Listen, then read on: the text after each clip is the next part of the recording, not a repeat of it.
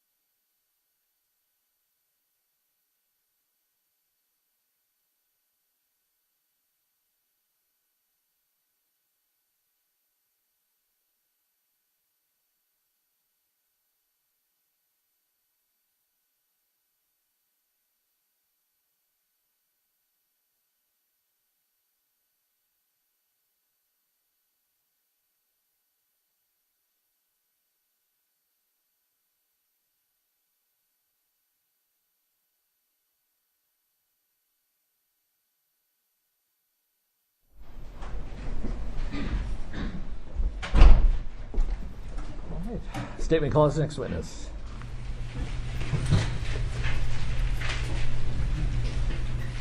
Good morning, Your Honor, Counsel, ladies and gentlemen. The state will call for their first witness, Dr. Lindsay Thomas.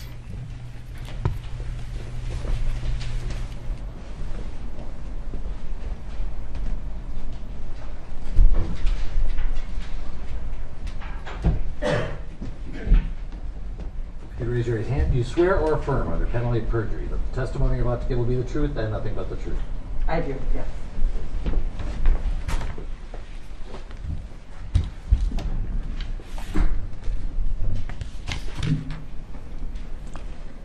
And Dr. Thomas, if you feel comfortable doing so, we'd ask you to remove your mask. I will keep mine on. I would love that. Thank you.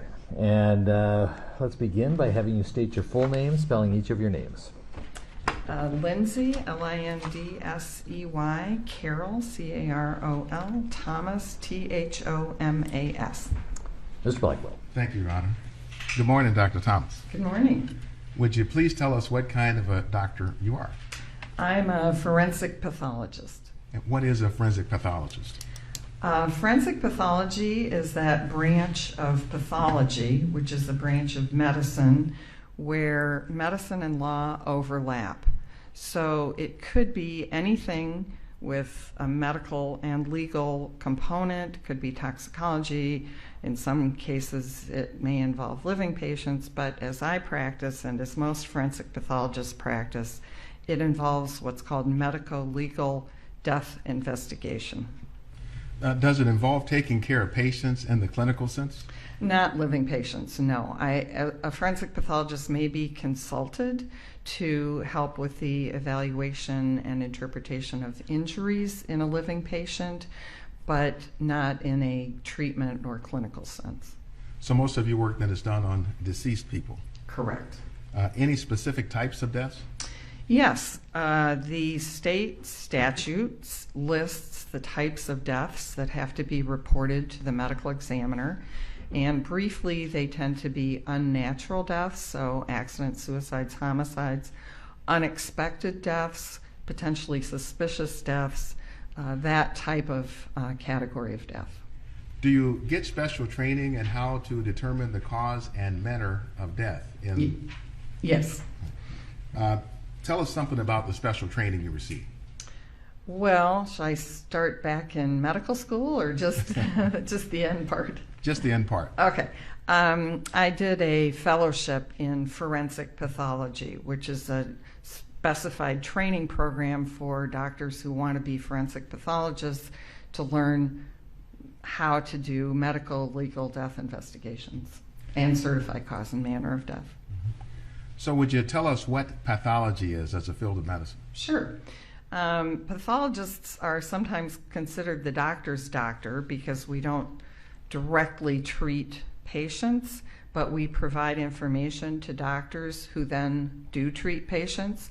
So, for example, if you've ever been to a lab and had blood drawn, that goes to a laboratory that is run by a pathologist, a clinical pathologist. So, blood count, chemistries, things like that. Or if you've ever known someone that had a biopsy and was diagnosed with cancer, that's the type of pathology that is done by an anatomic pathologist. So you'd look at tissue and under the microscope and make diagnoses.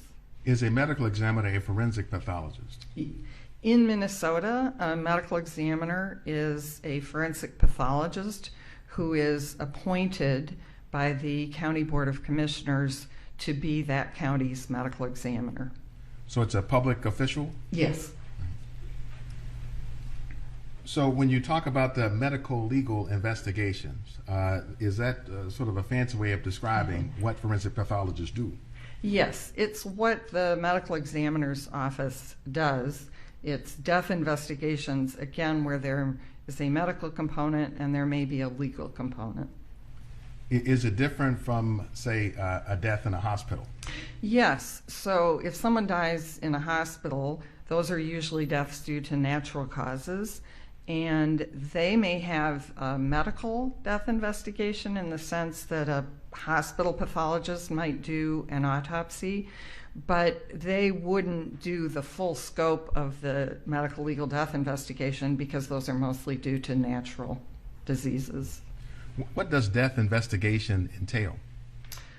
Well, the way a medical examiner's office performs a death investigation, I think a lot of people assume it's all about the autopsy, the physical examination of the body, and that's really just a tiny part of the death investigation. The death investigation really starts at the very beginning when a death is found, a person is found deceased, or the office is notified of the death.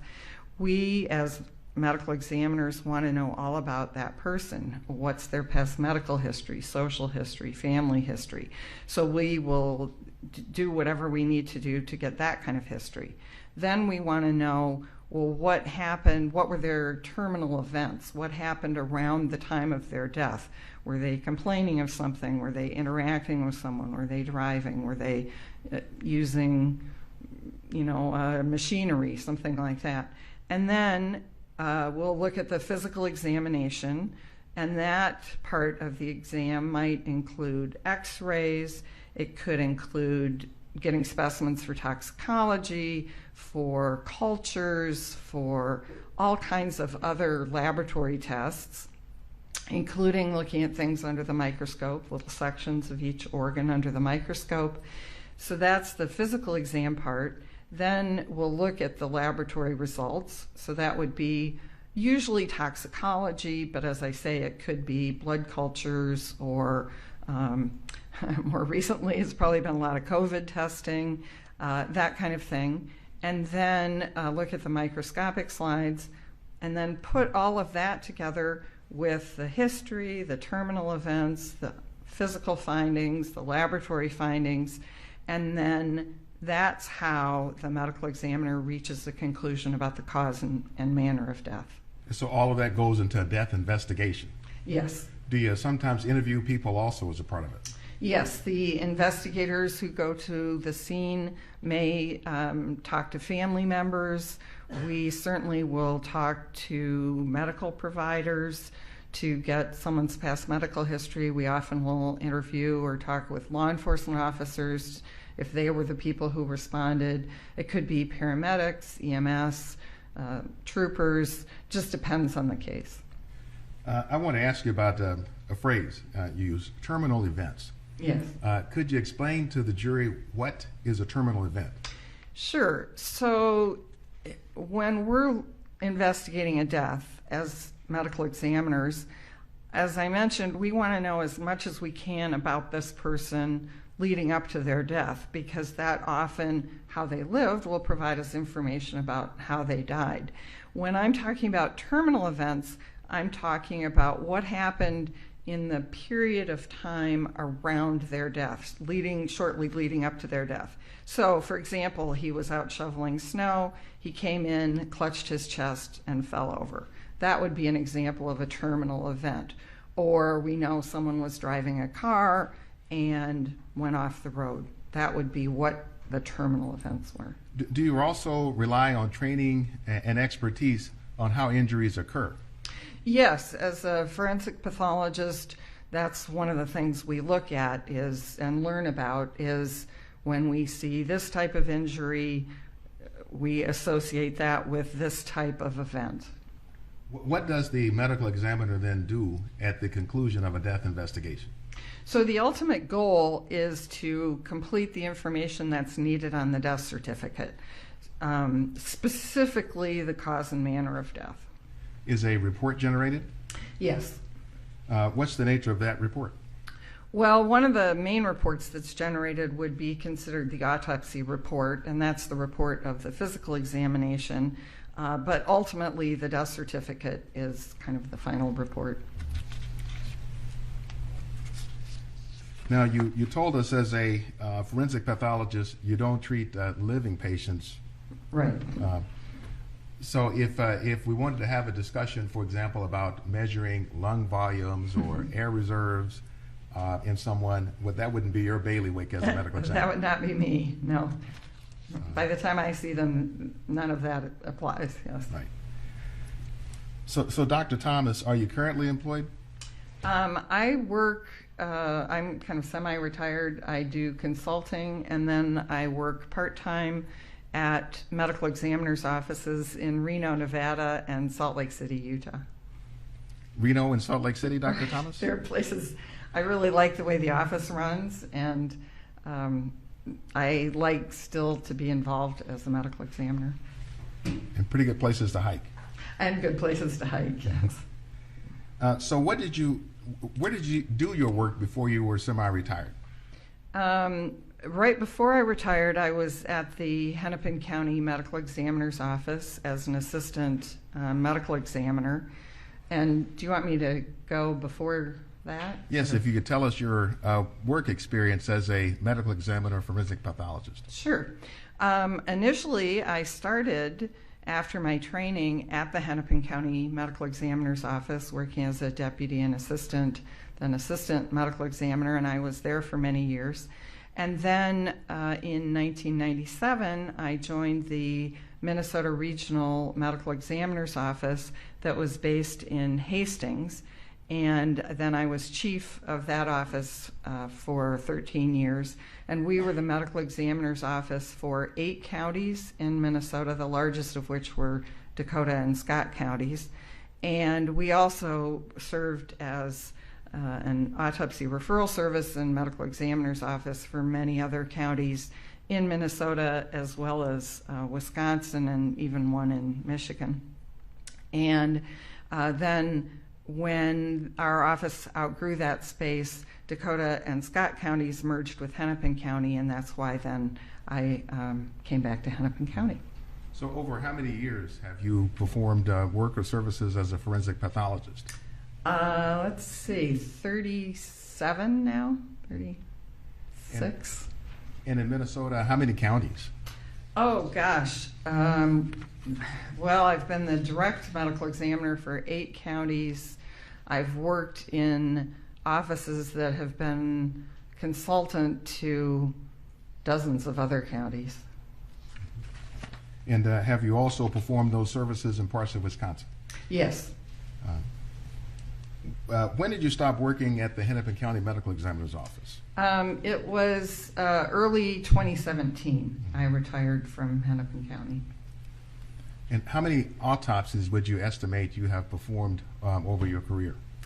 Probably about 5,000 that I myself did, and then hundreds, maybe 1,000 more where I assisted someone else, or I supervised, or I participated in some way.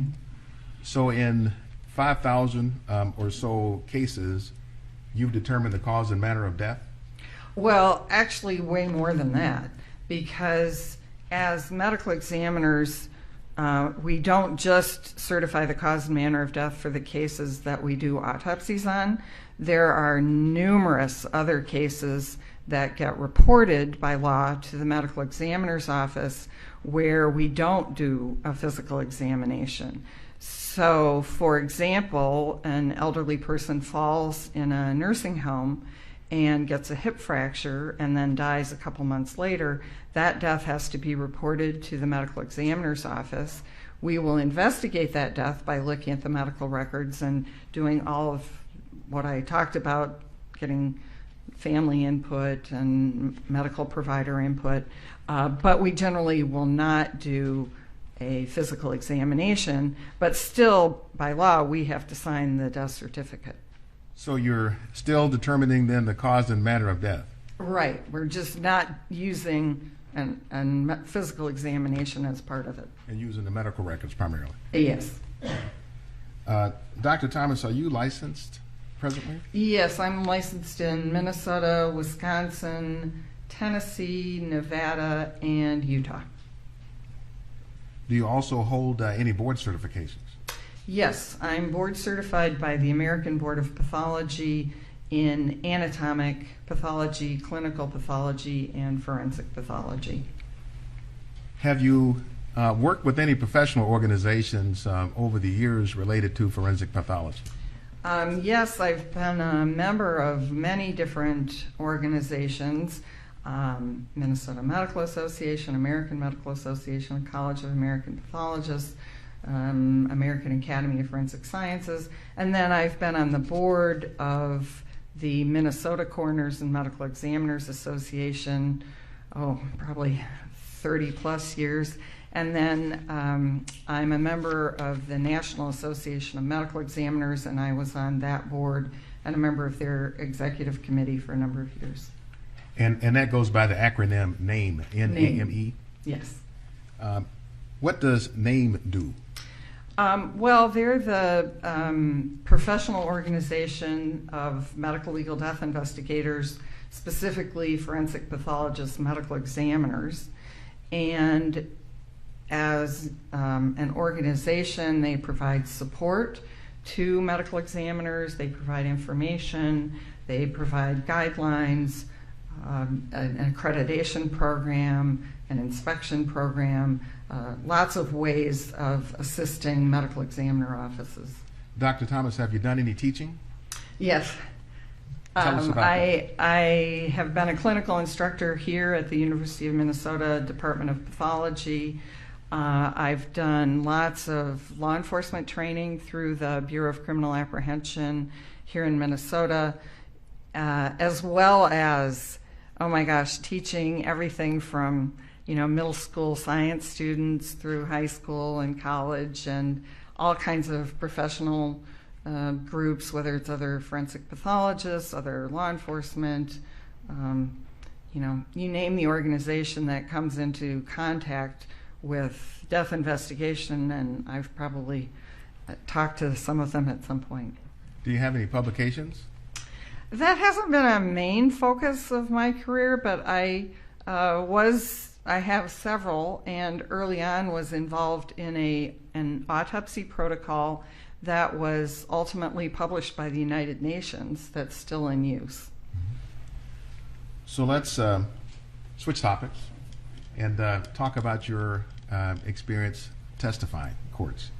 Have you testified before in a court? Yes, probably over 100 times. And is that predominantly in your role as a medical examiner? It's mostly in my role as a medical examiner, where I did the autopsy and then the prosecution would call me to testify as to my findings. I've also testified as an expert witness consultant in cases where I didn't do the autopsy, but I was called by maybe in a civil case, either by the defense or the plaintiff, if they thought there was a wrongful death or some question about medical malpractice, something like that. And then I've also been consulted and testified in cases at the request of the defense, again, not where I did the autopsy, but where I reviewed someone else's work, and then I consulted with the defense or testified. And have you testified in Minnesota courts? Minnesota, Iowa, Wisconsin, North Dakota, South Dakota, Pennsylvania. I think those are the ones. Mm-hmm. So, Dr. Thomas, are you being paid for your time and services in this case? No.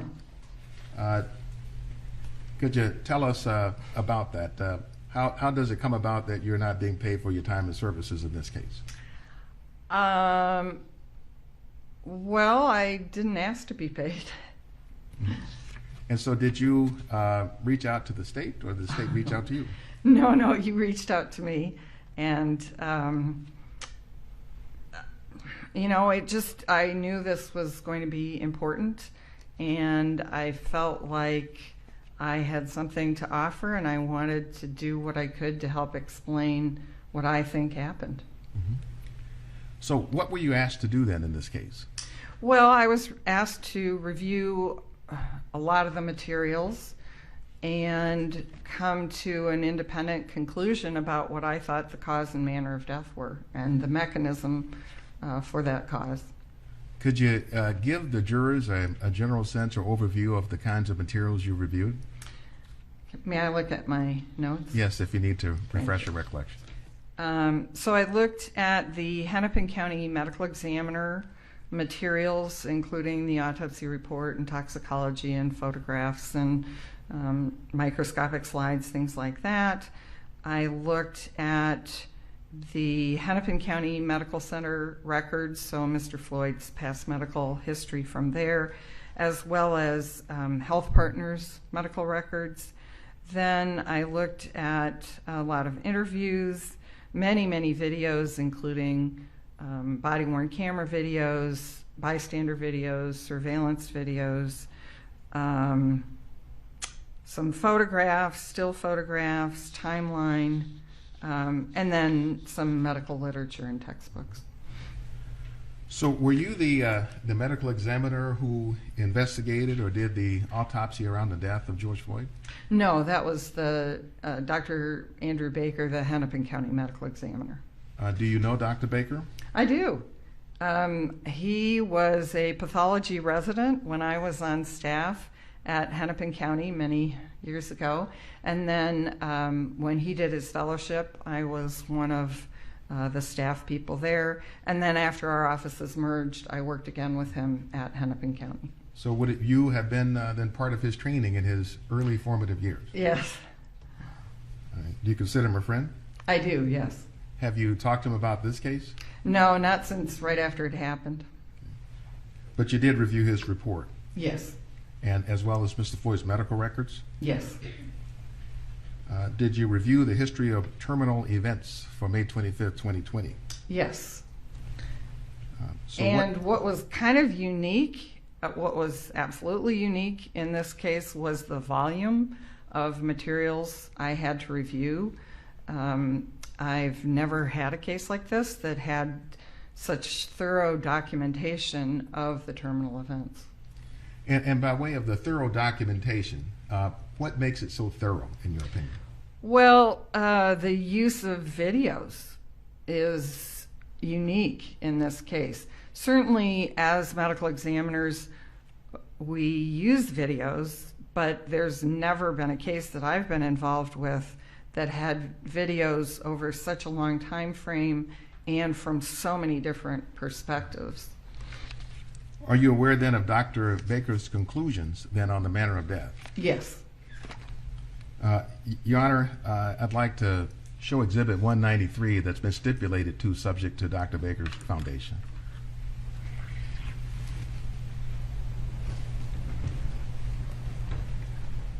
So first, Dr. Thomas, what do we see here on Exhibit 193?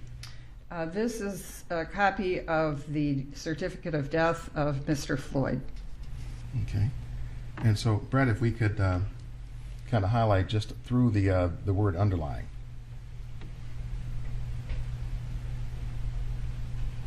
Just to make it a little bigger to see. Okay.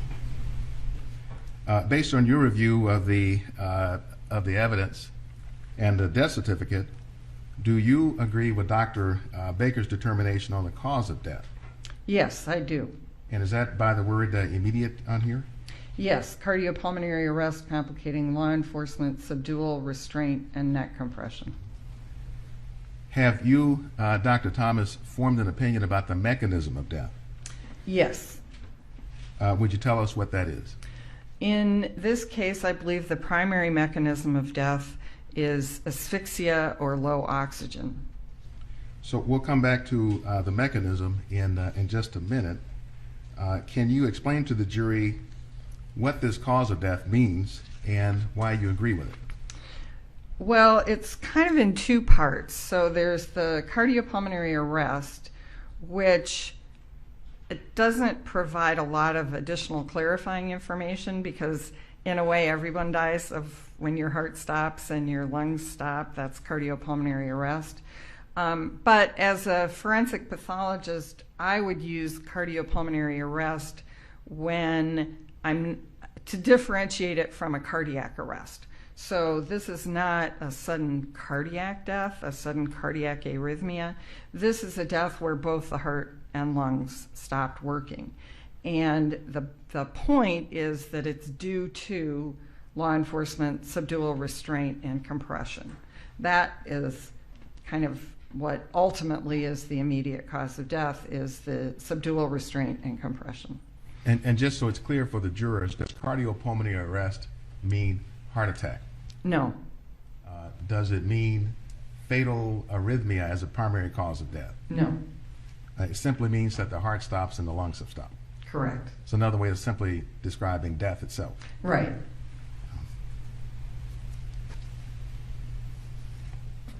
Can you explain what's referred to, looking here at the terms subdual, restraint, and neck compression?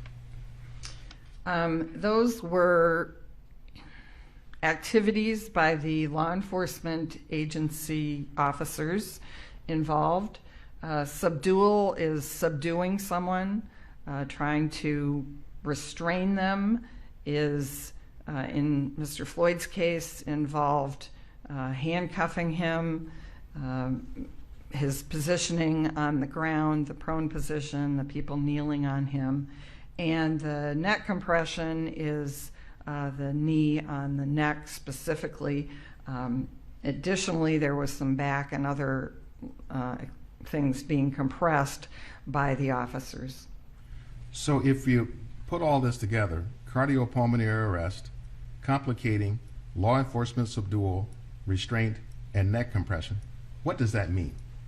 Well, what it means to me is that the activities of the law enforcement officers resulted in Mr. Floyd's death, and that specifically those activities were the subdual, the restraint, and the neck compression. And does this then also represent your own conclusion? Yes. A conclusion you have reached and an opinion you hold to a reasonable degree of medical certainty? Yes. Would you tell us what you reviewed in order to reach this conclusion? All of those things that I mentioned earlier, again, what's sort of unique about this case is that often I would just review the medical examiner case file, and that would provide information about what the cause and manner of death is. But in this case, the autopsy itself didn't tell me the cause and manner of death, and it really required getting all of this other additional information, specifically the video evidence of the terminal events, to conclude the cause of death and manner of death. When you make reference to something called the mechanism of death, Yeah. would you tell us what mechanism of death means? So, cause of death is what's the thing, the disease or the injury or the process that caused someone's death. But the mechanism is kind of what was going on in the body at that time. So, for example, the cause of death might be a gunshot wound, but the mechanism of death might be blood loss related to that gunshot wound, or an infection that complicated that gunshot wound down the road, something like that. So it's more what was actually happening at the body level that resulted in the cause of death. So focusing in on the mechanism of death here, how is it that the officers of dual restraint and neck compression caused Mr. Floyd's death? So as I mentioned, I think the primary mechanism was asphyxia or low oxygen. And it basically is Mr. Floyd was in a position because of the subdual restraint and compression where he was unable to get enough oxygen in to maintain his body functions. What's required for normal breathing, Dr. Thomas? What is required? Yeah. Well, there are kind of three components. You have to be able to get air in, so you have to have what's called a patent airway, and that could be nose, mouth, soft tissues of the neck, the larynx, the trachea, the larynx, trachea, bronchi. All of that has to be open. At the level of the lungs itself, there has to be adequate air exchange between oxygen coming in, carbon dioxide going out. And then finally, the way the lungs work is it's kind of like a bellows, that when you suck in air, your diaphragm drops and pulls air in, and then when you relax, the diaphragm collapses and pushes air out. So all three of those things have to be functioning in order to get adequate oxygen in. So, for example, if someone is smothered or strangled, or they inhale a piece of hot dog, or they have pneumonia such that their lungs are completely filled, then their airway is obstructed so that there isn't adequate air coming in, oxygen coming in. Or if someone is in an environment where there isn't enough oxygen. So, for example, in a closed garage in which an old car has been running, there may be way high carbon monoxide. And in that case, they're perfectly able to breathe in and out, but there just isn't enough oxygen. And then the third would be if there's some kind of restriction such that your chest can't expand, your diaphragm can't expand, so the bellows function isn't working. And if any one of those components isn't working, then the result will be this mechanism of inadequate oxygen. Doctor, how does narrowing of the hypopharynx fit into this? Well, the example I would give that people are probably most familiar with is sleep apnea or snoring. If you yourself or have a partner who snores, you know that especially in certain positions, what happens is the hypopharynx, which is sort of the soft tissues at the back of your throat, will kind of collapse because there's inadequate air coming, either forcing it out or forcing it in, which is why a CPAP machine works, because it forces air through that floppy area. And if that collapses, then it makes it difficult to get air in. So, Dr. Thomas, what do you rely on to reach your conclusion that low oxygen was the mechanism of death? In this case, it was primarily the evidence from the terminal events, the video evidence, that show Mr. Floyd in a position where he was unable to adequately breathe. Mm-hmm. So how does the autopsy report itself assist you or not? So the way the autopsy really helps is it's great for ruling things out. So in this case, the autopsy ruled out, for example, underlying lung disease. Mr. Floyd had had a history of COVID, but there was no evidence in his lungs at the time of his death that he had any lung disease that would impair his ability to breathe. And it ruled out injuries to the neck that suggest that the bones in his neck had been broken, for example. And it ruled out a stroke. He didn't have a stroke, so it wasn't like his blood pressure was so high that, he ruptured a vessel in his brain. He didn't have an aneurysm. He didn't have, which is a ruptured vessel. He didn't have an embolism, which is a blood clot. He didn't rupture his heart. He didn't have an old heart attack or a recent heart attack or what's called myocardial infarct. So the autopsy is really great for ruling things out. Dr. Thomas, just to focus on one of those, you said the autopsy ruled out a recent myocardial infarction. Yes. How does it do that? Well, when a forensic pathologist examines a heart, one of the things they look at is the coronary arteries, which are the vessels that supply blood and nutrients to the heart muscle. And then the pathologist will examine the muscle of the heart. And if someone has had a recent heart attack, there may be evidence in the heart muscle of that damage. Or if they've had a prior and older heart attack, there will be scarring in the heart muscle that shows that area of damage. Thank you, doctor. Is it normal as a part of your death investigation then to seek out and to look at the video? Yes. Oh, yes. In this case, is there any particular video footage that struck you as more significant than others from what you saw? Oh, gosh, this case, there were so many.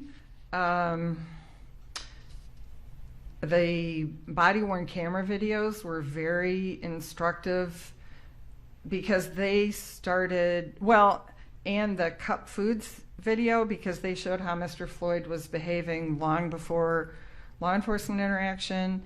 Then the body-worn cameras show the early interactions before there was any of this subdural restraint and compression. And then they show the interactions during the subdural restraint. The bystander videos are really instructive, as well as the surveillance videos from the scene at showing kind of during the time of the restraint. So there were lots, I would say. So in terms of the video footage then either ruling in a cause or ruling out a cause, how did it inform your assessments about the cause of death, having looked at the video? Well, it helped me rule in a cause and also rule out causes, I would say. So did it help you determine whether this was what I might refer to as a lights out kind of death, a sudden death? Right. So what I observed from all of these videos is this was not a sudden death. Mr. Floyd did not, it's not like the snow shoveling where I told you somebody comes in, collapses and, clutches their chest and falls over. There was nothing sudden about his death. So that's what I would have expected if it was a cardiac arrhythmia or abnormal beating of the heart. Typically those are someone really falls over pretty quickly, and this was not that. Likewise, it was not the type of death that has been reported in fentanyl overdose, for example, where someone becomes very sleepy and then just sort of gradually, calmly, peacefully stops breathing. This was not that kind of a death. So I felt comfortable ruling out those as causes of death.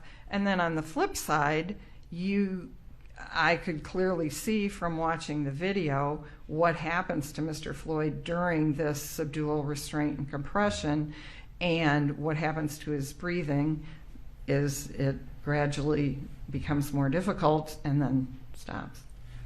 Doctor, tell us, what is the bellows function? Well, it's what your diaphragm does along with the muscles in between your ribs. So when you take in a deep breath, what's happening is your rib cage is expanding, and that then forces the lungs to open up, and that's what draws air in. So it's when someone is intubated in like surgery or something, it's sort of the opposite of that, because your diaphragm is paralyzed, and so somebody has to force air in. But under normal breathing circumstances, it's the bellows, it's the pulling air in. So what did the video tell you? What did you see in it that had to do with the bellows function? Right. Well, Mr. Floyd is in a position, so first of all, he's prone or sort of slightly with his head to the side, and he has his arms handcuffed behind his back. So that's already a bit of a difficult position to be in, the prone and handcuffed. And then with, at times, at least 3 officers on top of him, whether it's his neck or his back or his lower back or legs, it prevents him from moving his body into a position where he can adequately use the bellows function. And his chest is sort of compressed in this position in such a way that he can't adequately expand and get enough oxygen in. Over what period of time was this? 9 minutes. So what did you see in those 9 minutes that led you to conclude that the mechanism of death was low oxygen or asphyxia? Well, initially, Mr. Floyd is able to struggle pretty vigorously when he's in this position that he recognizes as it's going to be hard for him to breathe in this position. Sustained. That last part of the answer about Mr. Floyd's state of mind is stricken as speculative. Sorry. So initially, when he's in the prone position, he's breathing and speaking, and it might look like, oh, he's at that point getting enough air exchange. But over time, you can see that his breathing is getting more and more difficult, and he's saying less and less. And then about halfway through the whole restraint, subdual, compression process, he stops breathing. Well, he first stops speaking entirely. And then again, shortly after that, there's a movement that I believe is what's called an anoxic brain reaction, which is, it looks like kind of a twitch. It's something that the body does when the brain no longer has enough oxygen. So that's the point at which you can tell by looking, oh, that's where he no longer is getting enough oxygen to his brain. And then the restraint and subdual and compression continue for many minutes more. Even after someone checks and says, oh, there's no pulse, they maintain the position. So at that point, his heart has also stopped. So he's stopped breathing and his heart has stopped. So doctor, you mentioned an anoxic, A-N-O-X-I-C? Yes. Anoxic brain reaction? Yes. Is that also known as an anoxic seizure? Yes. Is that something that a person does consciously and voluntarily? Oh, no. No, it's something that your body just does when your brain doesn't have enough oxygen. It's why in lots of cases, people who are witnessing someone die will say, oh, they had a seizure and died. Well, no, what's actually happened is they've basically died. Their brain doesn't have enough oxygen, and then they had this muscle twitch that may look like a seizure. So can we go back to Exhibit 193, and I want to ask you about, that's right in front of you, the other contributing conditions, if we could highlight that, Brad.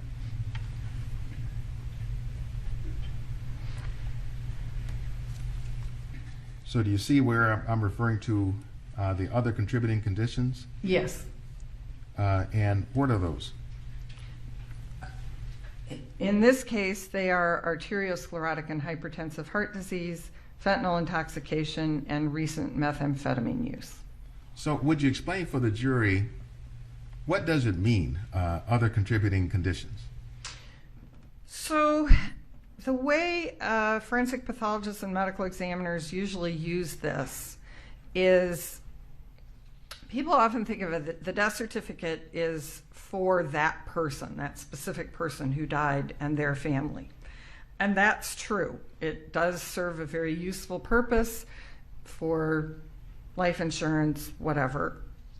But forensic pathologists are also using death certificates for public health data purposes. And so in any given case, we aren't just thinking about this particular person and their cause and manner of death. We're also thinking the state and the federal government collect data on why do people die? What is cause of death?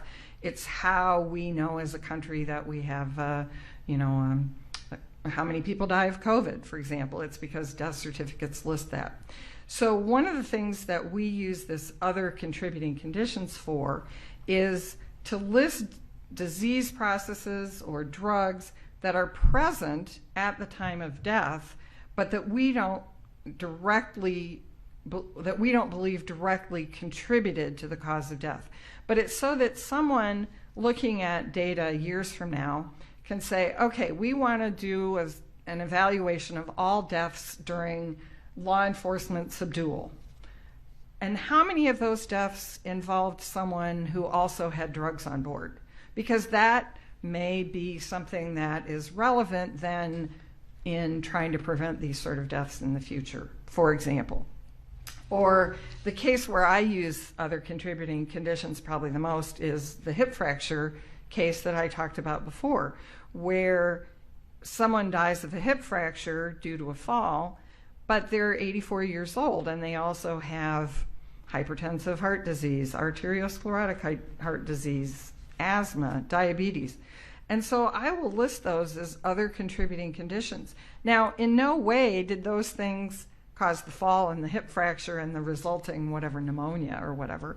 But again, someone from a data perspective might want to know, of the 84-year-old women who die of hip fractures, what percentage of them have underlying heart disease?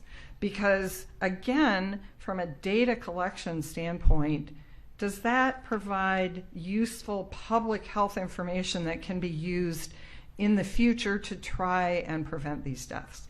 So that's how I would view this. It's very long-winded, sorry. Sure. No, Dr. Thomas. So in understanding this is further, so other contributing conditions are conditions that may have contributed but were not the direct cause of the death. Exactly. Did you consider these other contributing conditions in your assessment of the cause and mechanism of death for George Floyd? Yes. And how did you consider them, first of all? Well, I wanted to look at each one and ask the question, is this the cause of his death? Is arteriosclerotic heart disease the cause of his death?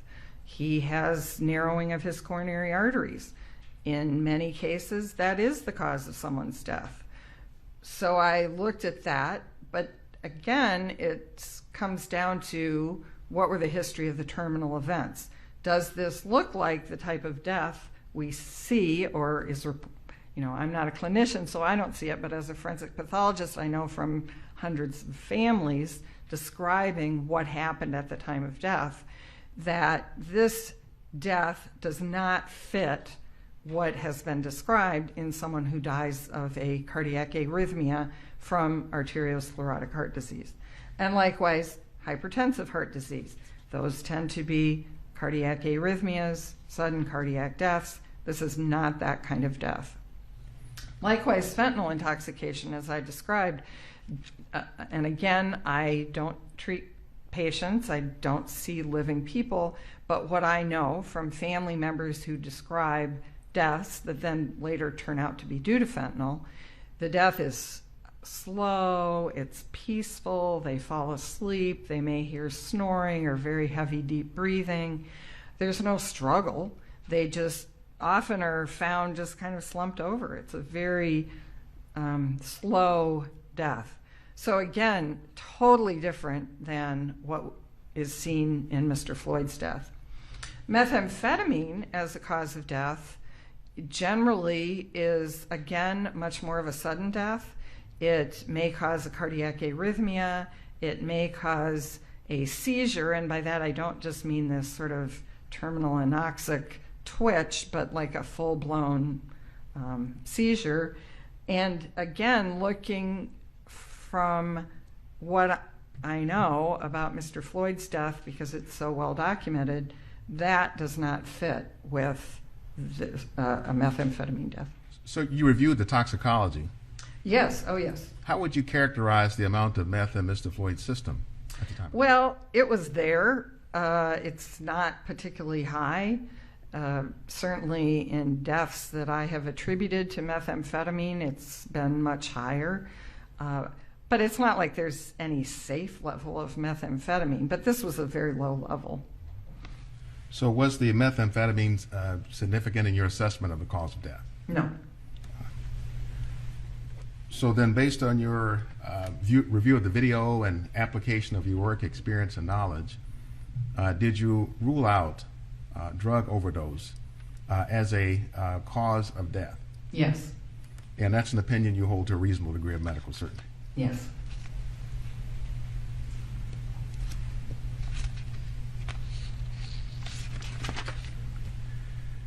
Now, I wanted to clarify this earlier and just forgot to. Does the medical examiner also complete the death certificate? Yes, we don't issue it. That comes from the county or state. But as a medical examiner, we fill out all of the cause and manner and how injury occurred and all that kind of stuff. How many death certificates have you filled out? Oh, gosh, well, thousands and thousands. So if we look here again at the exhibit in front of you, 193, in the left margin, we see a reference here to underlying. Yes. Would you tell the jurors what that means? Sure. So let's go back to that hip fracture, because I keep referring to that. But for example, someone who dies of a hip fracture, generally that's not a sudden death. What happens is someone gets a hip fracture, they get it surgically repaired, they may get pneumonia or something like that. So then, in that kind of case, we would list the immediate cause of death as pneumonia. The underlying cause of that is the hip fracture that was operated, but the underlying cause of the hip fracture was the fall. They fell, they got a hip fracture, they got pneumonia. So it's something that is used when you have a death that has maybe multiple sequences of events. But in a case like this, you don't need an underlying because it's all included in the first line. It's all due to the law enforcement subdual, restraint, and neck compression. Now, the death certificate does not use the word asphyxia or any reference to low oxygen. No. Would you have used the word asphyxia in this case? Probably not. I tend not to use the word asphyxia much because it requires a lot of explanation. It doesn't really offer much additional information unless you have a chance to have a discussion like we've had about what asphyxia means. So I tend to just list, if someone dies of hanging, well, that's a type of asphyxial death, but I wouldn't say necessarily asphyxia due to hanging. I would probably just list hanging as the cause of death. So to refer to asphyxia or low oxygen doesn't tell you anything about why there's asphyxia or low oxygen. Right. Are there findings on autopsy that suggest low oxygen as a cause of death? No, there's nothing on autopsy that shows low oxygen. There's no test that could be done for low oxygen on autopsy. No. Are there physical findings that sometimes may be found and may be consistent with low oxygen? So there are no physical findings that show low oxygen, but there may be physical findings that are consistent with a cause of death that may result in low oxygen. So, for example, the hanging, let's use that hanging. If someone is partially hanged, by that I mean they are only partially suspended, so there's only some pressure on their neck. They may have what are called petechiae, or little pinpoint hemorrhages in the eyes, because blood is still going into their head but not able to drain out because of the pressure on the neck.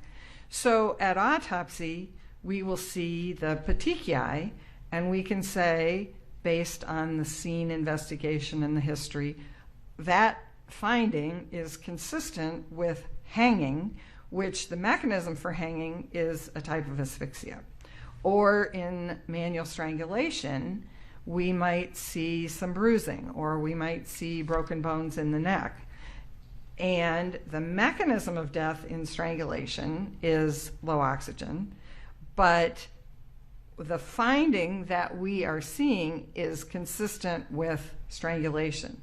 So it's kind of a fine line between saying it isn't the low oxygen that we see at autopsy, but sometimes, not always, but sometimes in cases where the death is the result of low oxygen, we see specific findings related to the cause. So if you then see petechiae, it could help to lead you to the conclusion that it was death by low oxygen. Yes. But if you don't see petechiae, what can you conclude? Nothing. So it's one of those things that when it's present, if there's petechiae or broken bones in the neck or bruising, that's very helpful in putting together a picture of what might have happened. But if you don't have them, it doesn't help you one way or the other. And by not help you one way or the other, it means you can't conclude from that alone that a person did or did not die of low oxygen. Exactly. Right. And you mentioned bruising in that context. Right. And again, sometimes I mean, for example, strangulation is a great example. Sometimes in strangulation, you have all kinds of bruises that you can see on the neck, but other times there's a strangulation case and they don't have a single mark on their neck. And I mean, there's all kinds of reasons that bruises may or may not occur, but it's, again, it's one of those things. If it's there, it's very helpful. If it's not helpful. Were there other findings in the death investigation that supported your conclusion on the cause or mechanism of George Floyd's death? Yes. Would you tell us what those were? So Mr. Floyd had superficial injuries, what would be described as superficial injuries, specifically on his face, on his shoulders, on his wrists.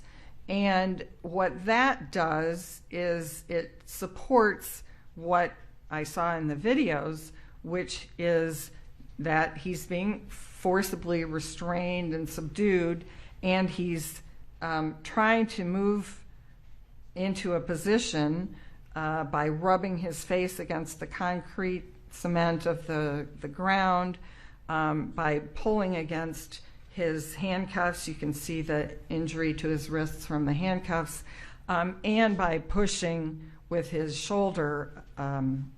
And he also had some scrapes on his knuckles on his right hand, and again, that was from him pushing to try and get into a position where he could breathe.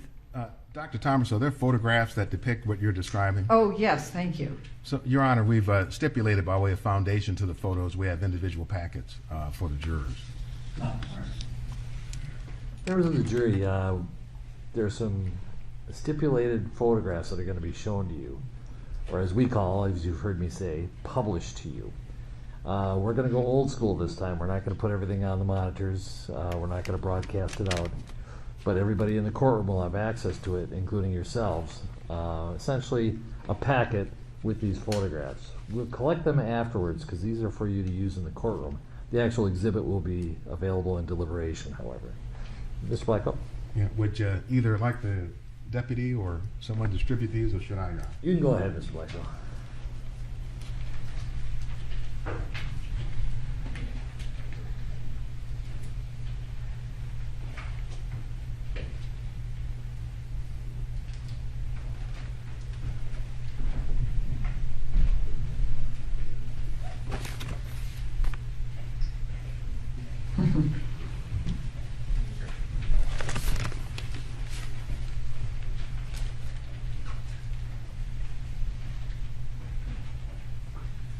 Before you look through them, you can take them out, but don't start looking through them until Mr. Blackwell resumes his examination.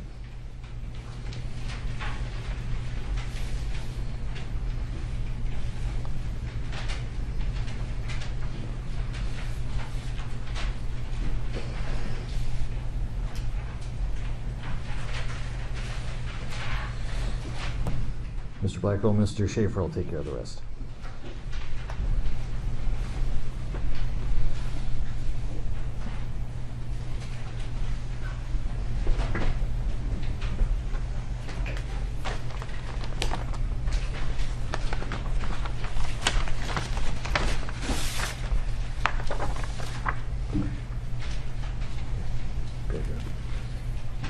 Give the rest of the...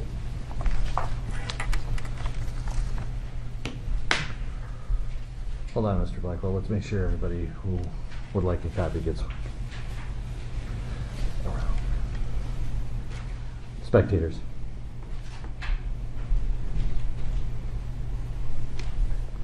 Spectators should each get a copy if they want one.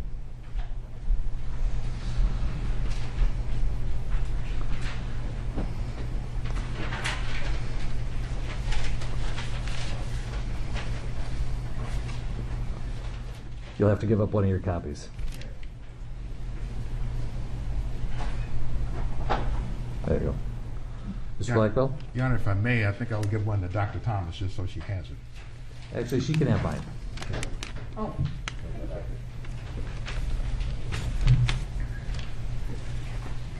That way Your Honor won't have to use the camera at all. So, Dr. Thomas, if we start with the exhibit that's marked 185. Yes.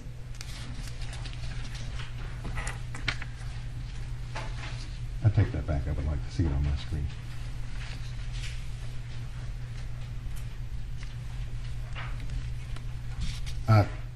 Dr. Thomas, looking at Exhibit 185, what is significant in this photograph that informs your conclusions pertaining to the restraint and subdual as a cause of Mr. Floyd's death? This is a photograph of Mr. Floyd's face, and it shows some facial injuries, most notably what are called abrasions, which are scrapes over his left eyebrow and over his left cheek. You can also see there's littler scrapes or small cuts on his nose and lip, upper lip, and then a little on the left side of his lower lip. But the main thing this shows is that the left side of his face was obviously in contact with some rough surface. Dr. Thomas, if we look at Exhibit 235, it may be a close-up of the same area.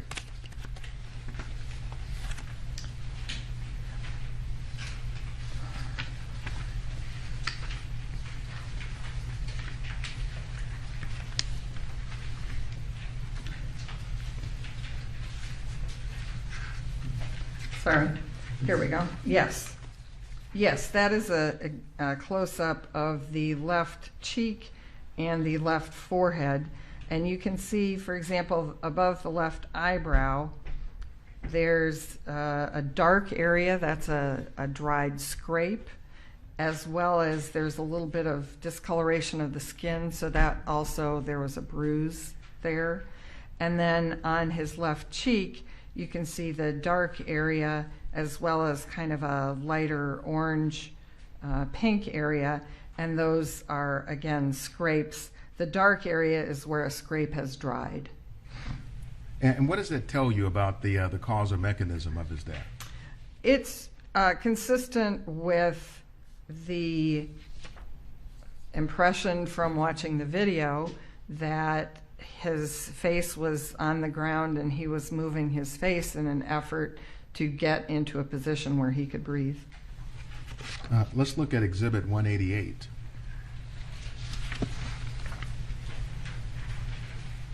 This is a photograph of Mr. Floyd's left shoulder. And what did we see here? This, again, is an area of scrapes and indicates that there was some force between his shoulder and some rough surface, in this case the ground. And again is consistent with what it looks like on the video, that he's struggling to push himself into a position where he can breathe. Okay. Let's look at Exhibit 187.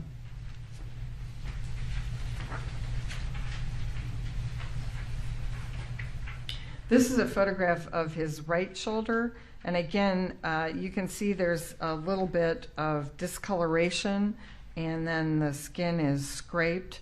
So there's less injury impact here, and that fits with, again, what you see in the video of which side was down and which side had more contact with the ground.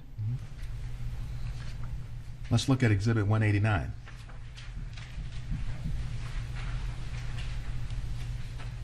This is a photograph of Mr. Floyd's left hand, and if you look at the base of his hand, sort of right over his wrist, you can see there's some areas of red discoloration with kind of a pale area in between.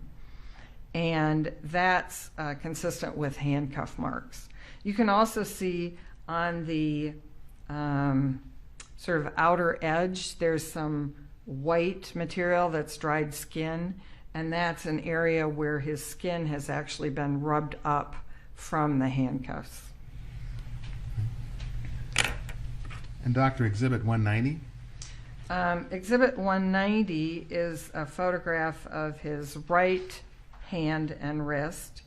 And again, in this case, you can see more clearly the sort of the double-lined discoloration above his right wrist that's consistent with the handcuff marks and indicates pressure against handcuffs. And again, on the outer edge, you can see there's a little bit where it's darker and then there's some white skin. So that's an area where it's actually been scraped. The skin has actually been scraped by the handcuffs.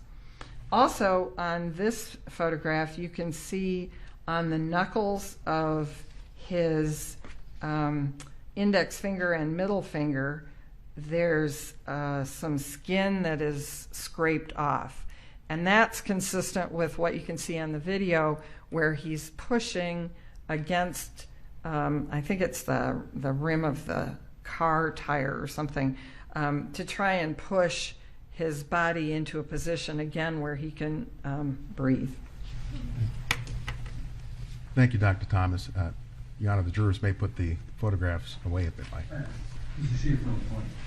The jury, we're going to collect those photographs. Not the actual exhibits, they're simply for your use during this time.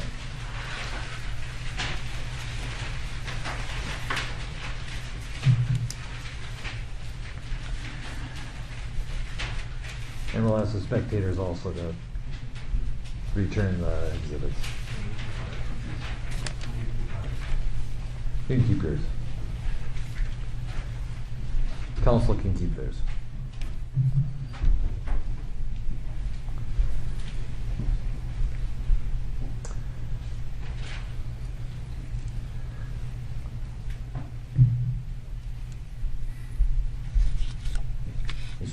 Thank you, Your Honor.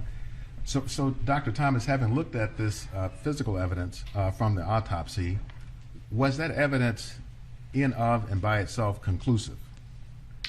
No. There are multiple ways that scrapes and bruises can happen. It's only useful in the context of what is seen in the videos. Was there any evidence to suggest that Mr. Floyd was suffering from a potentially fatal condition on the evening of May 25th, 2020? No. Do you have an opinion, to a reasonable degree of medical certainty, if Mr. Floyd would have died that night had he not been subject to the subdual and restraint of the police? There's no evidence to suggest he would have died that night, except for the interactions with law enforcement. Now, were there other mechanisms that you felt contributed to Mr. Floyd's death? Yes. Could you generally characterize what those were? Sure. So I think a secondary mechanism in this case is what I refer to as physiologic stress. And by that, I don't mean like the stress, oh, somebody's a type A personality and they have a deadline at work and they're just really stressed about it. I'm not talking about that kind of stress. I'm talking about the kind of physical stress you feel when you're driving along and all of a sudden a car swerves right in front of you and you slam on the brakes and you realize, oh my gosh, if I hadn't reacted, if that had happened a second earlier, I would have been in a potentially fatal car crash. And you can feel your heart race and you kind of, and then the car speeds on and you slow down and you realize, I'm okay, everybody in the car is okay, and your heart rate then slows or I think even worse, you're at the beach and you suddenly realize, my toddler, I haven't seen my toddler in, oh my gosh, where's my toddler? And that rush of adrenaline you get, and you feel flushed and you get goosebumps and your heart races and you feel short of breath, and then there they are, they're getting an ice cream cone and you'd go, oh, okay. But it takes you a minute for your heart to kind of slow down and your blood pressure to slow down and you to be able to take a deep breath and recover yourself. So that's the kind of physiologic stress I'm talking about, only instead of after a second or a minute, this goes on for minute after minute after minute for 9 minutes, where you are terrified and you can't, there's no recovery. So it's that kind of fear of life that I'm talking about for physiologic stress. Are you able to tell us what is going on in the body during the physiologic stress? So it's the reactions are you get chemical release, you get adrenaline, noradrenaline, or epinephrine, norepinephrine, and those are things that make your heart race, your blood pressure go up, you require more, your muscles get ready to act, to go run, to do whatever you need to do, slam on the brakes. And so you start needing more oxygen in your muscles, you need to take more breaths, you need more oxygen for your heart rate because your heart's beating faster. There may be other chemicals that are released, whether it's stress hormones or cortisol or things like that. There may be lactic acid that's produced as your muscles, when you have a heavy workout, your muscles get tired and kind of sore. It's because there's been an increase in lactic acid and it's your muscles working.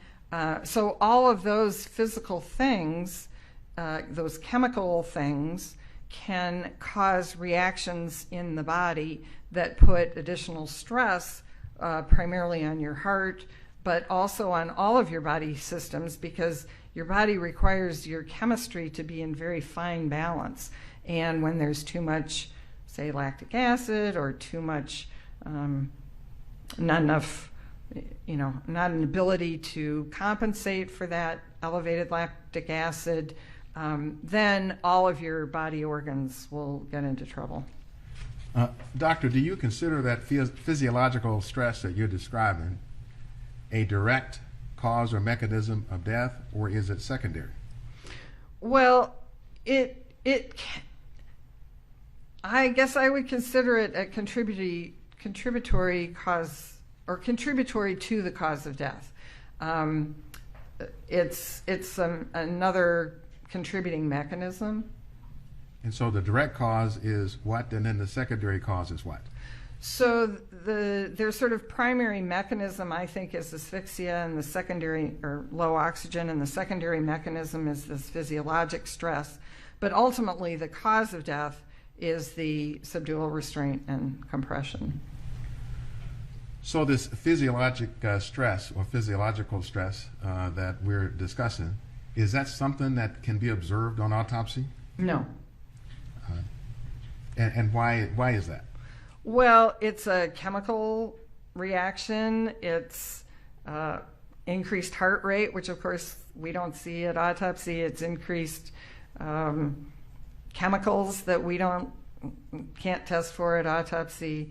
So none of it is anything that can be seen physically. So it's a functional mechanism? Yes, that's a good way of describing it. Is low oxygen then also a functional mechanism? Yes.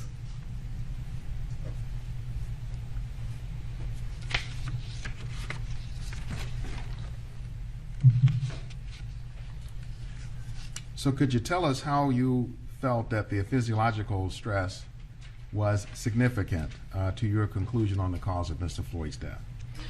So Mr. Floyd was already in a position where he was experiencing difficulty breathing and getting enough oxygen in his body. And on top of that now, there's this physiologic stress that's putting increased demand on his heart, increased demand on his lungs, increased demand on his muscles.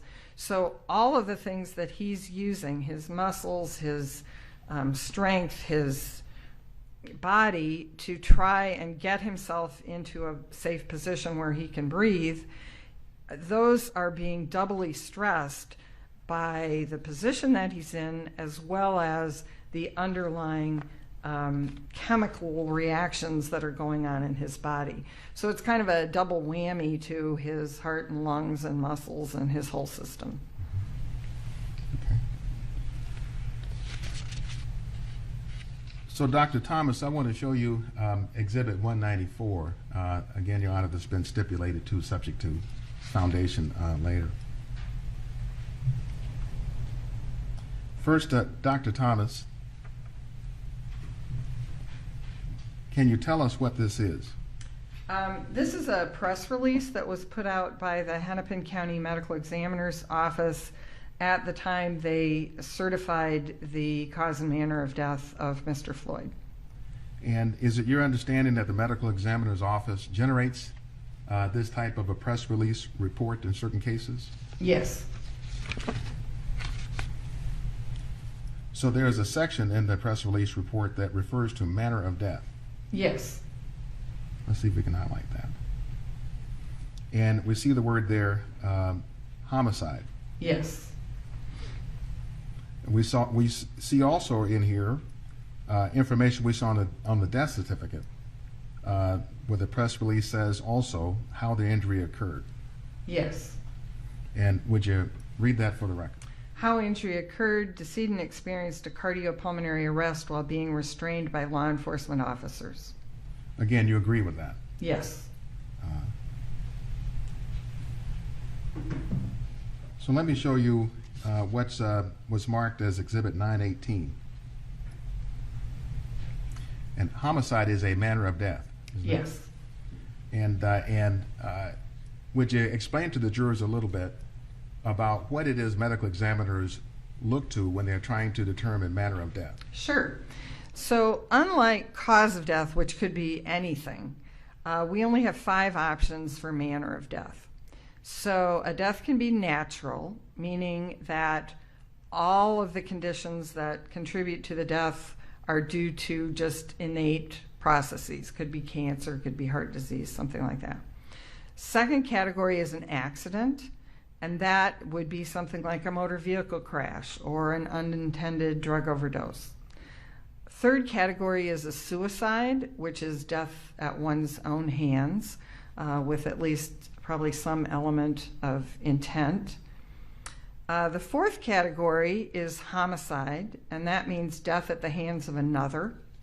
And then the fifth category is undetermined, and that means generally we don't have enough information about this type of death to make a determination to fit it into one of the other categories.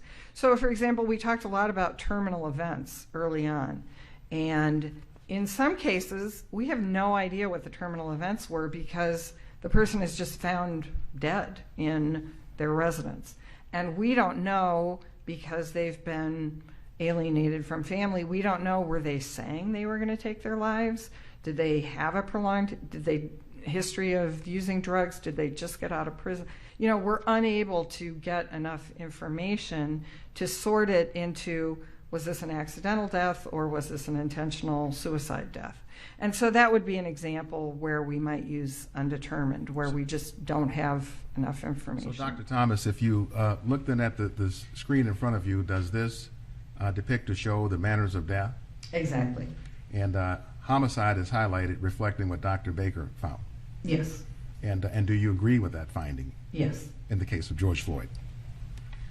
Your Honor, we offer Exhibit 918. Any objection?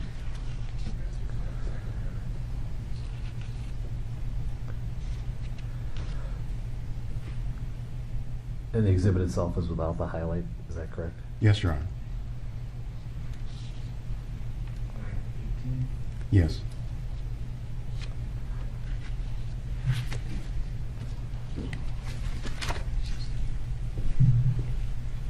Doesn't have.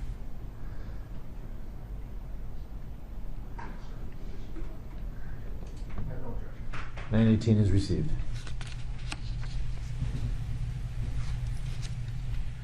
For the ladies and gentlemen of the jury, these are the 5 manners of death that you were describing, Dr. Thomas? Yes. And we've highlighted homicide to reflect what Dr. Baker found and that you agree with.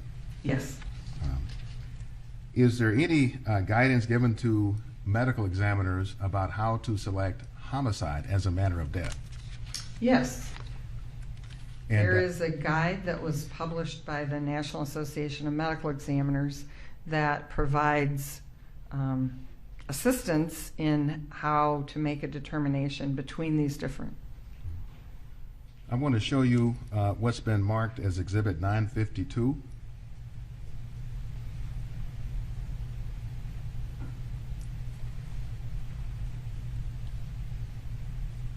Do you see that, Dr. Thomas? Yes, yes.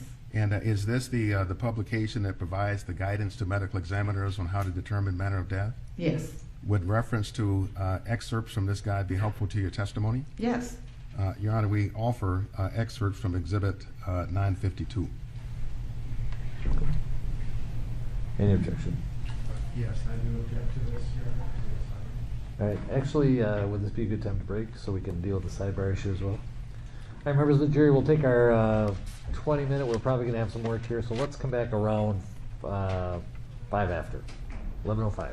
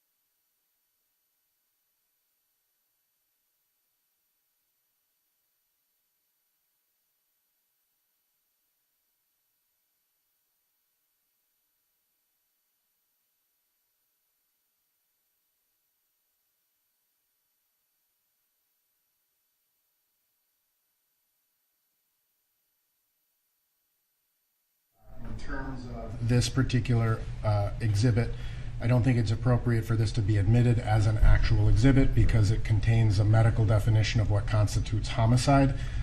The jury, it's within the province of the jury in terms of the jury instructions that are ultimately provided to them to determine the legal definition of what of this case. So in this particular instance, I think it would confuse the jury between the medical definition and the legal definition. I don't think it's appropriate for this to be admitted. Well, I can't see the whole exhibit in any case. All I see is the title page. Can you click to the next screen? Can you see that, Your Honor? All right, hold on.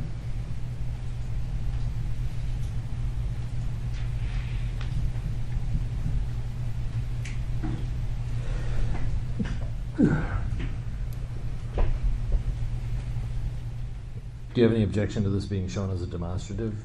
I don't have it as being a demonstrative, but going back to the jury as an actual exhibit. That's fine. I'll receive 952 as demonstrative so you can show it to the jury and have them follow along and have Dr. Thomas.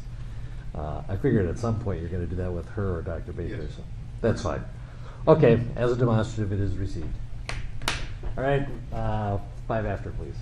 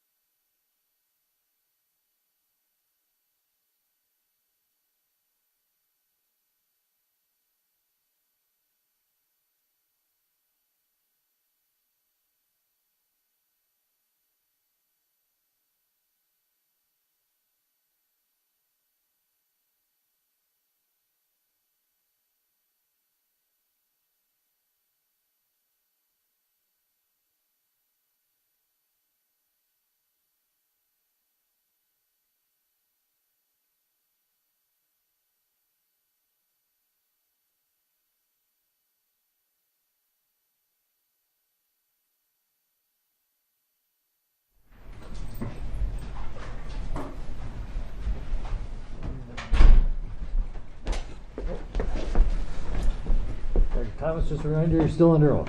Thank you. Mr. Blackwell. Thank you, Your Honor. Dr. Thomas, I want to briefly go back to Exhibit 918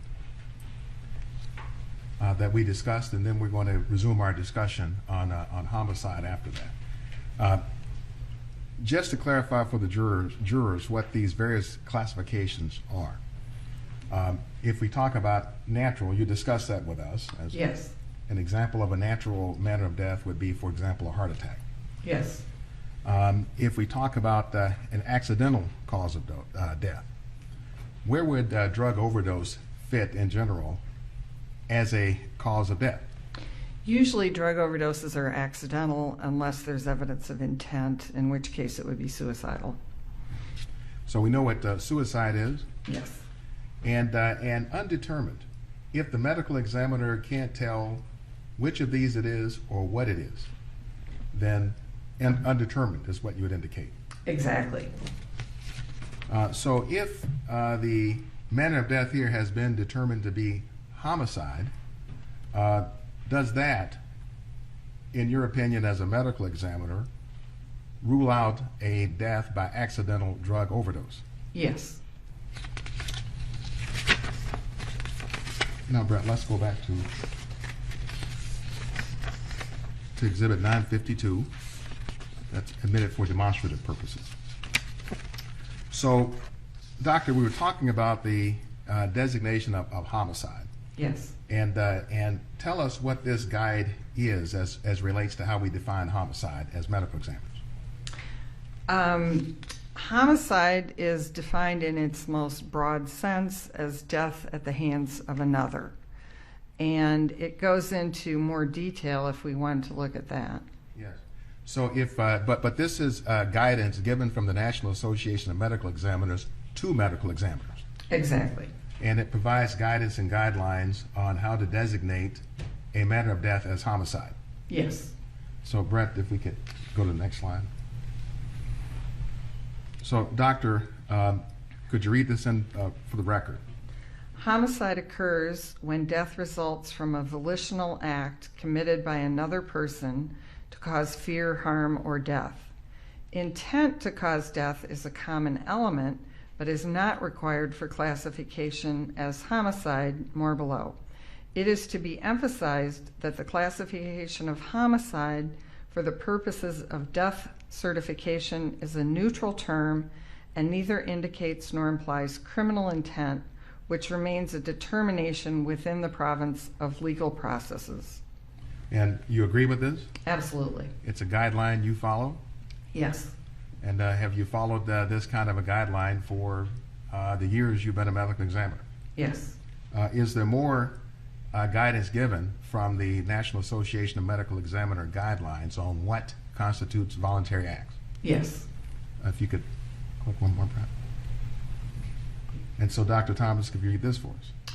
In general, if a person's death results at the hands of another who committed a harmful volitional act directed at the victim, the death may be considered a homicide from the death investigation standpoint.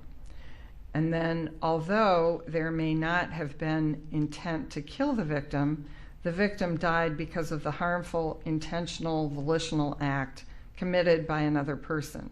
Thus, the manner of death may be classified as homicide because of the intentional or volitional act, not because there was an intent to kill. And when you agree with the conclusion that Dr. Baker reached of homicide, is this the definition of homicide that you're applying that we saw in these two slides? Yes. Thank you, Dr. Thomas.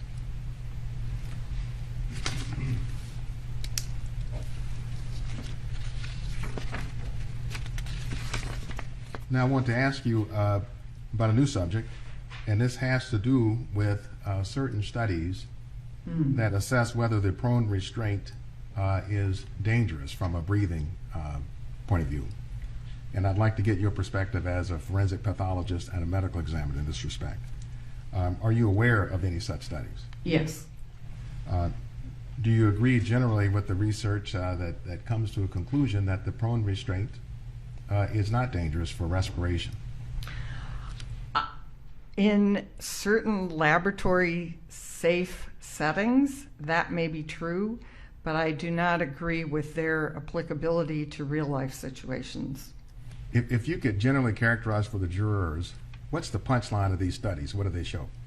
Well, they purport to show that putting someone in a prone position, even with some restraint and with weight on their back, is perfectly safe. And do you find the studies to be reliable, or do you find them controversial?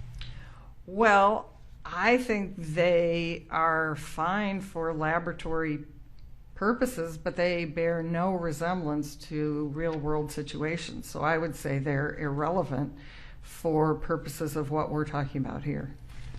And so how do they then not relate to the real world? What's artificial about them? Well, I would say for starters, these are volunteers who have agreed to be put in this dangerous position of a prone restraint. But they know perfectly well at any point, if they feel scared or uncomfortable, all they have to do is say, stop. And that has happened in some of these studies, that a couple of the volunteers have said, wait, no, I can't tolerate being in this position, it's too scary. So that, to me, immediately takes out that whole element that we were talking about the terror, the physiologic stress. So that's number one. Number two is they're healthy volunteers. These are young people who have, mostly young people, mostly healthy, who have agreed to be part of this study. So it doesn't relate to someone who may have other underlying factors that may contribute. Thirdly, they're put on a like a gymnastics mat to be face down. So it's completely different when you're squished between a person and the hard ground versus having a evenly distributed weight on your back and you're on a mat. Fourth, I guess, and perhaps most significantly here, none of them went on and on and on beyond the point where the person stopped breathing and where their heart stopped. So they were being monitored the whole time, and if at any point they had significant respiratory or cardiac difficulties, the study would have stopped, and the person volunteering knew that. So to me, it bears no resemblance to what Mr. Floyd experienced. Did any of the studies involve a knee on the neck of any of the volunteers? No. Any of them go on for as long as 9 minutes and 29 seconds? No. Do you know if any of the studies actually measured the decrease in lung volumes as part of the study, that is, decrease in oxygen reserves? Not that I know of, no. So any relevance to George Floyd at all? Not in my opinion, no.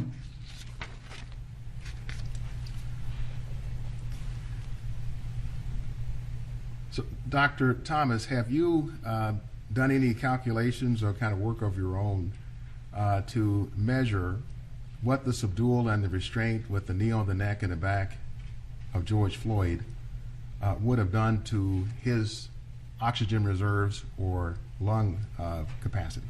No, that would be something I would completely defer to a pulmonary doctor to address. So then are you able to tell the ladies and gentlemen of the jury, if you haven't done that work, whether the forces that Mr. Floyd was subjected to would have even killed a normal, healthy person? In the way you phrased that, not based on lung volume and that kind of study. I mean, from watching the video, I certainly wouldn't want to be in that position, but that's a different answer. Thank you, Dr. Thomas. No further questions. Mr. Nelson.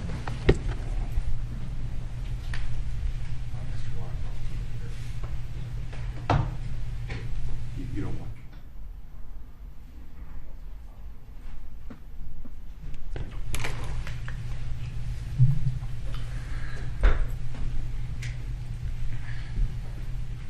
Morning, Dr. Thomas. Morning. How are you today? Good, thank you. Nice to see you. You described being a forensic pathologist as sort of being the doctor's doctor, right? General pathologist is considered that, yes. Right. And the forensic pathologist, in terms of a death investigation, you kind of have to wear many hats, right? Yes. You have to have a broad familiarity with multiple medical conditions, right? Yes. And sometimes medical conditions may appear at autopsy that you've never seen before, Yes. right? Some strange disease that you've never seen, right? Yes. And you will speak to other doctors, right? Yes. You will gather information and share that. They'll share information with you to help you make conclusions in an autopsy, right? Yes. And you also described how being a medical examiner is more than just the autopsy, right? Yes. The autopsy is one small part of a death investigation, right? Yes.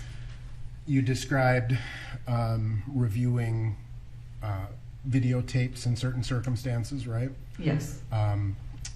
Past medical records, right? Yes. Interviews with friends, family members, people who knew the decedent, right? Yes. And ultimately, the medical examiner's office compiles a massive, amount of information itself about the cause and manner of death, right? Yes. And you've had an opportunity to review a lot of that information in this case, correct? Yes. Now, have you reviewed all of the interviews of witnesses? Probably not all of them, no. Okay. Have you, after you prepared your report, have you been provided with additional materials that may be relevant to your considerations?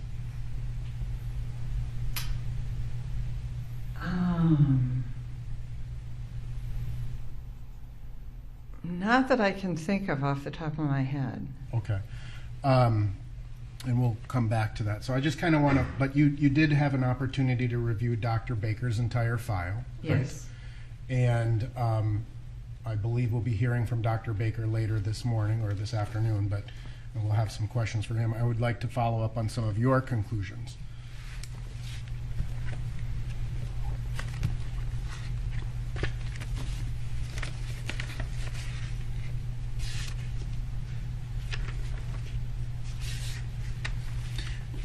There's a term used in Dr. Baker's autopsy, the cause of death, the term complicating.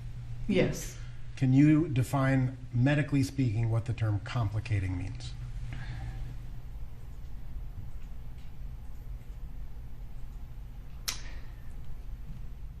Oh, I guess it could be used in lots of different ways.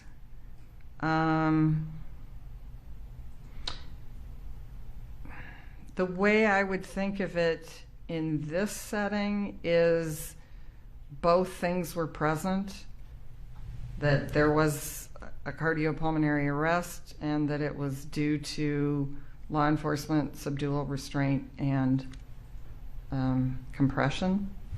I guess that's how I would consider it in this setting. Have you been provided with any information about Dr. Baker's opinions in this case? Nothing very specific. I mean, just what he put in the autopsy report and all of his conclusions. So in terms of the word complicating, it's capable of different definitions based upon the forensic pathologist, right? Yes. Right. And so you, as a forensic pathologist, may have a different interpretation of what complicating means compared to Dr. Baker, for example. Yes. And there's a reasonable degree of disagreement amongst, in any case generally, it's reasonable for doctors to disagree with each other, is it not? That sometimes happens, yes. All right. You did not perform the actual autopsy of Mr. Floyd, correct? Correct. And that was Dr. Baker who did that, right? Yes. And you know Dr. Baker well? Yes. And you know him to be a competent medical examiner? Yes. He's the chief medical examiner for Hennepin County at this time? Yes. Now, You were provided again with all of the information from his report, and I would like to go through a few of the things with you. Let's talk about Mr. Floyd's heart first. Okay. What was the size of Mr. Floyd's heart as measured at autopsy? The weight of Mr. Floyd's heart was 540 grams. And would you explain, or would you describe that as an enlarged heart? I would say it's a slightly enlarged heart, yes. And there are some different measures of how to base an enlarged heart, or how to determine if a heart is enlarged, right? Right. By some categories, that heart would not be considered enlarged. So there's two, as I understand it, two different kind of primary measurements, or primary ways of comparing Mr. Floyd's heart to determine if it's enlarged, right? The Molina studies and the Northwestern studies. Oh, I see. There's probably multiple ways of looking at heart weights. I mean, those are two of them. There's the study from the Mayo Clinic. There's one in Europe.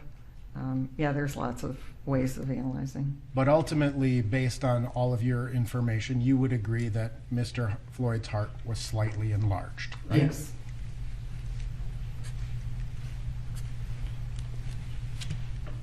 In terms of the DeMaio and Molina standard, what would a normal male heart weigh for a person similar to Mr. Floyd? Oh, I don't know off the top of my head. Would you disagree if I said it was 383 grams? That well could be. Okay. For the average, I mean. For the average, right. Yeah. So, according to, if that were the average heart rate, or heart size, heart weight, 383 grams, relevant to Mr. Floyd's heart would be considered profoundly enlarged. Well, the thing about using averages in especially medicine, which is of course what I'm most familiar with, is we don't generally just compare it to an average. We usually compare it to an average plus or minus 2 standard deviations. So that's why the range that I usually use is, from 253 to 510 grams would be the range of normal for someone of Mr. Floyd's height. And so I don't know in the DeMaio Molina study what their 2 standard deviations would be. Okay. But I wouldn't use just the average. Okay, and so in terms of how you would assess the weight or size of the heart, you would say 510 grams is the high, 510 grams is the high end? Right. Of that, and 540 exceeds that, right? Right. And so in terms of whether it's a very enlarged heart or even a relatively minimally enlarged heart, a larger heart requires more blood, right? Yes, it has greater demand, yes. What are some of the things that cause a person to have an enlarged heart? Probably the primary cause is high blood pressure. And you understand, based on Mr. Floyd's medical records, that he did in fact have a history of high blood pressure, correct? Yes. Can you describe the blood vessels of the heart? There are several major coronary arteries that, as I mentioned, supply blood and nutrients to the heart muscle. There's the left and right, and then the left branches into the left anterior descending and the left circumflex, and then there's some other branches off that. And how would you describe narrowing or stenosis of the coronary arteries? So the way we as forensic pathologists describe it is we look at the opening. So if an opening is fully open, then that would be 0% narrowing. And if it's completely closed, then that would be 100% occluded. And so then we look at anything ranging from 25, 50, 75, 90%. Obviously, it's just an eyeball estimation. We don't actually get out calipers and measure because the actual percentage doesn't really matter. It's more, did they have coronary artery disease? Was it pretty good, pretty bad? that sort of thing. Can you describe the difference between proximal and distal narrowing? The way the coronary arteries supply blood to the heart, they come off of the aorta, which is the main vessel that takes blood from the heart to the rest of the body. And so in close to the aorta is called proximal to the aorta, and then the further out it goes, distributing blood along the way to the heart muscle, is called distal. And when you have proximal narrowing, how does that affect the heart? It can narrow the blood supply to more of the heart than if you have distal narrowing. Another way of saying that would be it decreases the amount of blood the heart is getting, right? Yes. And it also affects how things are removed from the heart, right? Like CO2, carbon dioxide. Well, that's different. That wouldn't happen from the blood vessels coming in, I don't think. So I wouldn't include carbon dioxide in that. Is there a standard within forensic pathology where pathologists would consider to be that there's enough of a narrowing to cause sudden death? So the way I would describe that is anything over more than 70 to 75% is, in the view of a forensic pathologist, something that, in the absence of another cause of death, could be used to explain death.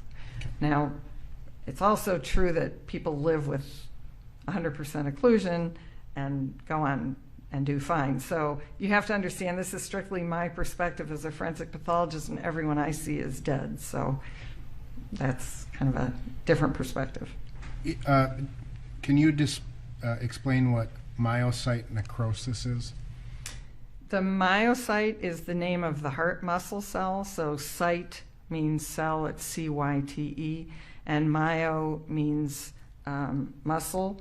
So when you have a heart myocyte, it's the heart muscle cell, and necrosis means death. So if you see myocyte necrosis, that means there are dead heart muscle cells. And do you have to have myocyte necrosis to cause sudden death? No, you don't have to have myocyte necrosis. Okay. And would you say that hypoxia is the absence of oxygen? Agreed? Yes. And can hypoxia of the heart cause sudden death by other means? Hypoxia. Hypoxia means low oxygen, sorry. And your question is, can low oxygen to the heart cause sudden death through an arrhythmia? I presume, yes. Okay. What would you, how would you describe the conduction system of the heart?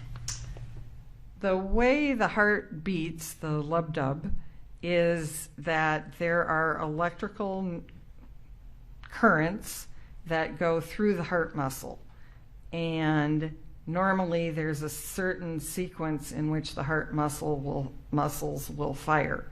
And that's called the conduction system, through which the electrical impulses flow.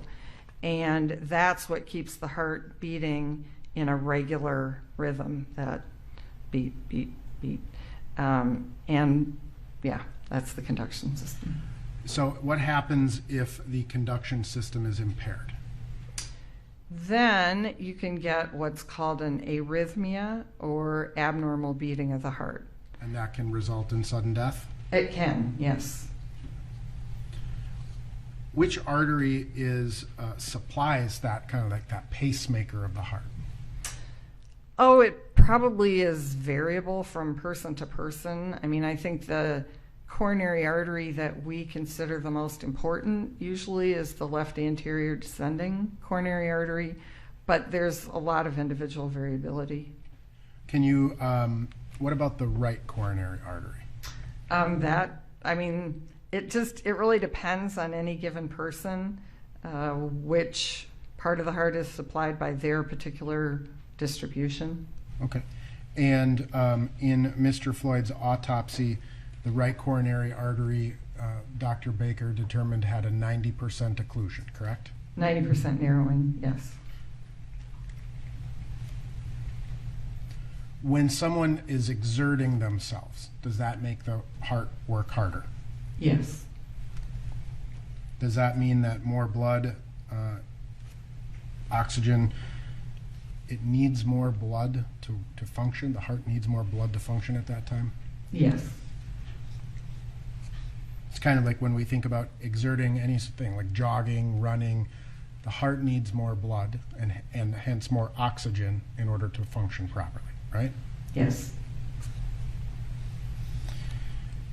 You also described the fight or flight kind of the physiology of that in your consideration, right? Yes, the physiological stress. Mhm. And the physiological stress produces adrenaline, right? Yes. And that also causes the heart to work harder Yes. and therefore need more blood Yes. and more oxygen. Yes. So let me ask you this. In this particular case, right, we have a heart that is at least above average, right, needing more blood. We have a heart with a occluded right coronary artery, right, narrowed. Mm-hmm. We have a heart that the left anterior descending artery also had a 75% narrowing, right? Yes. And so you have, and then you have an exertion of stress producing adrenaline, right? Yes. So the heart has to work very, very hard in this case. Fair to Yes. say? Let's take the police out of this, and I'm going to ask you a hypothetical. Let's assume you found Mr. Floyd dead in his residence, no police involvement, no drugs, right? The only thing you found would be these facts about his heart. What would you conclude to be the cause of death? In that very narrow set of circumstances, I would probably conclude that the cause of death was his heart disease. So have you, as a forensic pathologist, ever certified a death due to arteriosclerotic cardiovascular disease? Probably thousands of times, yes. With similar degrees of narrowing of the arteries? Yes. Have you ever certified a death due to hypertensive cardiomegaly? I'm trying to... Yes, hypertensive cardiovascular disease, yes, absolutely. With a heart at this weight or even smaller? Well, if it was, again, in this setting where that was the only abnormal finding, then I would probably go with that, yes. So one of the things that has to be considered in this particular case is Mr. Floyd's heart, right? Yes. And even without any sort of an exertion, again, take the exertion out of it, take the police out of it, take the drugs out of it, that's a potential cause of death that needs to be considered. Yes. You discussed the abrasions that you saw and the jury saw pictures of. You would agree that the abrasions are in a left to right pattern?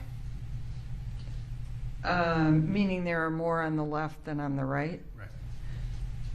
On his face, yes. On his shoulder, yes. And then he had the abrasions on his right hand. And even in terms of the pattern of the abrasion, there's up and down abrasion. An abrasion could go from the bottom of my body up, or it could go from left to right, right? Yes. I guess I didn't really focus on what direction the abrasions were going in that sense. Okay, and that's fine. But you would agree that one possible way that at least some of these abrasions occurred would be when Mr. Floyd was initially put down on the ground.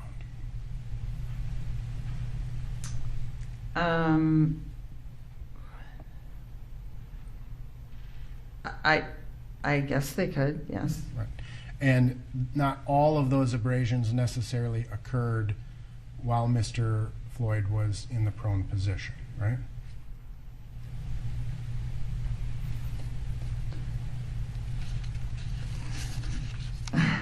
That's hard to answer, Right. I would say. It's hard to answer when the abrasions were there and Right. what caused the abrasions, right? Right. And if someone was being held down with the weight of 3 people, would you expect those to be more punctile in their nature, or abrade, like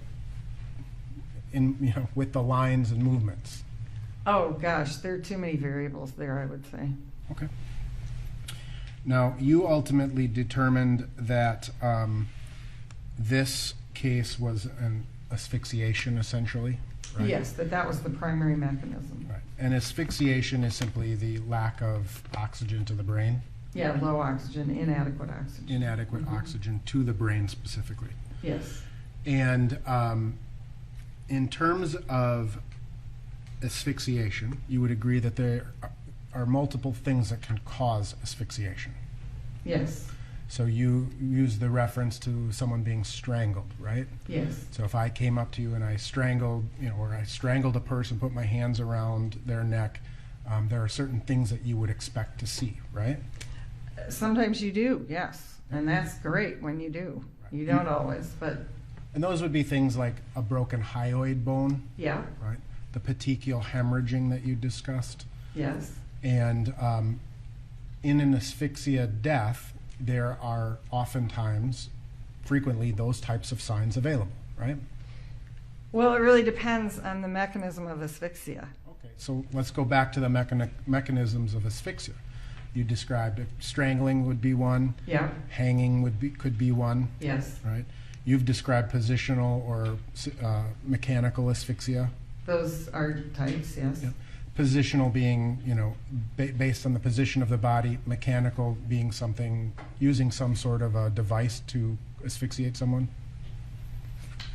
Oh, well, we haven't really talked a lot about positional and mechanical. I mean, there's all kinds of things under both of those that can cause low oxygen. And one of the things that can cause a low oxygen to the brain is the use of controlled substances, correct? Well, eventually, yes. Yes. So someone can ingest a particular type of a controlled substance. That particular substance could affect the diaphragm, right? It affects some controlled substances affect the ability to breathe, which then decreases the oxygen, which then leads to low oxygen, yes. Right. And that's essentially what you're saying is that there, in this particular case, as I understand it with my notes, is that essentially what happens is there was some event that happened that resulted in a decrease of oxygen to the brain, and that resulted in death. Yes. And that's essentially what asphyxia is generally. Inadequate oxygen, yes. Right. Okay. And you were asked a series of questions about some studies in terms of, I think they're called they're out of San Diego. Or Yes, Dr. Chan. And Dr. his group. Chan's, Mhm. right. Yep. Are you familiar with the Journal of Forensic and Legal Medicine? Yes. Now, you testified that some of the problems with the Chan studies were that they were in laboratory settings. Sorry, laboratory settings. That they were controlled environments, healthy individuals, etc. Right? Yes. Are you familiar with the work of Dr. Christine Hall and her paper, Incidence and Outcome of Prone Positioning Following Police Use of Force in a Prospective Consecutive Cohort of Subjects? Is that the one from Canada? Yes. Yes. And that was essentially an analysis of actual police encounters, correct? Yes. In And- Canada. In Canada, understood.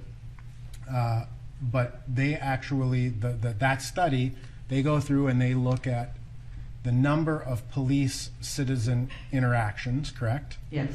And then from those police-citizen interactions, they further go in to look at how many involved being placed in the prone position or a non-prone position, correct? Yes.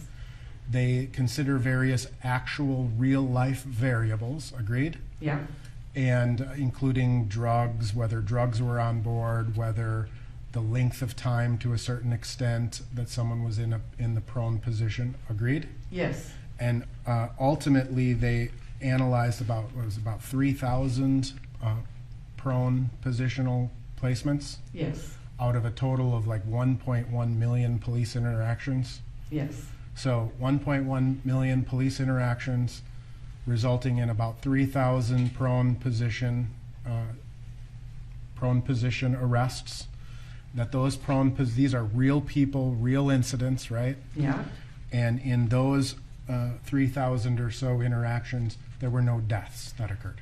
Isn't that amazing? When you consider that virtually every forensic pathologist in the United States has probably had an officer-involved death like this. How did they, it utterly baffles me, which is why I kept saying Canada, because I think, I don't know what's different, but I'm going to object at this time as sorry. non-responsive. And the answer was for So the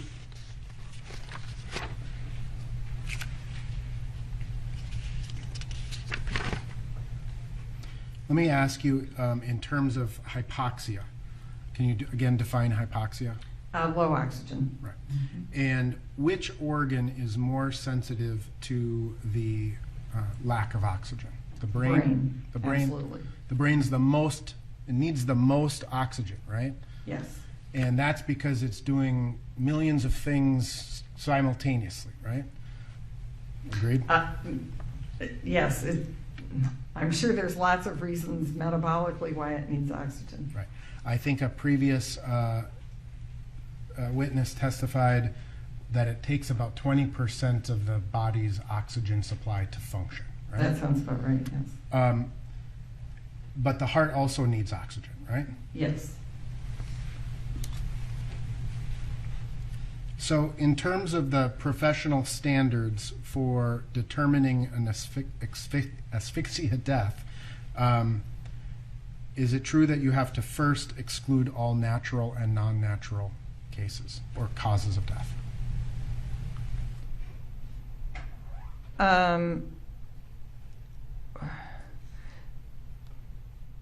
Well, you can have natural and non-natural causes of low oxygen. So I'm sorry, I guess I don't understand. Sure. There's a criteria that's established for making a determination of positional asphyxia as a cause of death, right? Well, I'm not really sure what, I'm sorry, I don't understand that. Fair enough.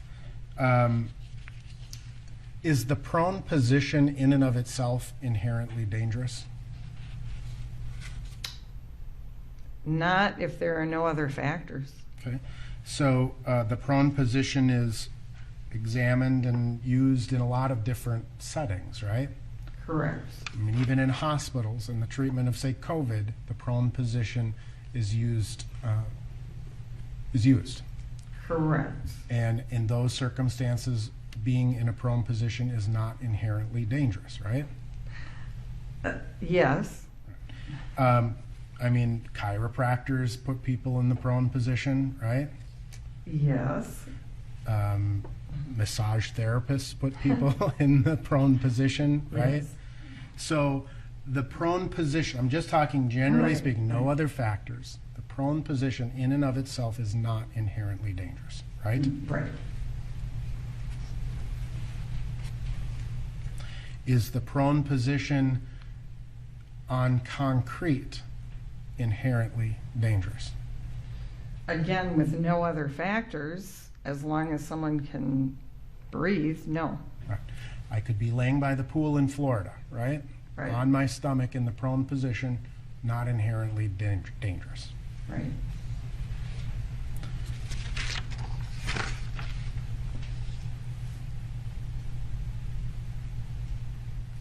Do you know, or did you take into consideration Mr. Chauvin's weight in your analysis? Oh, I'm aware of his weight.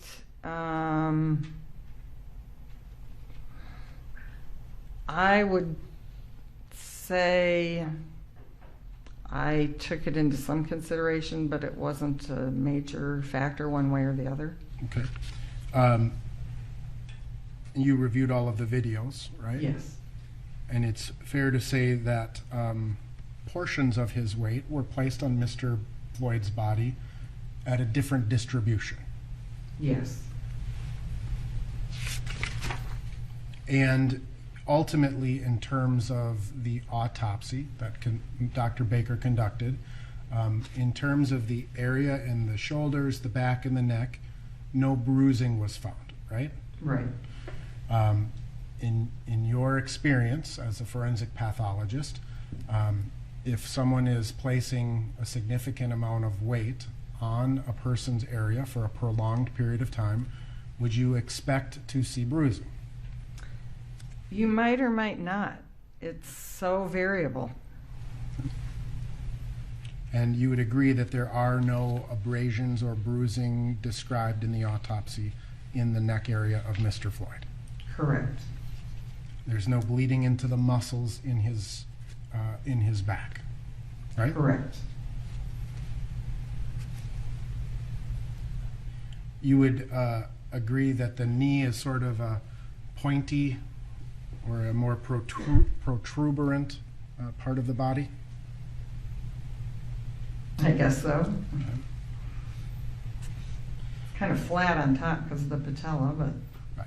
And when we talk about the shin bone itself, there's not a lot in between the skin and the shin bone, right? that is true. Yes.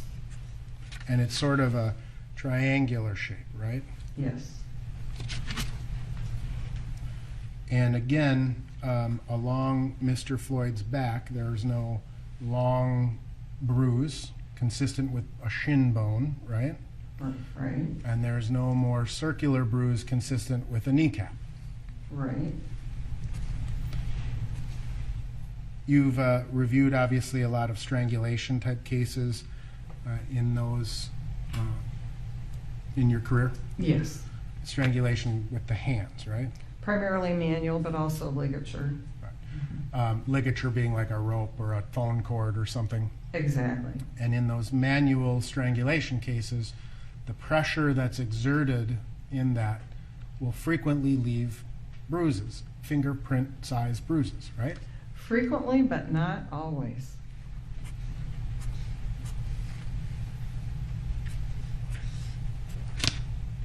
And ultimately, what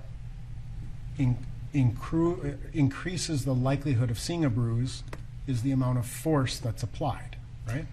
You know, I don't know what all the factors are, whether it's fragility of the vessels, whether it's the length of time, whether it's the force, whether it's the location.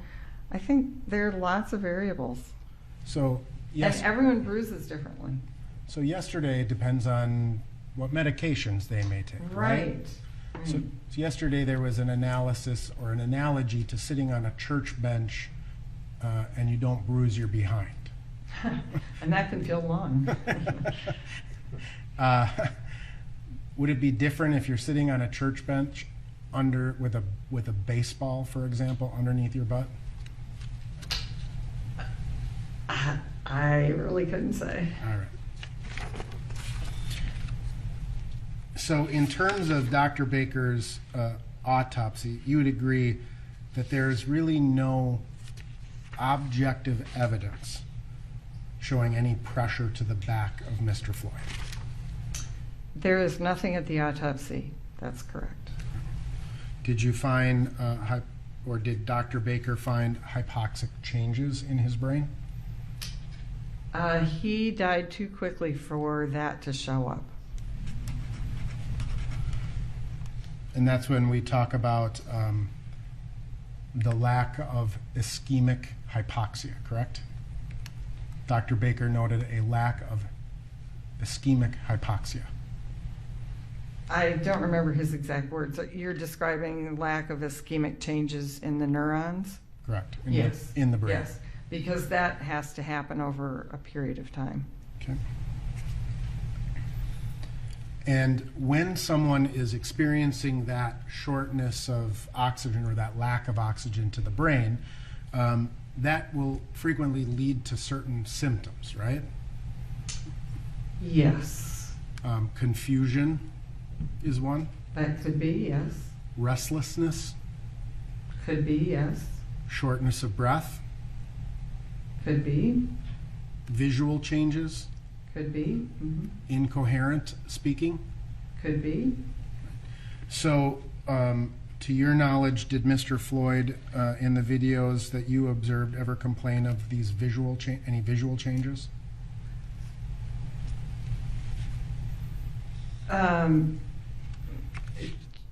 No. Did he appear to be confused to you? So what time period are we talking about? Sorry. Sure, that helps, maybe if we narrow down that time.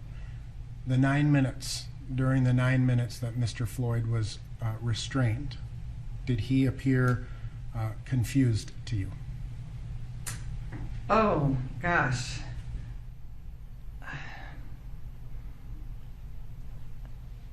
How do you describe his behavior? Well, I mean, did he was articulating that he was in pain, right? Yes, and then he couldn't breathe and he calls for his mother and he says he loves people. I mean, you might interpret that as confusion or you might interpret it a different way. Did he appear to be breathing during this time frame? Not effectively.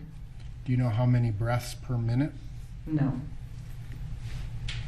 If one expert indicated it was at a rate of 22 breaths per minute, would you disagree? I would have no way of assessing that. When someone is hypoxic, they start breathing faster, right? That can be a mechanism of trying to balance. At least for the first 5 minutes or so, Mr. Floyd was talking, right? Well, again, Talking, yes or no? He was talking. he was, yes, there were words, yes. So he had an open airway. Yes. And you'd agree that, or would you agree that at some point he went limp, Yes. right? And would you describe what you saw as the progression of hypoxia in that instance at the point he goes limp? That is certainly a good explanation for it, yes. Was not a sudden hypoxic event, right? That is my interpretation, yes. You would agree that if he was progressively growing hypoxic, you would expect whole body hypoxia?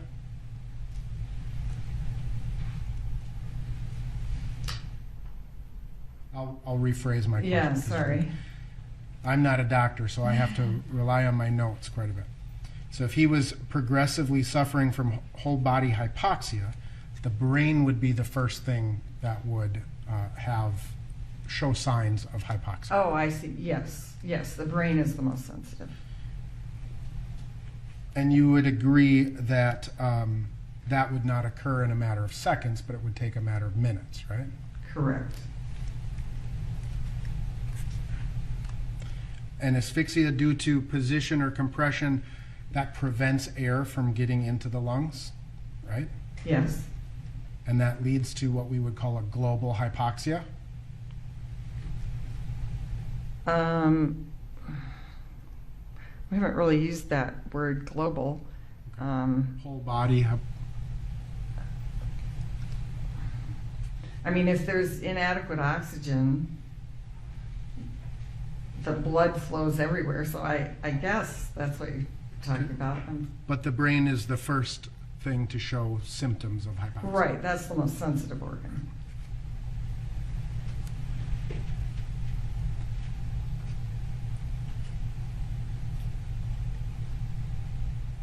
And in this particular case, where you have a 90% stenosis of the right coronary artery, that's going to be limiting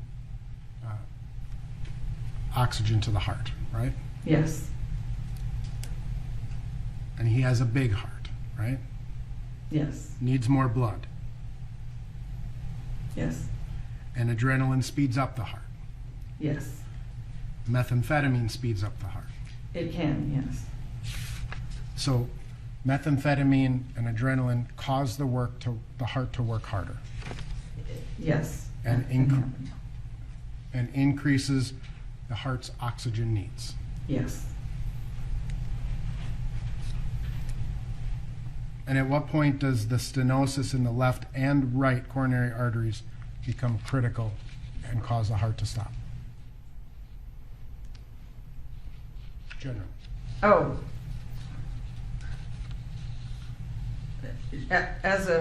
Are you asking that same question about, as a forensic pathologist, what degree of narrowing do we consider potentially fatal? Right. 70, 75% and above. Now, in terms of drug use, right, you obviously were aware, based on the toxicology, that Mr. Floyd had certain drugs in his system, right? Yes. And so when we say on board, that means in the system. Yes.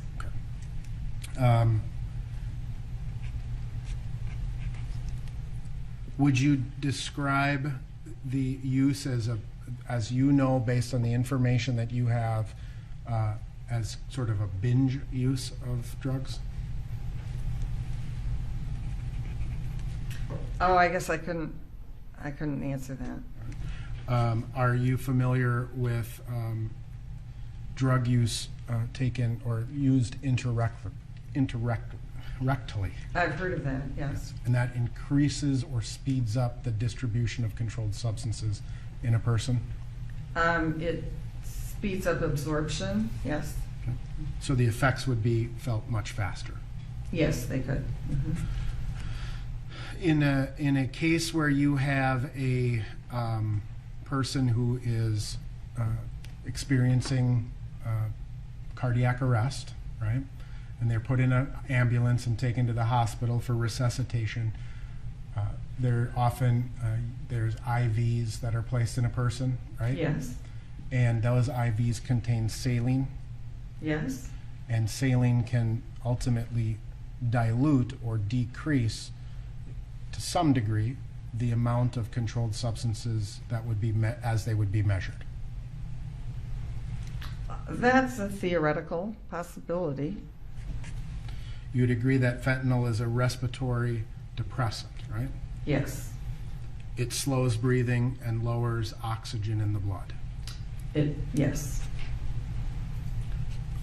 Does the fact that there's norfentanyl in his blood mean that he took it some time ago?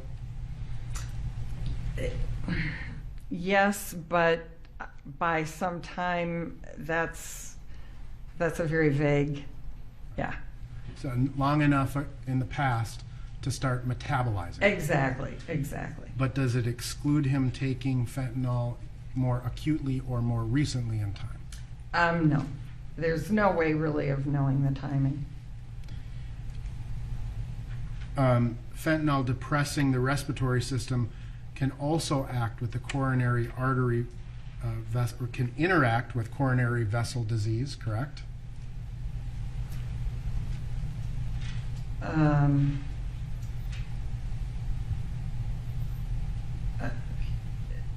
Can you clarify that? I'm Sure. sorry.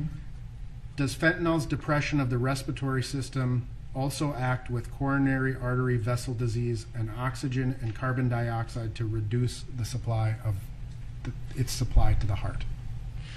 Oh, so as fentanyl may lead to a gradual progression of slowing breathing and ultimately decrease the oxygen, that would apply to oxygen to the brain as well as to the heart.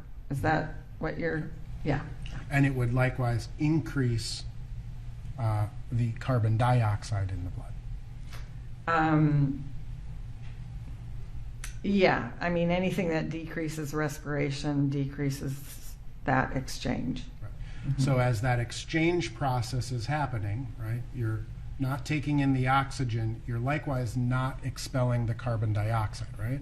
Right. And thus the carbon dioxide will increase because you're not expelling it, right? Correct. You would agree that methamphetamine is a stimulant, right? Correct. And that can cause a cardiac arrhythmia, It can. and it can increase a person's heart rate, right? It can or cannot. And you testified before that methamphetamine, there's no safe level of methamphetamine, right? Correct. So the fact that methamphetamine is at a lower toxicological standard doesn't somehow make it safe. Right. It doesn't exclude the possibility that it could increase the heart rate. It could or not. In terms of the evidence in this case, were you made aware that drugs were found in the backseat of the squad car, Yes. and that those drugs contained the DNA of Mr. Floyd, Yes. and that those drugs were at least to some degree partially dissolved, Yes. and that those drugs were fentanyl, a mixture of fentanyl and methamphetamine? Yes. Based on the toxicology in this case, did you see any metabolic byproduct of methamphetamine? No.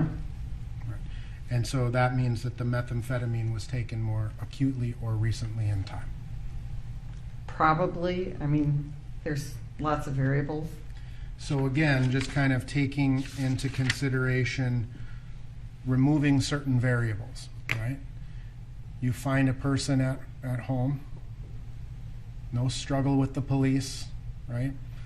And the person doesn't have a heart problem, but you find fentanyl and methamphetamine in this person's system at the levels that they are at. Would you certify this as an overdose?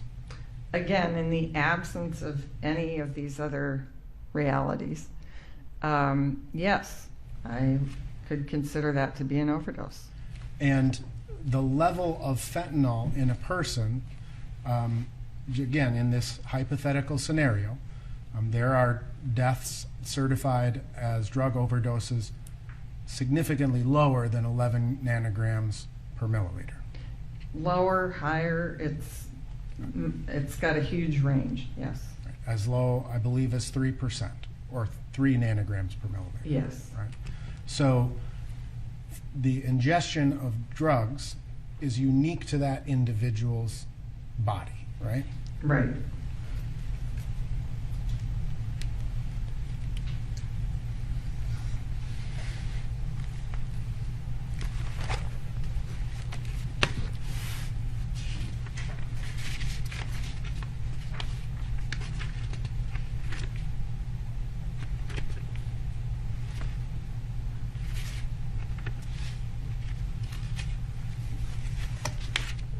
Your Honor, I have no further questions. Ms. Blackwell.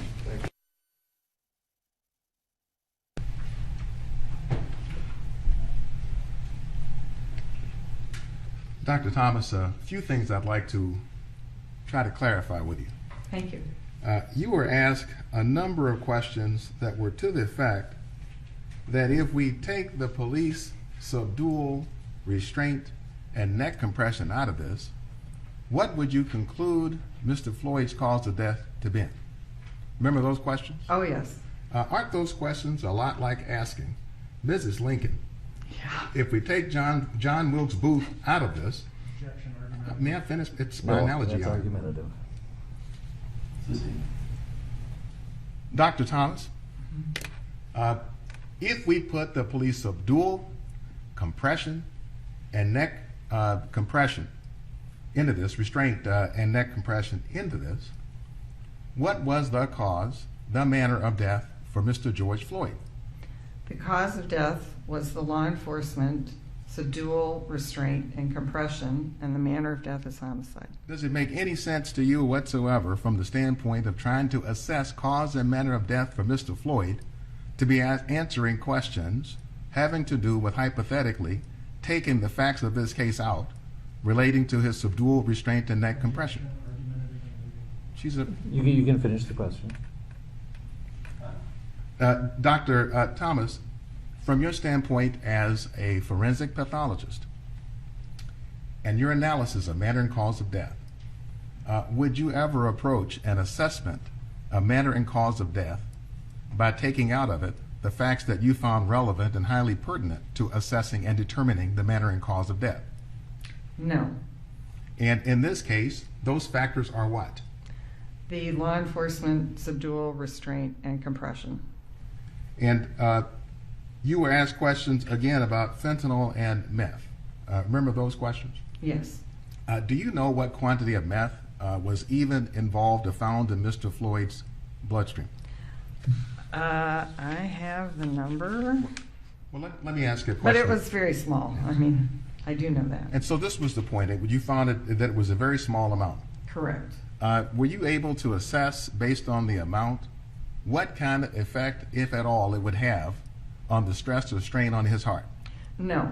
There's too much individual variability to correlate one number with one person's reaction.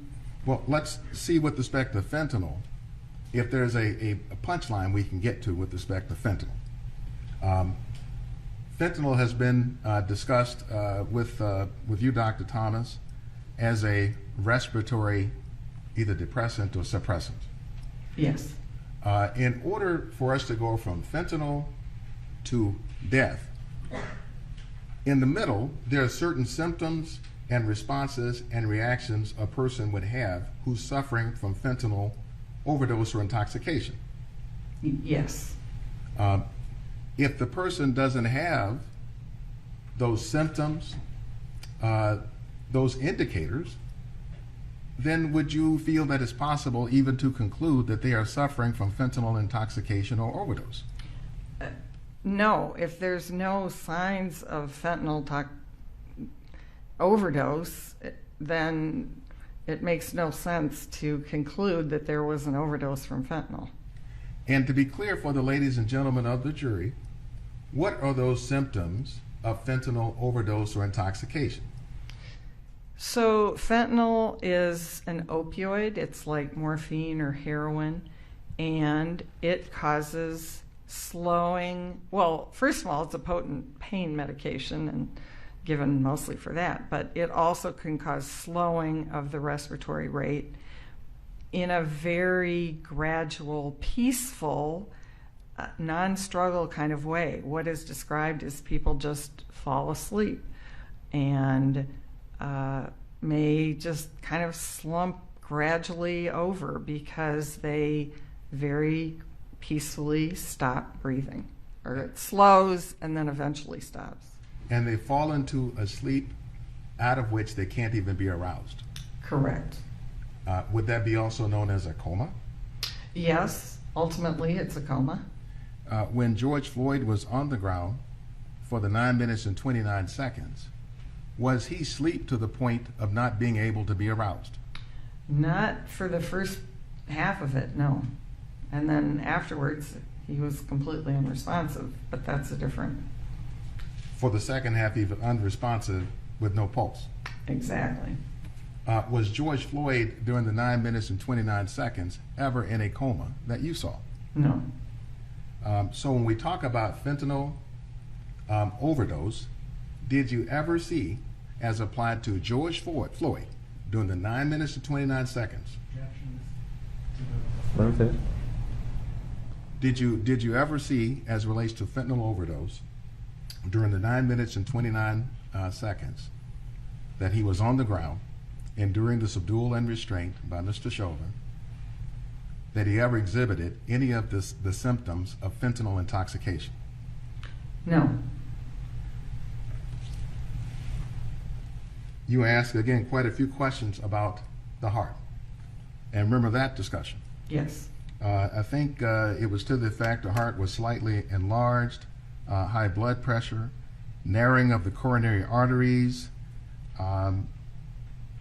dead heart muscle cells. Do you recall all of that being discussed? Yes. In order for us to go from there being issues with damage to the heart to a death from damage to the heart, in the middle, do we have to have certain cardiac events that then lead to death? Yes. Would you tell the ladies and gentlemen of the jury, if we're going to talk about heart conditions, what are those conditions in the middle that actually lead to death? Well, what ultimately leads to death is an arrhythmia, an abnormal beating of the heart. And as I described, it's generally it's often called a sudden cardiac arrest because it's sudden and someone just drops over.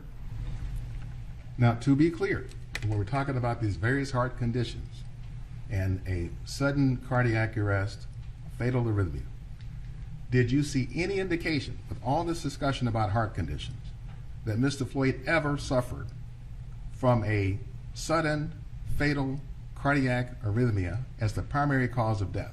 No. Was there any evidence that Mr. Floyd suffered from a heart attack? No.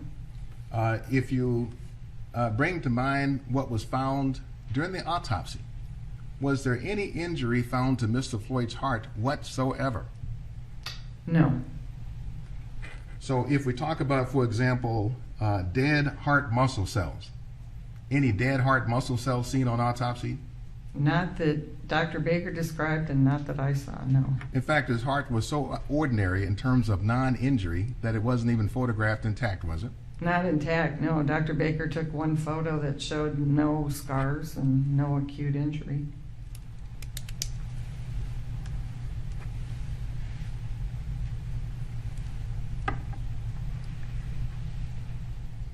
Now, you were asked about certain studies out of Canada. Yes. On the prone position. Yes. And now, and the findings out of Canada, supposedly with real police and real police settings, was no fatalities. Yes. Are you familiar with any such studies reaching that conclusion in the United States of America? No. What is so peculiar then about Canada that we're talking about Canadian studies here? That's what I don't understand.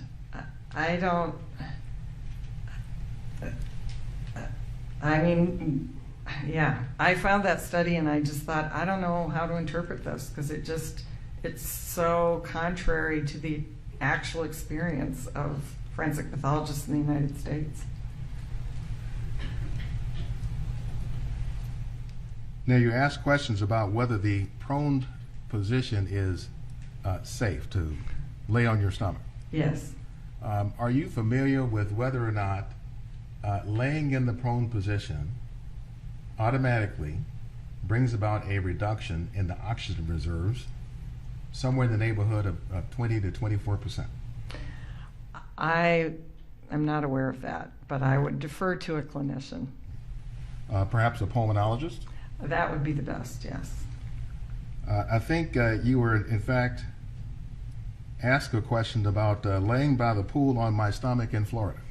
Yes. George Floyd was not laying by the pool on his stomach in Florida, was he? No.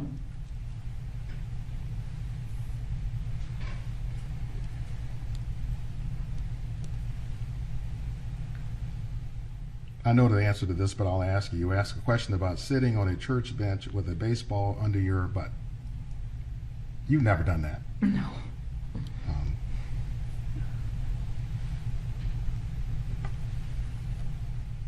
Now, you were asked questions about symptoms of damage to the brain.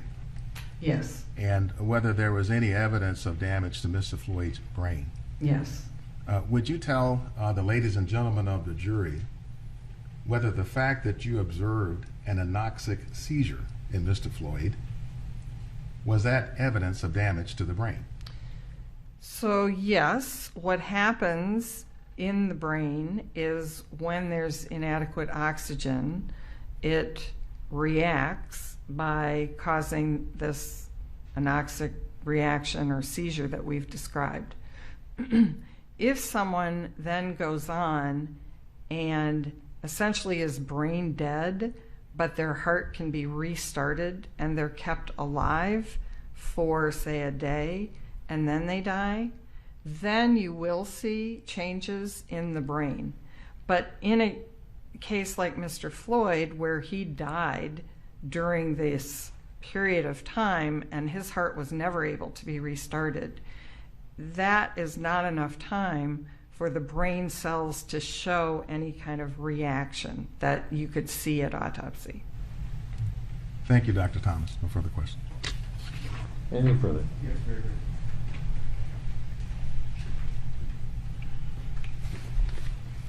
Dr. Thomas, after the heart stops, if a heart stops, is it possible that the body will continue to breathe or respire?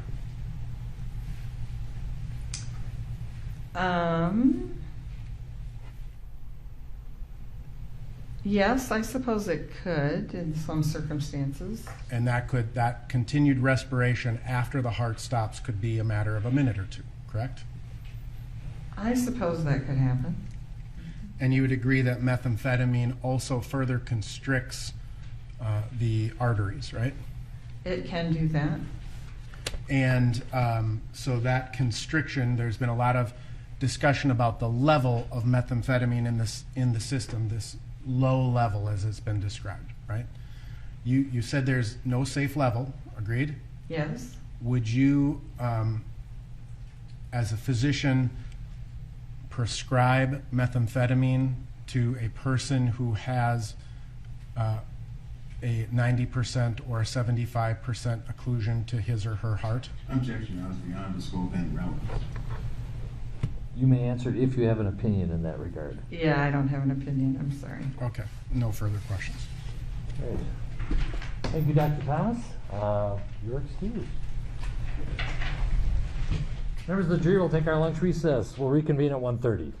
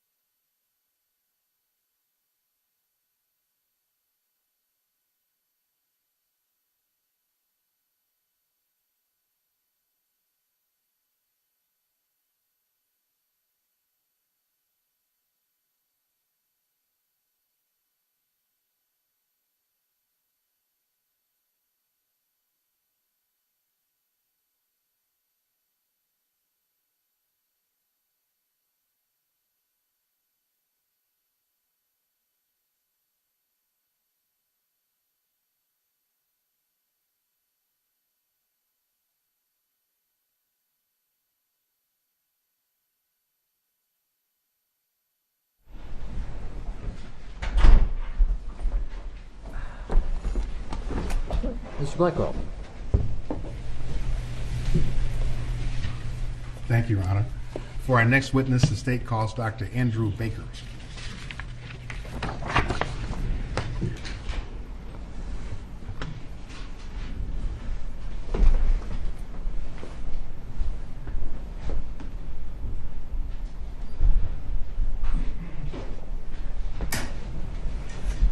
Raise your right hand, please. Do you swear or affirm under penalty of perjury that the testimony you're about to give will be the truth and nothing but the truth? I do. Let's see.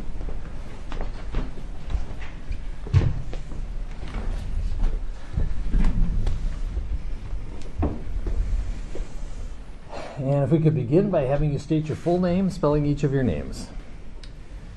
My full name is Andrew Michael Baker, Andrew Michael Baker. Mr. Blackwell. Thank you, Your Honor. Good afternoon, Dr. Baker. Good afternoon. You know, well, first of all, you conducted the autopsy on Mr. George Floyd. I did. Before we get into the specifics of the autopsy, why don't we explore your background a bit? You're the chief Hennepin County medical examiner, That's correct. and would you tell us what it means to be the chief medical examiner in Hennepin County? So I've been the chief medical examiner for Hennepin County since 2004. I'm actually the chief medical examiner for Hennepin, Dakota, and Scott counties. My office provides service to all three of those counties, which is about 1.85 million Minnesotans, or about a third of the state, falls within our catchment area. Being the chief medical examiner means that I supervise the rest of the staff, in particular my other physicians. I have 6 other doctors as well as a doctor in training that work under me. And so before becoming the chief, you were the assistant chief, Correct. and that was in roughly 2002. Correct. I was the assistant chief medical examiner for 2 years. So all in, it's been going on 19 years as either the assistant chief or the chief. Correct. What did you do before joining the Hennepin County Medical Examiner's Office? Are you asking me to go back to my educational background or just my postgraduate training? Maybe to the Air Force.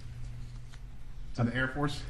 Oh, prior to coming to Hennepin County from 1998 to 2002, I was a major on active duty in the United States Air Force. I served as a forensic pathologist for the Department of Defense. Our unit was known as the Armed Forces Medical Examiner, and at that time we were headquartered in the Washington, D.C. area. Are you board certified in any areas? I am. Would you tell us which ones? I am board certified in anatomic and clinical pathology, and I hold subspecialty certification in forensic pathology. Doctor, would you tell us what the National Association of Medical Examiners is? Yes, the National Association of Medical Examiners is the professional organization for people who do what I do for a living. I want to say we have about 800 or 900 members. Many of those are fellows like me, meaning they're fully board certified forensic pathologists. We do have a variety of other membership categories as well, for investigators, for administrative personnel, and for other support personnel in the profession. Now, you are former president of the National Association of Medical Examiners. Yes, I am. In fact, at least as of to date, you're the youngest president, or were the youngest president ever to hold that position with the NAME. I don't actually know that that's true, but I will take your word for it, Counselor. I did not know that. Yeah, I thought I was just listening to you, Dr. Baker. So, but in any event, you have been the president of NAME. Yes, I have. So let's move now to the specific autopsy of Mr. Floyd. Could you give us some sense of what you knew about the circumstances surrounding his death before you started your work on Mr. Floyd? Yes, so I was aware that Mr. Floyd had become unconscious while in police custody, that he had been transported to Hennepin Healthcare, and that was where he was pronounced dead. I believe at the time I started the examination, my staff was probably still working to confirm Mr. Floyd's identity and properly notify his next of kin. But that was basically the background information that I had.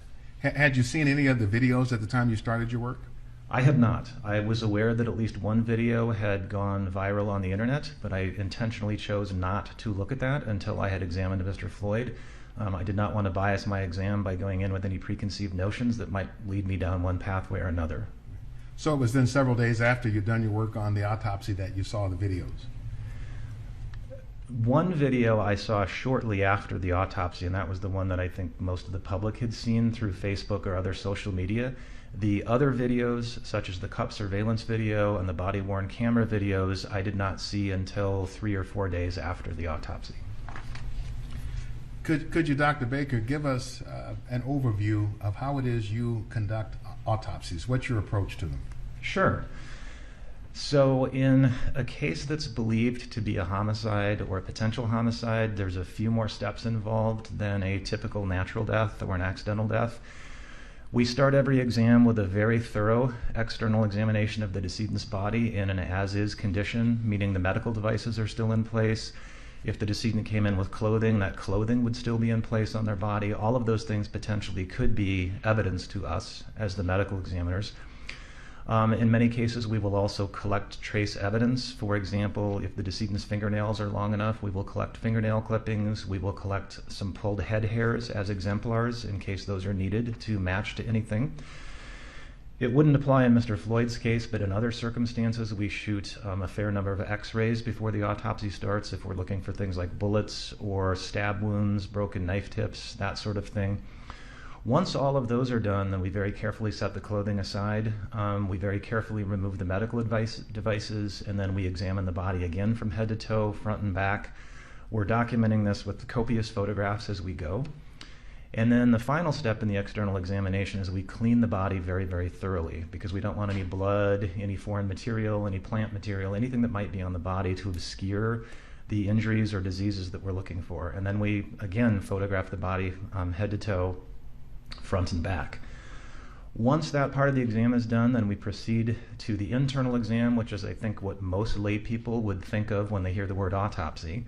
We make a set of very careful incisions on the body that allow us to remove all of the organs one by one, so we can look for evidence of natural disease, internal evidence of injury, and while we're doing that, we're collecting specimens for toxicology. Typically, blood and urine are the ideal specimens. We do remove all of the organs from the tip of the tongue to the bladder. We also remove the brain. We also remove all of the structures from the front of the neck, looking for any injury or evidence of disease. In a case like Mr. Floyd's, there are some additional steps we will take that wouldn't occur in most autopsies. So, for example, in Mr. Floyd's case, I did make incisions of his wrists and dissect around the skin underneath to look for evidence of what we would call subcutaneous bruising, or bruising under the skin from the handcuffs that were applied. Overruled. Please continue. And then the last thing that I was going to say is also in Mr. Floyd's case, I did make a special incision from the back of his head all the way down to his buttocks, and I dissected underneath his skin all the way out to the sides of his neck, all the way out to his shoulders, and all the way out to his flanks. And you might ask why we would do something like that, and the answer is because sometimes fresh bruises can be difficult to see in some people, and so we look underneath the skin to make sure that we haven't missed something. Again, those last few steps wouldn't be part of a typical autopsy, but in circumstances like this, it's a generally accepted practice that we do that. And Dr. Baker, is the autopsy part of a broader death investigation? Yes, the autopsy is just one piece of the medical examiner's death investigation. And could you generally characterize the umbrella?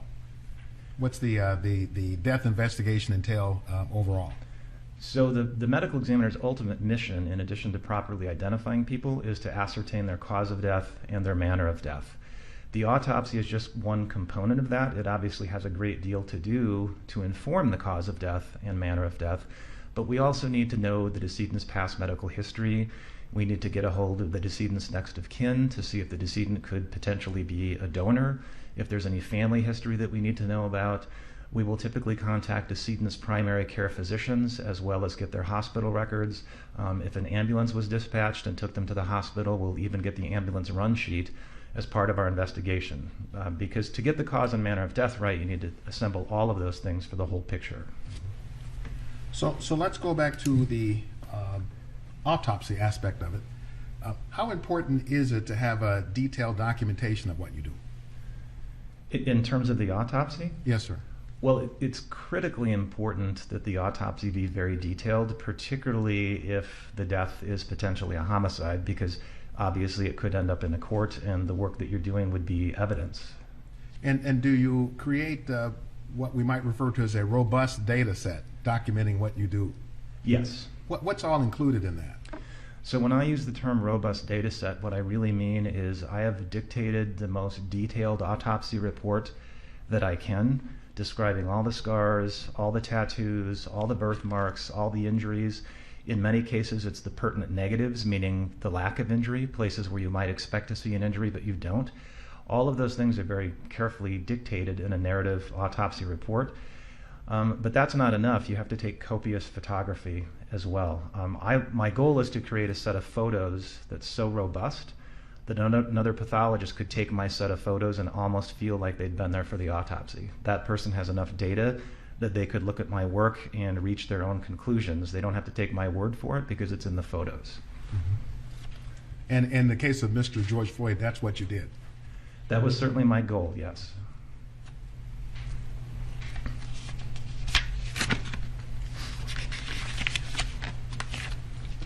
Your Honor, at this point, I'm going to ask Dr. Baker to identify the photographs from the autopsy. I still have them here in hard copy.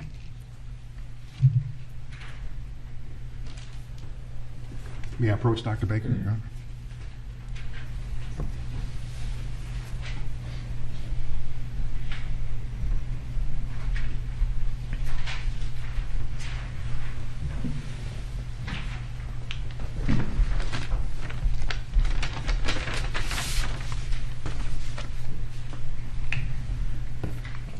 Dr. Baker, I've handed you a number of photographs that should have exhibit numbers 186, 235, 185, 236, 187, 188, 189, 190, 191, and 192. I'll represent to you, that's what you have. Okay.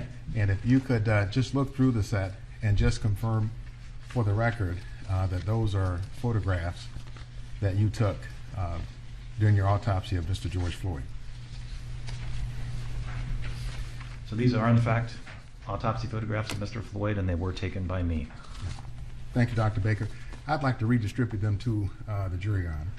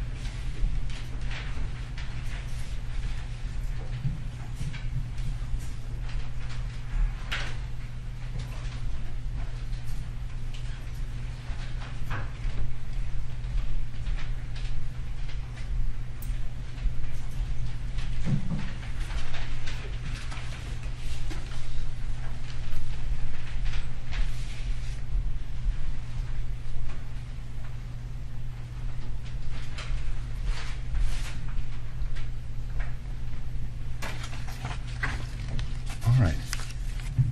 So, Dr. Baker, let me just ask you generally first about documented injuries that you saw with respect to Mr. George Floyd, and I'll ask you about specific parts of the body. Okay. Did you note any injuries to Mr. Floyd's back? I did not. Didn't see any bruises, scrapes, etc.? Correct. What about the injuries to Mr. Floyd's face? Yes, Mr. Floyd had several injuries to his face. And if you could, Dr. Baker, look at Exhibit 186 and Exhibit 235.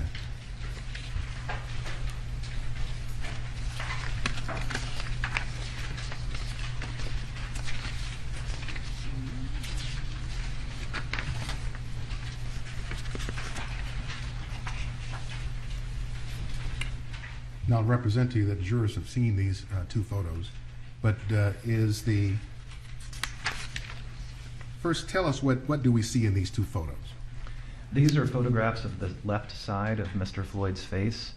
This would be after I have removed or cut away any medical intervention. Had there been any blood or foreign material on his body, it was cleaned up before these photographs were taken as well. And these were specifically taken to illustrate the injuries that you see on the corner of his left eyebrow and on his left cheek. You can see the bruising and the abrasion. That's fancy medical lingo for the big scrape on the left side of his forehead, and you can see the scrape or the abrasion on the left side of his cheek. It's very common for abrasions post-mortem to take on that dark black color. After death, the moisture that would be in an abrasion on you or me isn't there anymore, and so they tend to dry out and look a little bit more like this. That's what you see in the photo. Mm-hmm. Do you have an opinion as to how Mr. Floyd would have incurred these abrasions? Well, these would be entirely consistent with the left side of his face being pinned against the asphalt or the road surface that he was on the night before. In the prone position? Correct. If you would, Dr. Baker, look at Exhibit 185.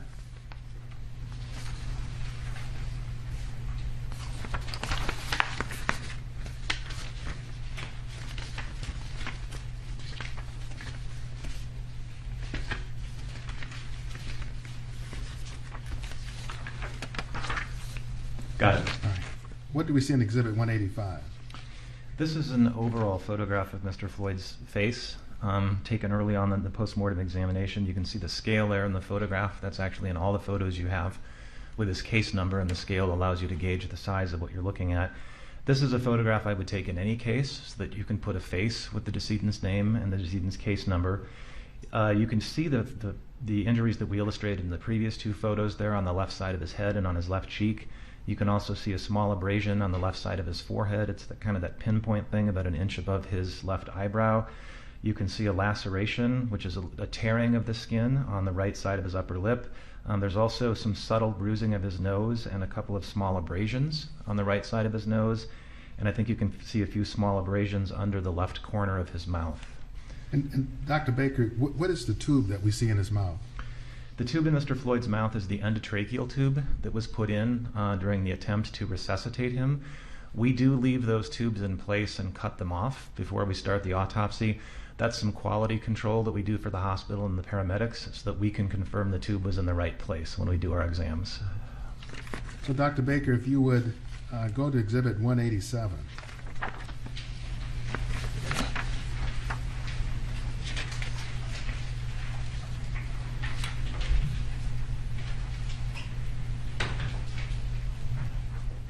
What do we see in Exhibit 187? This is a close-up photograph of Mr. Floyd's right shoulder. Centered in the photograph just above the scale, you can see what I would call an abraded contusion, which is a fancy medical lingo for a bruise that has some scraping superimposed on it. And Exhibit 188? Exhibit 188 is a close-up photograph of Mr. Floyd's left shoulder. You can see occupying most of the photograph there is an abrasion, the deep red and slightly less red and pink injury that you see. Again, it looks darker than you might envision this on yourself. Typically these will dry out after death, and that's why it takes that darker appearance. And is this an injury that is consistent with Mr. Floyd laying prone on asphalt? Yes. And let's look at Exhibits 189 and 190.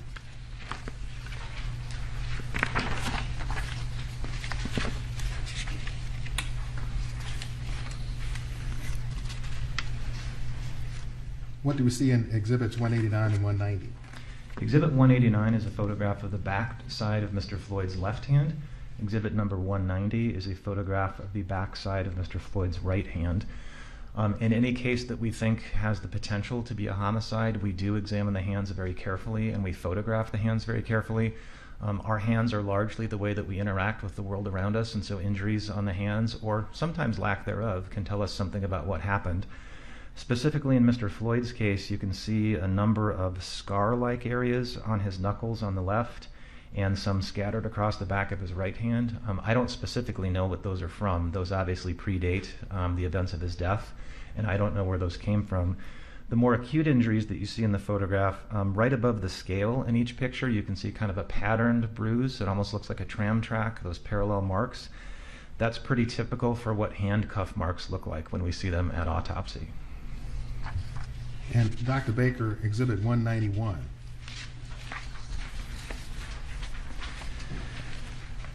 Exhibit number 191 is a close-up photograph of the back of the index and third fingers of Mr. Floyd's right hand.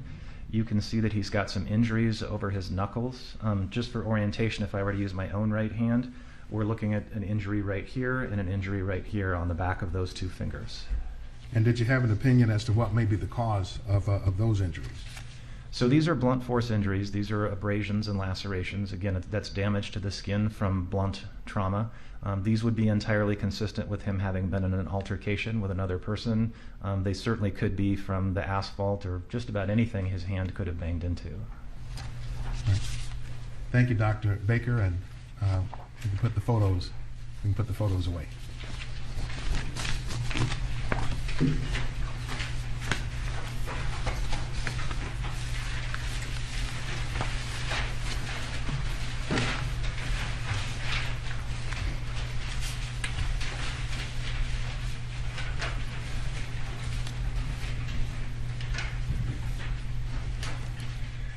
Now, I'd like to talk with you for just a moment about your examination of Mr. Floyd's heart.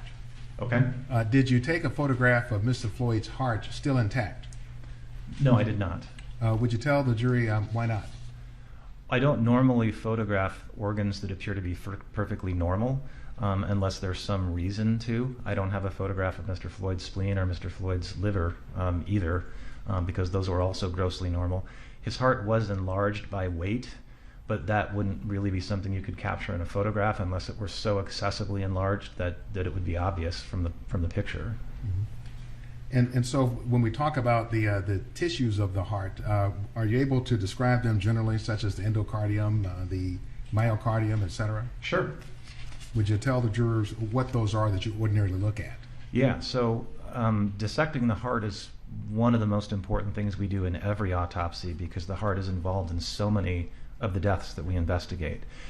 So the first thing we do is we carefully remove the heart from the lungs. The next thing you do is you carefully make sure that there's no blood or clot left in the heart because you want to get a very accurate weight. It turns out that the weight of the heart is a very good predictor as to whether that heart is normal or not. People who have high blood pressure for a long period of time, their heart will actually get heavier. Just like any muscle that's worked hard, the heart will grow in response to that kind of stress. So we do weigh the heart first. The next thing you typically do is you very carefully dissect the coronary arteries. And when I say carefully dissect, I mean you take a scalpel blade and you cut every 2, 3, 4 millimeters in very fine slices along every one of the coronary arteries. A normal adult heart will generally be described as having 2 coronary arteries, the left and the right. The left immediately branches into the left anterior descending and the left circumflex. So we dissect those two very carefully. And then we look at the right coronary artery. So usually you'll hear people describe 3 coronary arteries, the circumflex, the left anterior, descending, and the right. So we want to make sure those arteries are in the right place. We want to make sure they have normal openings where they connect to the aorta. And then we go tiny slice by tiny slice, making sure that none of those arteries have narrowings or blockages in them. After we've done that, then we typically will carefully slice the heart, meaning the whole organ where we're now cutting through the muscle. And as you're making those slices, what you're looking for is evidence of previous heart damage. Is there a scar in the heart? Is there hemorrhage in the heart, suggesting maybe a more recent heart attack, if you will? There's many more rare conditions of the heart that we're also looking for while we do this. None of those apply in Mr. Floyd's case, but those are always in the back of our minds as we do this. And then the last thing we do is once we've cut through the muscle of the heart, we open all the valves of the heart generally in the same direction the blood flows. We make sure the valve leaflets are normal, make sure there's no infections, there's no calcifications, there's the normal number of leaflets. So yeah, we've now looked at the outside of the heart, the coronaries, the muscle of the heart, and the valves. So having done all of that with respect to Mr. Floyd, did you find any previous damage to his heart muscle? No, Mr. Floyd had no visible or microscopic previous damage to his heart muscle. You know, and I apologize to you, Dr. Baker, and the jury, but there is one other photograph I do want to look at. Okay. So if we could pull out just number 192, which should be the heart valves.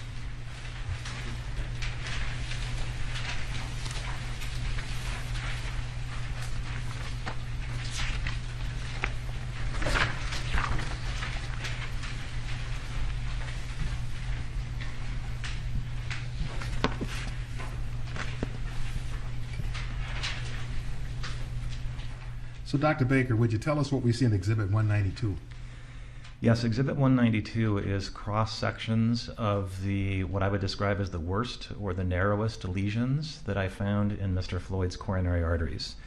So above about the 3 mark on the ruler, you can see 3 pieces of coronary artery that are fairly close together. The uppermost one in your photograph is what we would call the proximal left anterior descending coronary artery. So that means that's pretty close to the aorta, that's close to the origin of the artery. And in most adults, the left anterior descending is the largest of the 3 coronary arteries. So in this picture, you can see that Mr. Floyd's left anterior descending artery is quite narrowed. I would put that at 75% narrowing. The cut that you see right below that, which is the middle of the 3, that's another section through Mr. Floyd's left anterior descending coronary artery. So you can see that that area of very tight narrowing is still there. Again, I would put that at about 75%. And then the third one you see in that series of 3, the one closest to the ruler, is the first branch off of his left anterior descending coronary artery. That's called the first diagonal branch. That can be a big one in some people. It was pretty good sized in Mr. Floyd's case, but that one is also quite narrowed, as you can see in the photograph. And I should probably back up and explain that when I say narrowed, I mean the yellow plaque that you see eccentrically lining those coronary arteries like a partially clogged plumbing pipe.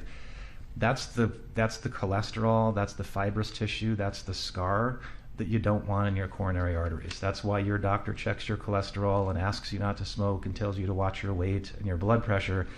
This is what he or she is trying to prevent, is that plaque buildup.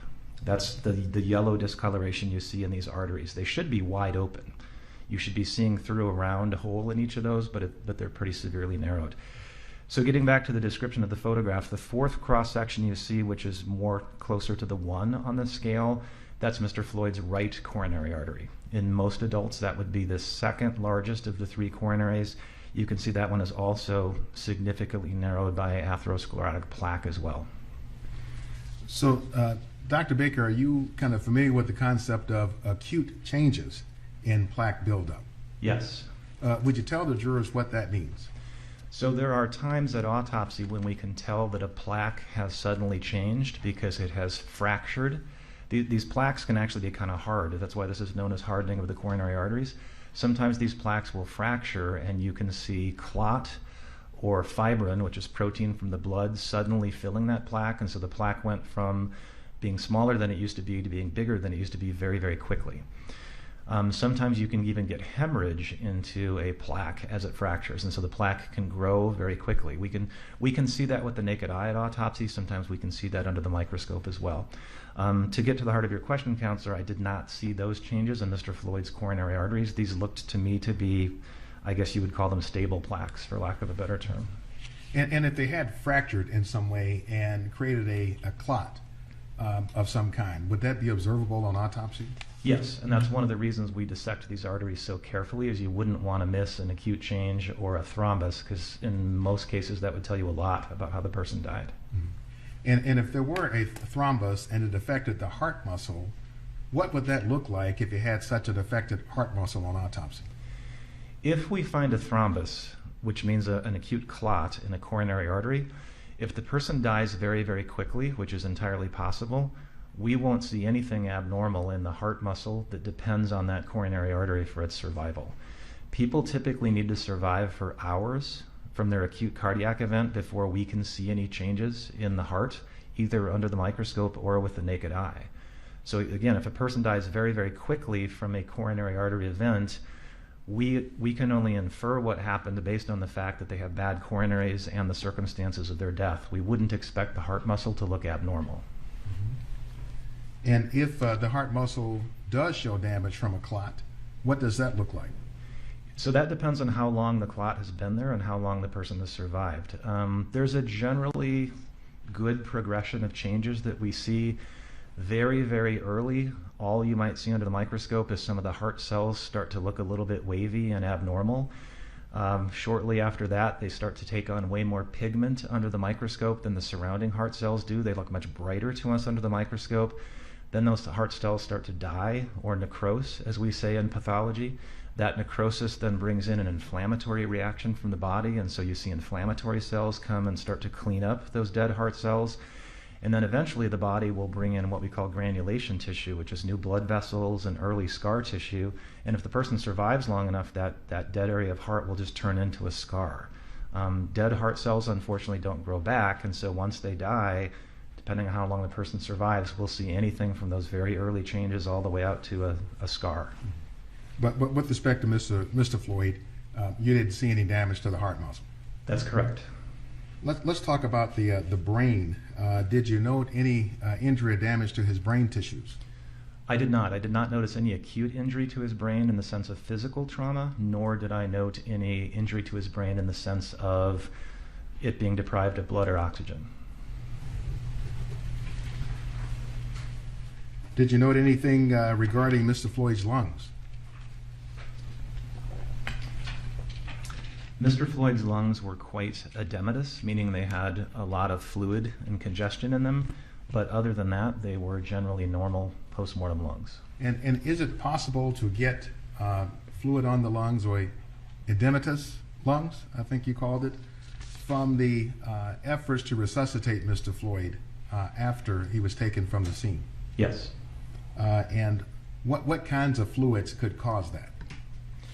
Well, basically what we're seeing at autopsy is just called edema fluid, which is a lightly protein-filled fluid that seeps out of the blood into the lungs and fills up the breathing spaces. We see that in people who have had protracted CPR, who've been given lots of fluid. As their heart's not working very well, perhaps not at all during the CPR, they're still getting a lot of fluid put in them in the emergency room. And so we can see that pulmonary edema from that. There's other circumstances in which we see pulmonary edema as well. It's a fairly non-specific finding. And so in this instance, with respect to Mr. Floyd, you didn't need to take the time to try to understand what was the source of his pulmonary edema? I don't know that I could pinpoint the source with any accuracy. Again, given that he got CPR, there's multiple potential explanations for his pulmonary edema.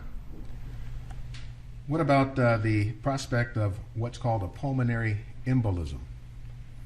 What is a pulmonary embolism? A pulmonary embolism is when you have a clot form in another part of your body. Most commonly it's in the lower legs or the pelvis, although it can form in other places. And that clot breaks off and it goes straight to the lungs because that's where your heart pumps all the blood as it returns from your body. A massive pulmonary embolism can be almost instantaneously fatal, and by massive I mean it blocks the artery coming off the top of the heart that goes to the lungs. Smaller pulmonary emboli can go out into smaller branches of the lungs. Sometimes they're completely asymptomatic, sometimes they're symptomatic, sometimes they can be life-threatening if the person has underlying conditions. We do always look for pulmonary emboli as part of a forensic autopsy. Did you see any pulmonary emboli in the case of Mr. George Floyd? No, he did not have any pulmonary emboli. Dr. Baker, let's talk about the toxicology. Did you seek what's called a toxicology screen in this case? Yes. Would you tell the jury what is a toxicology screen? So we actually use the term expanded panel simply because the laboratory that we use, that's the terminology.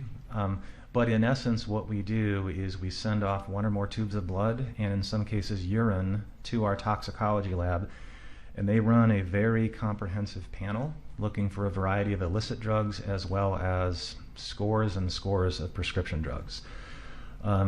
I expect that you've probably already heard from a toxicologist, so I won't go into the laboratory part of it because that's not my area of expertise. But part of the testing they do is antibodies looking for specific categories of drugs like morphine and related compounds, benzodiazepines, things in that class, barbiturates, and so on.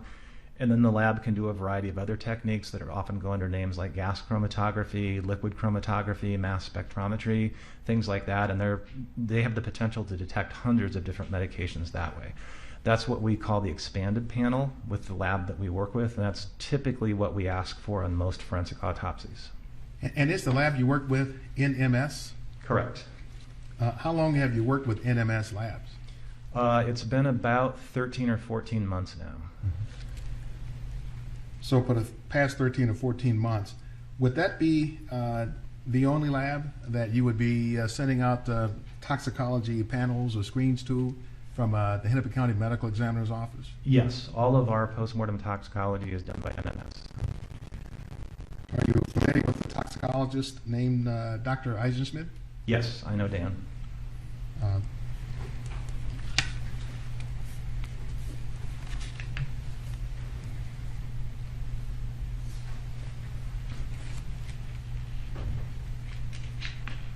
Dr. Eisenschmidt testified here just time flies. I don't know if it was yesterday or 2 days ago, but he testified here. Do you have a good opinion of him as a toxicologist? He has been great to work with so far. We Hold on. Objection is sustained. Well, you know Dr. Eisenschmidt. I do. Did you examine the contents of Mr. Floyd's stomach as part of your autopsy? I did. What did you note regarding the contents? Counselor, can I refer to my report so that I don't? Yes, speak? if it helps refresh your recollection.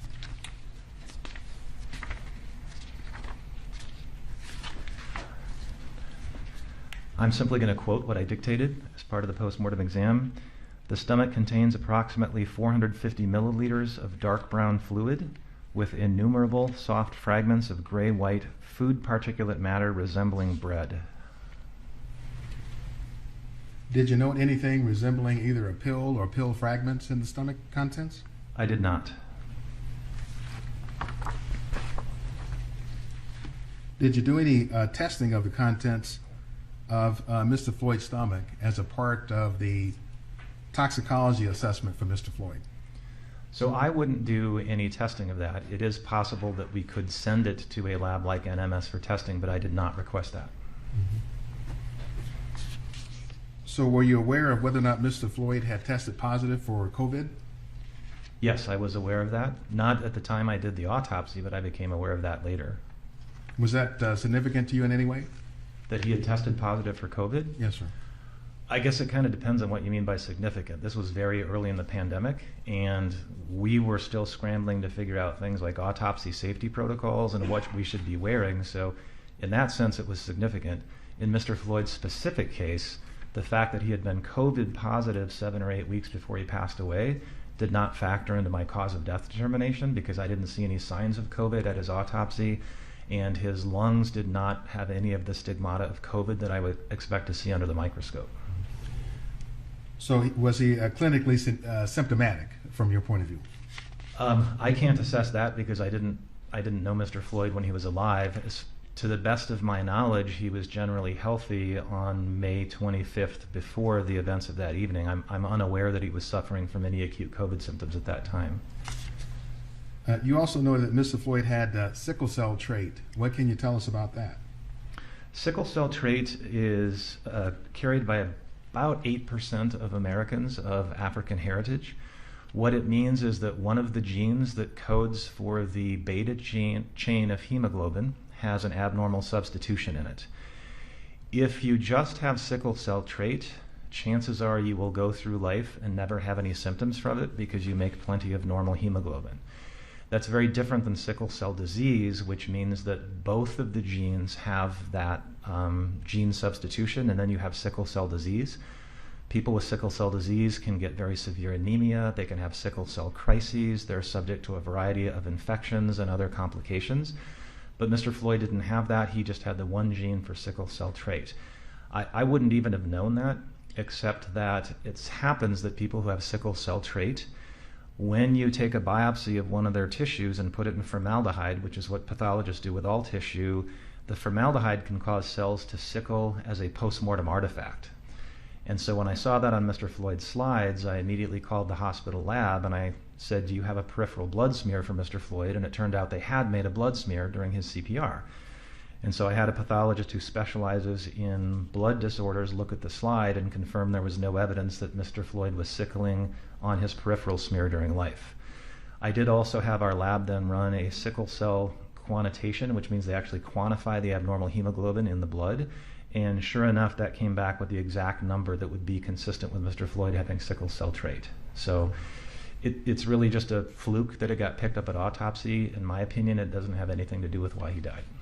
All right. What about paraganglioma, a kind of tumor?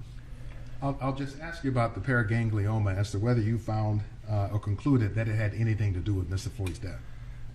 So the short answer is I don't feel Mr. Floyd's paraganglioma had anything to do with his death. What we're talking about is an incidental tumor that I happened to find in his pelvis during the autopsy.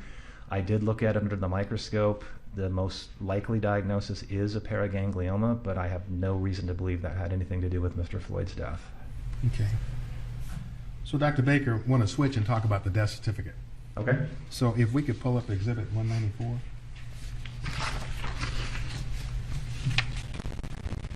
Well, first, I'd like to talk to you about the press release report. Okay. And ask you first, Dr. Baker, if you would just identify what this is for the record.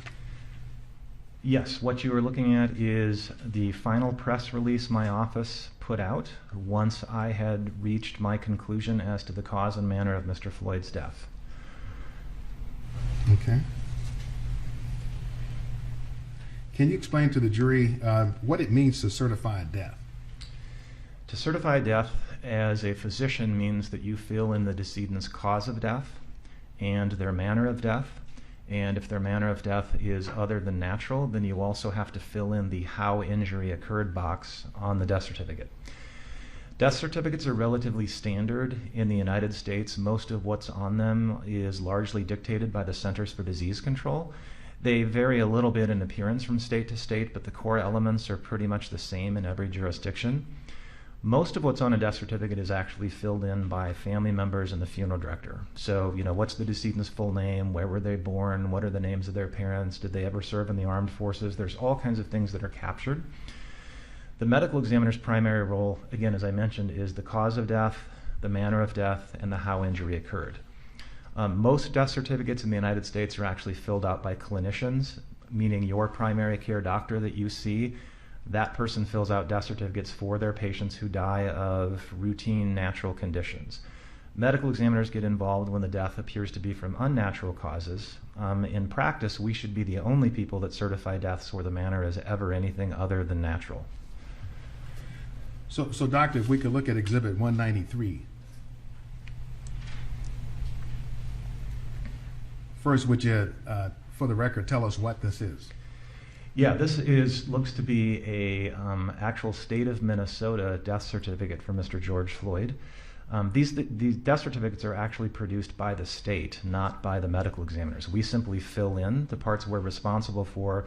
We push all of those data to the Minnesota Department of Health, and then the death certificate's issued by the state. And so that's why what you see here says State of Minnesota on the top. But the cause of death, the other contributing conditions, and the manner, that's what I'm responsible for, and that's right in the middle of your display. Yeah, just want to zoom in on that and show it to the jury. I think this is pre-admitted, Your Honor. Okay. So if we look at the cause of death, immediate, underlying, other contributing conditions, this would be the section that you fill out then. Correct. So if we see here under manner of death, it indicates homicide. Tell us, what does homicide mean to you as a medical examiner? So as a medical examiner, we apply the term homicide when the actions of other people were involved in an individual's death. It's one of 5 manners of death that we can choose from, the other 4 being accident, suicide, natural, or undetermined. Homicide in my world is a medical term. It's not a legal term. From a vital health and public statistics point of view, it's critical that medical examiners fill in a manner of death on every death certificate, because from a public health point of view, you want to know how many people committed suicide in your state, how many people died of accidents in a given year in your state. And so it's a key piece of public health data, but we don't use it as a legal term. So we look at 918, correct? Dr. Baker, in front of you, Exhibit 918 is a list of manners of death, the ones you just talked to us about. Natural, accident, suicide, homicide, which I've highlighted because it's what you found in this instance, and then undetermined. Would you tell us from your point of view as a medical examiner, what does natural mean? Natural means the person died exclusively of natural diseases. Right, so an example of a natural disease might be a heart attack or fatal arrhythmia as a primary cause of death? Those are actually pretty vague terms. We're much more specific. So to your point, Counselor, arteriosclerotic heart disease causing a heart attack would be a natural cause of death. A ruptured brain aneurysm from long-standing untreated high blood pressure would be a natural cause of death. Metastatic lung cancer would be a natural cause of death. There's almost an infinite number of potential natural causes of death. And if we look at accident as an accidental cause of death, is a drug overdose an example of what could be an accidental cause of death? Most drug overdoses are accidental causes of death. Some are suicides. But yes, we do regard most drug overdoses, because we don't believe the person intended to die, we do regard those as accidents. Mm-hmm. And we know what suicide is. Doctor, what does undetermined mean?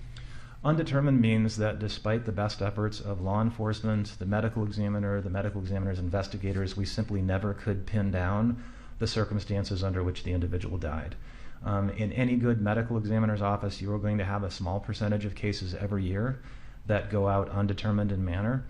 Most of those, as it happens, are people who died of drug toxicity, and based on the drug levels, based on the person's known history, we just don't have enough data to know whether this was a suicide or an accident. And so if we don't know their intent, it's often undetermined. More dramatic but slightly less common example, you find a skeletonized body out in the woods. You have no idea why the person was there, how long they were there. There's very little left to work with, so you don't really know what happened. A case like that might go out undetermined as well. Again, much less common, but undetermined essentially means we never really did figure out the circumstances. Now, in Mr. Floyd's case, you listed the immediate cause of death as cardiopulmonary arrest, complicating law enforcement, subdual, restraint, and neck compression. Correct. What does cardiopulmonary arrest mean? That's really just fancy medical lingo for the heart and the lungs stopped. The heart, no pulse, no breathing. So with respect to the term complicating, am I right in the understanding that this term means occurring in the setting of? Yes. Or in other words, cardiopulmonary arrest occurring in the setting of law enforcement, subdual, restraint, and neck compression. Correct. So Dr. Baker, can you tell us how it is physiologically that the subdual, restraint, and neck compression caused Mr. Floyd's death? In my opinion, the physiology of what was going on with Mr. Floyd on the evening of May 25th is, you've already seen the photographs of his coronary arteries, so that you know he had very severe underlying heart disease. I don't know that we specifically got to it, Counselor, but Mr. Floyd also had what we call hypertensive heart disease, meaning his heart weighed more than it should.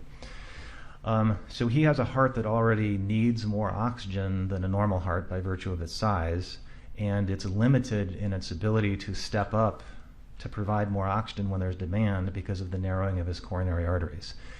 Now, in the context of an altercation with other people that involves things like physical restraint, that involves things like being held to the ground, that involves things like the pain that you would incur from having your cheek up against the asphalt, an abrasion on your shoulder, those events are going to cause stress hormones to pour out into your body, specifically things like adrenaline. And what that adrenaline is going to do is it's going to ask your heart to beat faster. It's going to ask your body for more oxygen so that you can get through that altercation. And in my opinion, the law enforcement subdual, restraint, and the neck compression was just more than Mr. Floyd could take by virtue of those heart conditions. So Dr. Baker, just a point of clarification that frankly occurs to me as you were talking.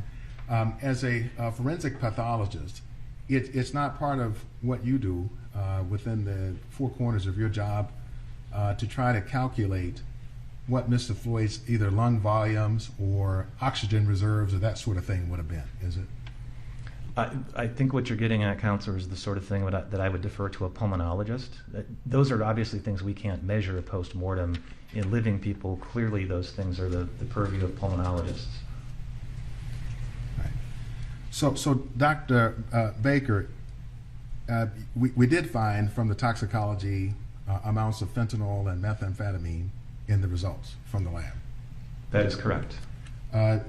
You didn't mention either fentanyl or meth in Mr. Floyd's system, You mentioned those, but you don't list either of them on the top line as causes of death. Why is that? Well, the top line of the cause of death is really what you think is the most important thing that precipitated the death. Other things that you think played a role in the death but were not direct causes get relegated to what's known as the other significant conditions part of the death certificate. So the other significant conditions are things that played a role in the death but didn't directly cause the death. So, for example, Mr. Floyd's use of fentanyl did not cause the subdual or neck restraint. His heart disease did not cause the subdual or the neck restraint. All right, so these are items that may have contributed but weren't the direct cause. Correct.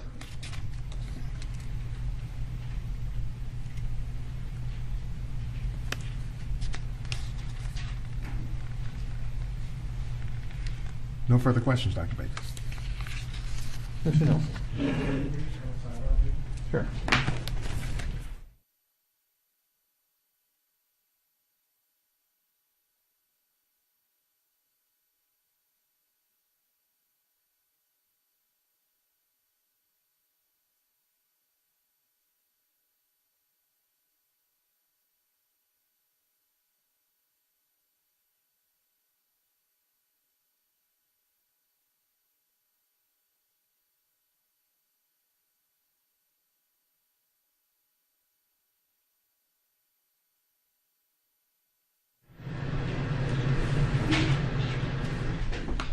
We're going to take a 10-minute break.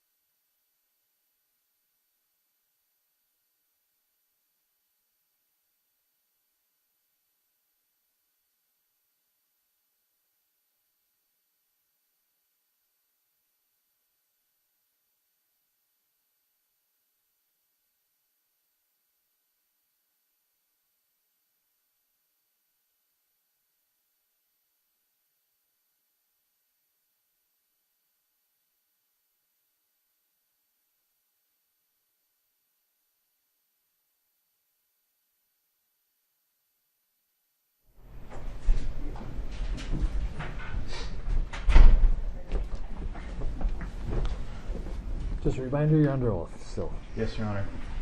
Mr. Nelson. Good afternoon, Dr. Baker. Good afternoon, Mr. Nelson. If I may have just a moment, Your Honor, to...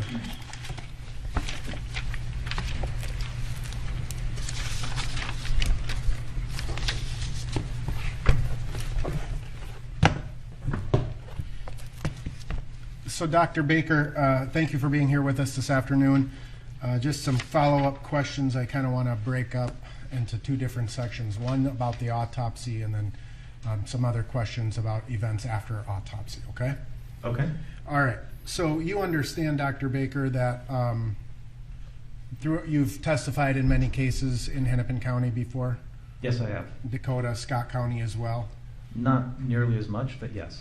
And you understand that as a part of the process of exchanging information, the defense receives copies of everything, your reports, meeting notes, prior statements you've given, things of that nature, yes. Right? Okay. And have you had opportunities to review all of that information prior to your testimony today? To the best of my knowledge, yes. Okay. And ultimately what you testified is in a death investigation, it's much more than just simply an autopsy, agreed? Correct. And in fact, if you pull your file, it usually ends up being a few inches thick, right? We're actually paperless at the medical examiner's office, but if you printed it out, yeah, I guess it would be a few inches thick. Yeah. Well, that's what I did, and that's what it is. I guess I got to get with the times. But ultimately, that file contains your autopsy report, correct? Correct. Death certificate, the paperwork that you fill out for the state of Minnesota? Yes. We don't actually get a copy of the death certificate from the state, but everything we put on the death certificate is in our file. Right. And then you also keep track of conversations that you have with people, right? Generally, yes. That's usually more my investigators who are talking to family, treating physicians, hospital records departments and stuff. So you keep sort of a log, so to speak, of today investigator so-and-so spoke with X, right? Again, I don't personally do that so much, but yes, my investigators do. Right. And it's all a part of this file, right? Correct. And then in addition, you obtain any known medical records that may factor into your analysis as well, right? Yes. You had received some hospital records from HCMC regarding Mr. Floyd, correct? Correct. But you don't go out and try to search, or perhaps you do, try to search for every provider that he or that any person generally may have seen, right? In most cases, that's correct, Counselor. There wouldn't be a lot of point in us trying to get every medical record ever generated for a particular decedent. It would only be if I thought it would help me understand the cause and manner of death better. Okay, fair enough. Now, I want to talk to you first about the word complicating.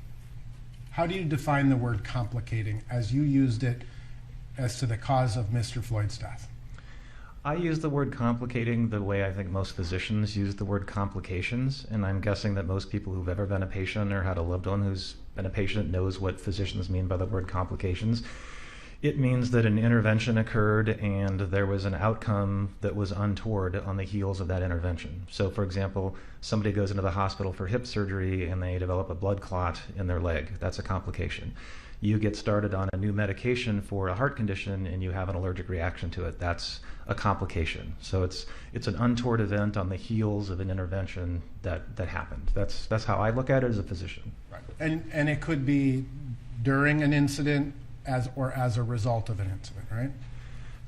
Again, we don't usually use the word incident in medical practice, but yeah, it could be an immediate complication as a result of a medical intervention or therapy, or it could be what we call a delayed complication. Right. And there are certain circumstances that precede those complications. Agreed? That's a little vague, Counselor. I wonder if you could... Well, I mean, in any death investigation, you're trying to determine the cause and manner of death, right? Correct. And in this particular case, you obviously took into consideration the police restraint, right? Correct. But you also took into consideration the heart disease, correct? Yes. as well as the toxicology results. Agreed? Yes. And you factored those in your cause. There's the cause and manner of death, and then there's the second thing that you left blank, right? And then there's the contributing causes or contributing factors. Yes, the term of art is other significant conditions is what you're getting at, Counselor. Yeah. And that's simply just something you have to do for the CDC, or did you take those into consideration as contributing to Mr. Floyd's cause of death? So when you put those on a death certificate as a physician, what you're saying is, I think these played some role in this death. They had a contributing condition. I'm unaware of how the CDC would mandate what goes on there. Presumably the goal is you put things on there that you believe are relevant. You don't list trivial stuff on there that didn't play a role. Right. And so if something was significant enough, you put it on, but if it's insignificant and didn't contribute, you leave it off. Generally, yes. Okay. And so in your opinion, both the heart disease as well as the history of hypertension and the drugs that were in his system played a role in Mr. Floyd's death? In my opinion, yes. All right. Now, again, in terms of your autopsy report, you don't generally note negative findings, right? If something is normal, you may just say it's normal, but you're not going to take special note to say the heart is completely, perfectly normal. That's a really long question, Counselor, but I think I can give you a reasonable answer to that. For most normal organs, we have a boilerplate description for what that organ is. So if a spleen is normal, I'm going to give a normal description of a spleen with the weight of that spleen. The same for a liver. Depending on the nature of a particular case, there are, I used this term earlier, pertinent negatives, things that you think might be on the body based on the circumstances, so you specifically seek those things out, and if they're not there, you document them because the fact that they're not present really means something. So I don't know if that answered your question. There's some things that are normal, that they're almost always normal, and we go on to the next step of the autopsy. There's some things that, depending on the complexity of the case, the fact that it's not there, you're going to dwell on that, you're going to do a special dissection, you're going to take a picture, whatever you need to do to document that you specifically looked for something and it wasn't there. Okay, and so in that regard, if you note something, whether it's odd or irregular, or it's the negative, right? You take special precaution to note those things in your autopsy. Ideally, yes. Not only do you document that in your narrative report, but you take a picture of things that are there and you document things that aren't there that people might have expected to be there. Okay. And it's interesting to me that you made a conscious decision not to watch any videos before you performed the autopsy, correct? Correct. And that was to prevent bias, you described? In general, yes. I don't want to go into an autopsy with a preconceived notion that I already know what happened, because that might tempt you to skip certain steps or not do certain things that could turn out to be relevant. So, and just full disclosure, counsel, to fully answer the question, I did see the video that the entire world saw later that day after Mr. Floyd's autopsy. I did not release his body until the following morning. So had I seen something on the video that triggered yet another thought in my mind, I still had the chance to act on it. I did not want that to be in my mind when I physically performed his autopsy on the morning of the 26th. Understood. But you had received some briefing from law enforcement or from somebody to say, here's generally what we know about what happened. It was pretty high level, but yes, I got a phone call from the BCA that a man had gone unresponsive in police custody while he was being restrained. He had died at Hennepin County Medical Center, and that was largely what I knew going into the autopsy. I believe I was aware that there had been pressure applied to his neck, but beyond that, that's pretty much what I knew going into the autopsy. So you took special, because you had learned that there was potential pressure to the neck, you took special steps to look at the neck area, shoulders, etc., right? Yes.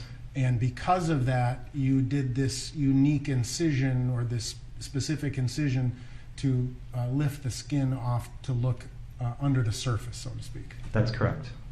All right, and we'll come back to that in a second. You did note, I want to focus on the heart for a little bit. You noted that the heart was dilated.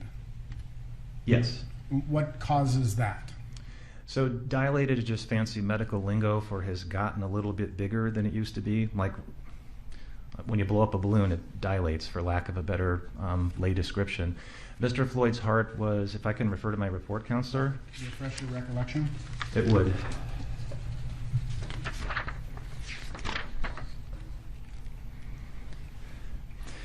So I described the ventricles, which are the two main pumping chambers of the heart, the right and left, as mildly dilated in Mr. Floyd's case.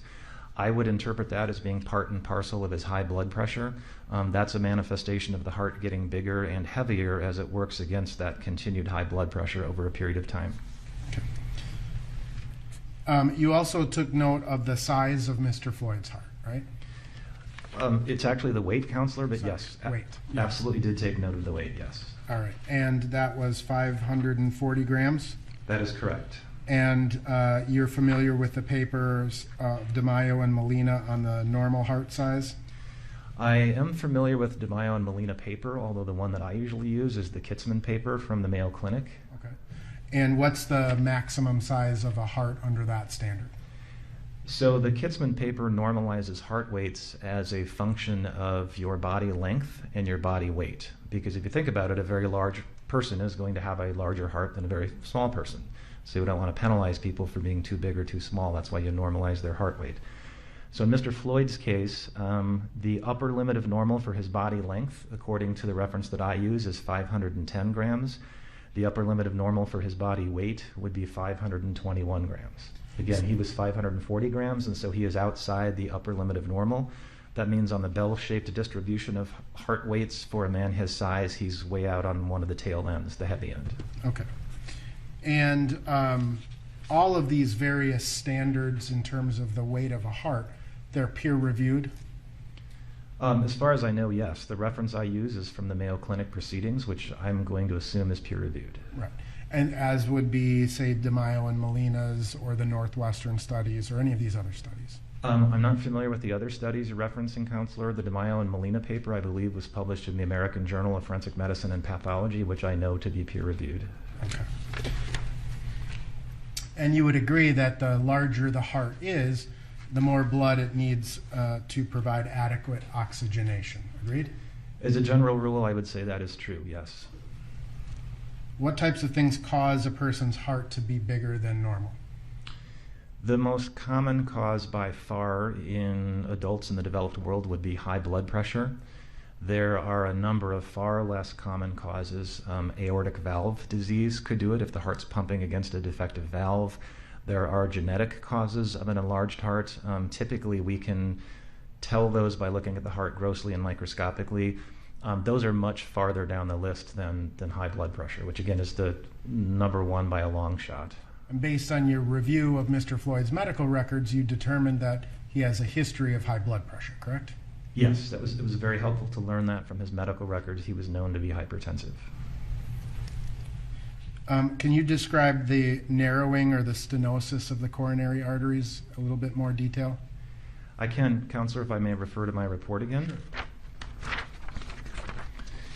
So as I mentioned when I was describing the photographs earlier, he had 75% proximal and 75% mid narrowing of his left anterior descending coronary artery.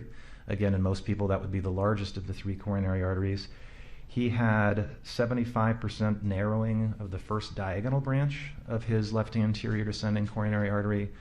And then in his right coronary artery, which in most people is the second largest of the three, he had 90% proximal narrowing. All right. And what do forensic pathologists generally consider to be enough narrowing of the arteries to cause a sudden death? We usually look to 75% greater as capable of causing sudden death. And are you familiar with myocyte necrosis? Yes. And do you have to have myocyte necrosis to cause a sudden death? No, you do not. In arrhythmia, there would be no necrosis, correct? So an arrhythmia is an electrical phenomenon, not an anatomic one, and so I really can never diagnose an arrhythmia post-mortem. We just have to infer that from the circumstances and from the condition of the coronaries. And when we describe hypoxia of the heart, that's the reduction of oxygen to the heart, correct? Correct. And can you,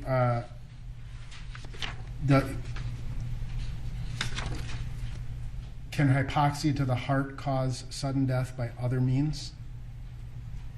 Or would it just be the arrhythmia? Well, there's many ways that a lack of oxygen to the heart could cause death. One could be a sudden dysrhythmia, where the person's heart goes from a normal beat to a non-perfusing beat, and the person would literally just collapse right in front of you. Depending on the nature of the coronary artery disease, a person could have a thrombus. They could present to the emergency room with crushing chest pain and sweating and difficulty breathing. That would be a different mechanism of death. So there's different ways the heart manifests that is not getting enough oxygen, but one of them is sudden collapse and death.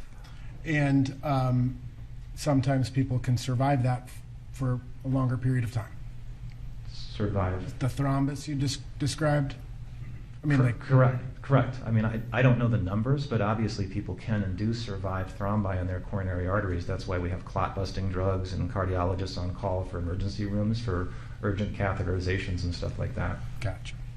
Now, can you generally describe the conduction system of the heart? Only in the broadest terms, because I'm not an expert in the conduction system of the heart. I have other people I rely on for that, but it's basically the electrical system of the heart.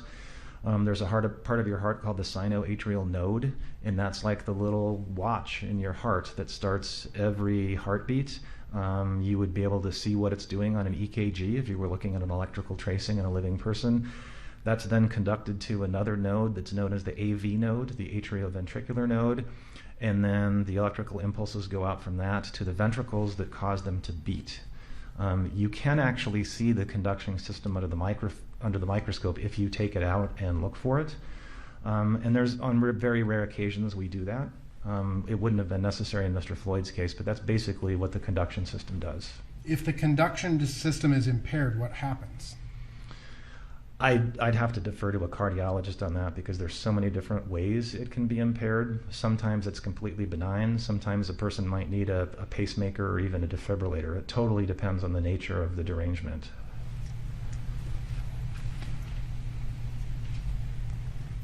Which of the arteries supplies that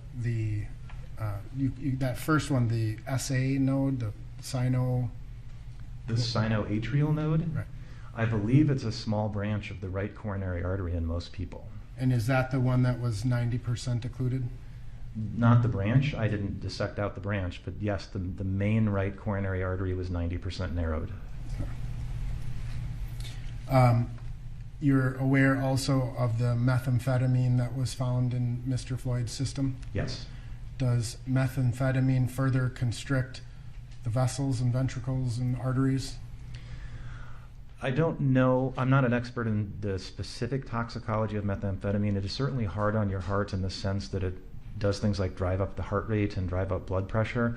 I don't know if it's a vasoconstrictor, but in either way, as a general rule for forensic pathology, methamphetamine is not good for a damaged heart, a heart with coronary artery disease. Does the amount of the level of the toxicological findings affect whether it's good for the heart or bad for the heart? I don't know that there's a scientific answer to that, Counselor, because I'm not aware that there's a quote-unquote safe level of methamphetamine. And especially illicit methamphetamine, right? No safe level of the street drug versus the amphetamines that are sometimes prescribed. Yeah, so I'm very unfamiliar with any medical use for methamphetamine in approved circumstances. I'm aware that amphetamine is used in some circumstances. That's definitely not my area of expertise. Again, my high-level overview as a forensic pathologist is all other things being equal, methamphetamine is not good if you have bad coronary arteries. And exertion also causes the heart to work harder? Correct. And therefore would require more oxygen? Correct. More blood has to pump through to oxygenate the heart and send it to the rest of the body, right? Correct. And so in this particular case, we have Mr. Floyd's heart is at least above average size, right? Correct. He has a heart with narrowed coronary arteries, right? He does. There was evidence of a period of exertion prior to his being deceased. Yes, I mean, we're getting outside the autopsy now, obviously, but it's clear from the videotapes that, yes, there was a period of exertion prior to him becoming unconscious. So in terms of your investigation, you ultimately did watch the videos, Correct. including the body-worn cameras of the officers? Yes. And were you also provided with other videos in terms of surveillance videos, additional bystander videos, things of that nature? I was. And were you provided with investigative materials that what people said happened, etc.? No, I did not have those. Okay. Have you ever certified a death due to hypertensive cardiomegaly? I don't know how to cardio megaly. Megaly? So the answer to that, Counselor, is yes. The term you're going for is hypertensive cardiomegaly, which is fancy medical lingo for the heart is too big because of high blood pressure. We don't typically use that term. We just use the term hypertensive cardiovascular disease because it's a little more precise. But yes, I have used that or similar terminology.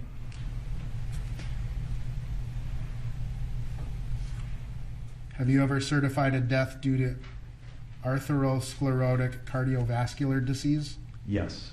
And similar narrowings of the arteries compared to Mr. Floyd? Yes.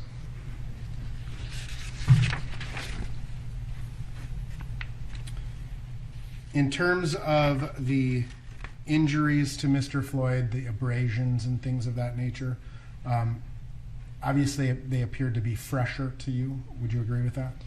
They do appear to be fresh, but I want to be very careful in my answer. There's not any literature that allows you to date those kinds of injuries with any precision. Presumably there's contextual data that would allow us to know that Mr. Floyd didn't have those abrasions, an hour before he died or whatever. If you just showed me those abrasions blindly, could I tell you how old they are as a pathologist? And the answer is no, not with any precision. Right. And in terms of the abrasions that we looked at on Mr. Floyd's body,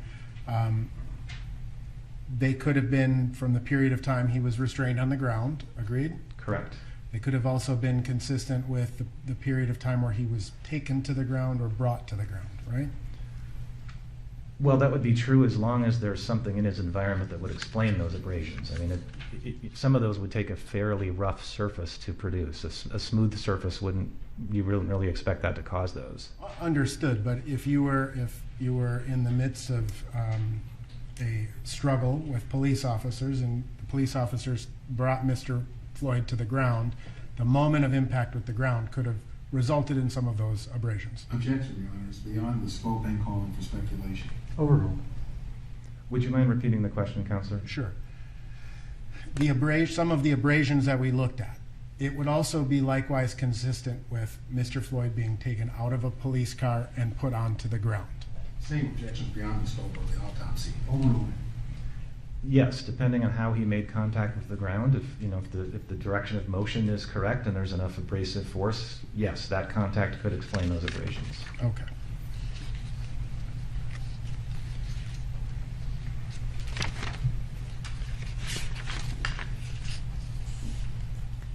Would you agree with the general proposition that the prone position is not inherently dangerous? As far as I know, based on my understanding of the medical literature, that is true. Now, in terms of your autopsy reports, there's no, you dissected Mr. Floyd's shoulder and neck area, right? That's correct.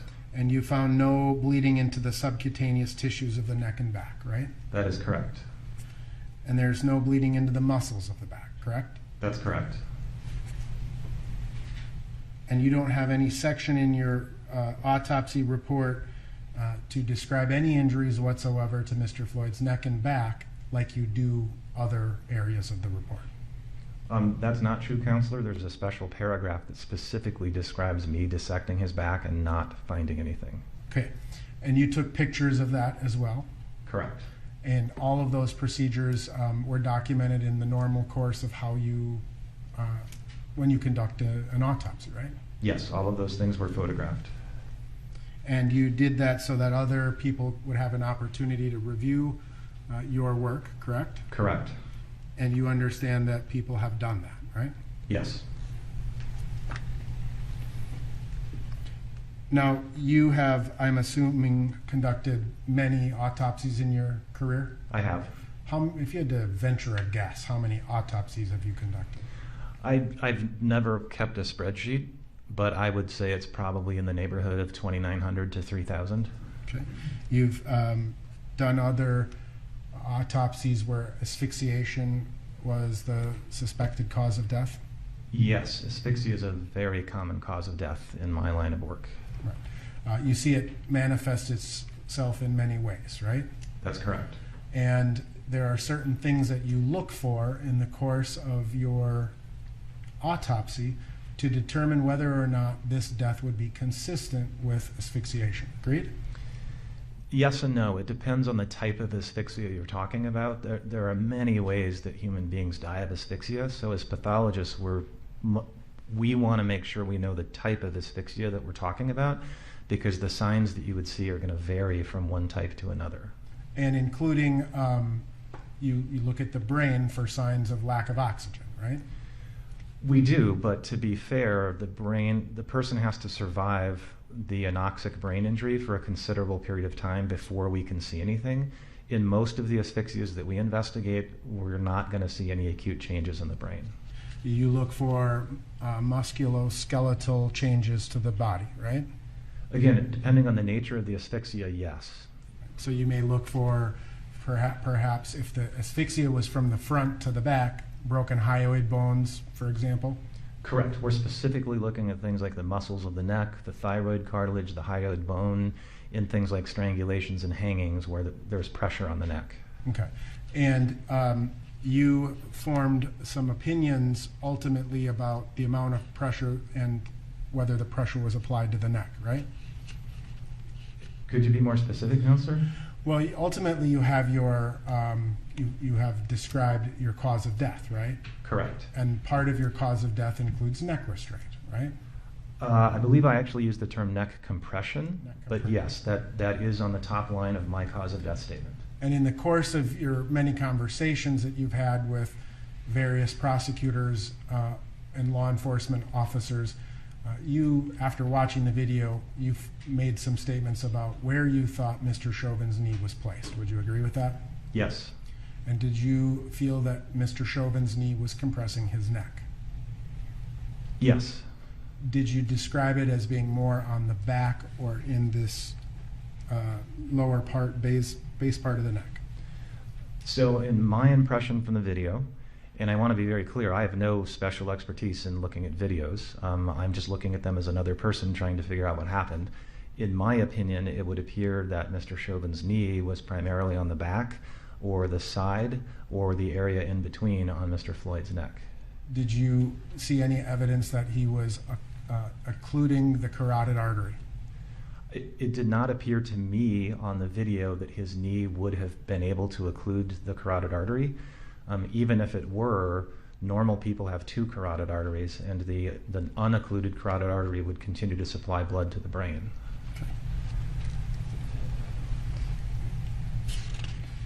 And when you look at deaths by manual strangulation, for example, are you also looking for bruising?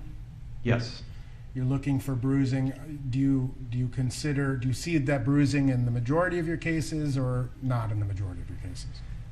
Well, keep in mind that my patients are all deceased. And so if my patients were strangled, it was so significant that they died. And I say that because if you were to ask an ER doc for her experience looking at living strangulation victims, you might get a different answer. In my world, we typically see bruises on the outside of the neck. We see abrasions on the neck. We see bruises to the small muscles of the neck. Depending on the type of strangulation and how old the decedent was, we could even see fractures of the thyroid cartilage and the hyoid bone. And we often see petechiae as well, which are little tiny blood spots on the lining of the eyes. Sometimes you can see them on the face, on the inside of the lips, even the inside of the mouth. And did you observe any of those signs in this case? No, I did not. And in terms of, when you think about just kind of the classic strangulation, I'm taking my fingers and my hands and I'm applying pressure to your neck, even those small finger, you would expect to see bruises consistent with the size of my fingers, right? Again, in my line of work, we more often than not see bruises. You did say consistent with the size of your fingers. That might be true on television shows, but in the real world, there's not a lot of correlation between the size of bruises we see and the size of assailants' hands. But we are looking for those telltale bruises. All right. And in terms of, in this particular case, the knee, the placement of the knee being a pretty bony, hard, round object, right? Yeah, I mean, it's pretty concentrated right under the kneecap at the force. Right. And of course, the shin bone is just below the skin, right? Yes. And it's sort of triangular in its nature, right? On cross-section, yes. And so if a substantial amount of force was being used by the knee or the shin bone on the neck or back area in your line of work, and if that force was sufficient to asphyxiate him, would you expect to see bruising? I would expect to see bruising, but I don't know that the lack of bruising excludes that. You and I kind of just pivoted from strangulation, which is really pressure to the front of the neck, to the pressure at the back of the neck. And that's just not something that I think we see as medical examiners, pressure to the back of the neck explaining a strangulation. Or an asphyxiation. Correct. So is there any objective medical finding in your autopsy that shows a sufficient or significant amount of pressure to the back? Again, I think we've covered this. I did not find any injuries to Mr. Floyd's back, not on the outside of his body, not looking at the soft tissue under his skin to make sure I didn't miss any occult bruises. I didn't find any bruises on his back. Okay. Did you find any hypoxic changes to Mr. Floyd's brain? I did not, but again, a person has to survive for many hours before we would be able to see those as pathologists. You're generally familiar with a hypoxic death and how that occurs? Again, Counselor, it really depends on the nature of the asphyxia. Keeping in mind, in my world, asphyxia is hangings, it's strangulations, it's carbon monoxide poisoning, it's drownings. There's all different ways people can be asphyxiated. It really depends on which mechanism you're talking about. Well, generally, regardless of the mechanism, would you generally see symptoms consistent with hypoxia? Would a person exhibit certain symptoms? So symptoms is a little outside my bailiwick because we're talking about living people, and I don't treat living people who are suffering from hypoxia of any cause. So, I mean, Dr. Thomas, who just testified, would testify that you may see confusion when someone is going into a hypoxic state. Objection, Your Honor, to the characterization of Dr. Thomas's testimony. Phrases. Certainly. What he agrees to. So, your role as a medical examiner, right? You take into consideration information from lots of different sources. That is true. And there may be cases where you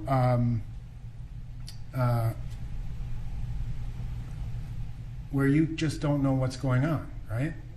You can't figure something out. Could you be more specific? Well, you have a decedent in your medical examining table, and there appears to be some sort of tropical disease, right? I'm assuming you're not a tropical disease or an infectious disease expert, right? Certainly not an expert in tropical diseases. We do diagnose a lot of infectious diseases at the MD office. But if there's some sort of infectious or tropical disease, you may go to another person and ask that person, hey, are you familiar with this? Your Honor, object to the question in terms of relevance and beyond the scope. Beyond the scope is overruled. Relevance at this point is sustained. Sure. Do you rely on the expertise of other physicians when you conduct an autopsy? Not always, but I am never above reaching out to clinical colleagues or other pathologists if they have an area of expertise that would help me. And part of your job as a pathologist is to attempt to determine whether there is asphyxia in a particular case, right?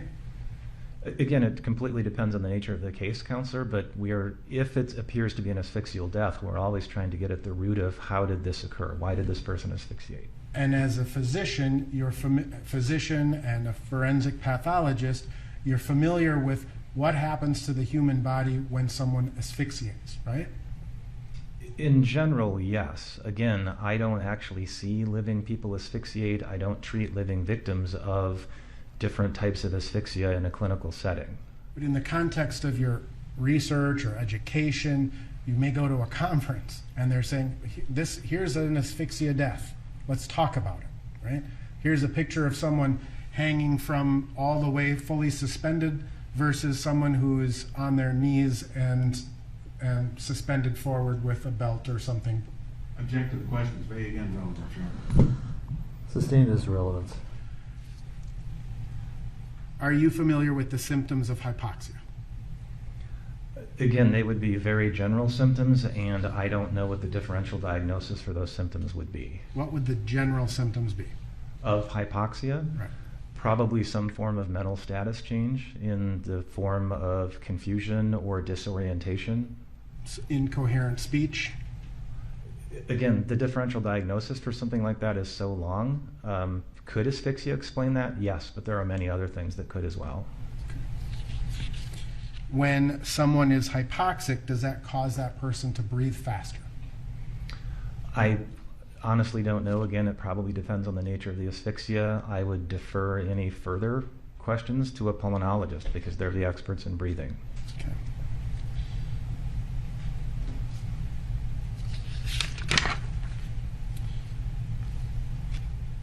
Would you, based on your understanding, you reviewed the toxicology of Mr. Floyd, right?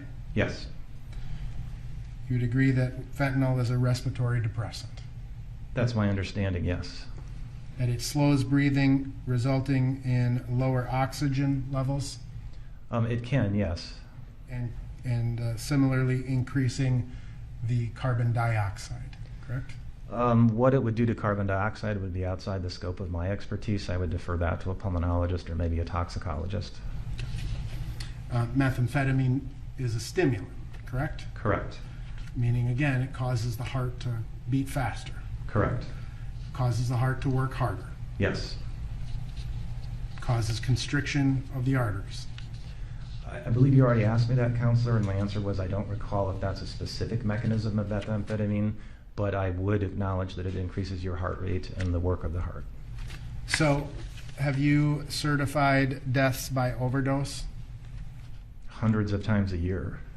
Have you certified deaths as an overdose where the level of fentanyl was similar to the level of fentanyl in Mr. Floyd? Yes. Have you done so where levels were lower? Yes. Or were higher? Yes. What's the lowest level of death by fentanyl overdose that you have certified? Without doing a search of my office's records, I'm not prepared to give you an answer on that. I know I've seen levels as low as 3 nanograms per ml and possibly lower. Like all death investigations that we do, if it involves a drug overdose, you also want to try to piece together the person's history of how much they've been using it, how long they've been using it, if they're tolerant to it at all. There's a lot of variables that go into it, but I've seen levels as low as 3, in some cases even lower if there's other intoxicants on board, such as alcohol or benzodiazepines. So the combination of drugs in any person's system is a relevant consideration? I'm sorry, did you say irrelevant or relevant? A relevant consideration. Yes, combinations of drugs and interactions of drugs can be relevant. And that's why you included both the heart condition of Mr. Floyd as well as his toxicology findings as other contributing issues to his death, correct? That's correct. All right. Now, I just want to kind of review with you the history of your involvement in this case, if that's okay. Okay. You obviously Mr. Floyd was deceased on May 25th of 2020, correct? Correct. You performed the autopsy on the 26th, Yes. and after the autopsy, you had a meeting with some Hennepin County attorneys, correct? Correct. On May 26th, correct? Yes. And do you recall telling them that the autopsy revealed no physical evidence that Mr. Floyd died of asphyxiation? I don't know what my specific language is, but yes, that is what I conveyed to them, was the lack of anatomical findings that would support that conclusion. All right. And you told them that you had avoided watching the videos at that point, right? Until after I'd performed the autopsy, yes. All right. Do you recall telling them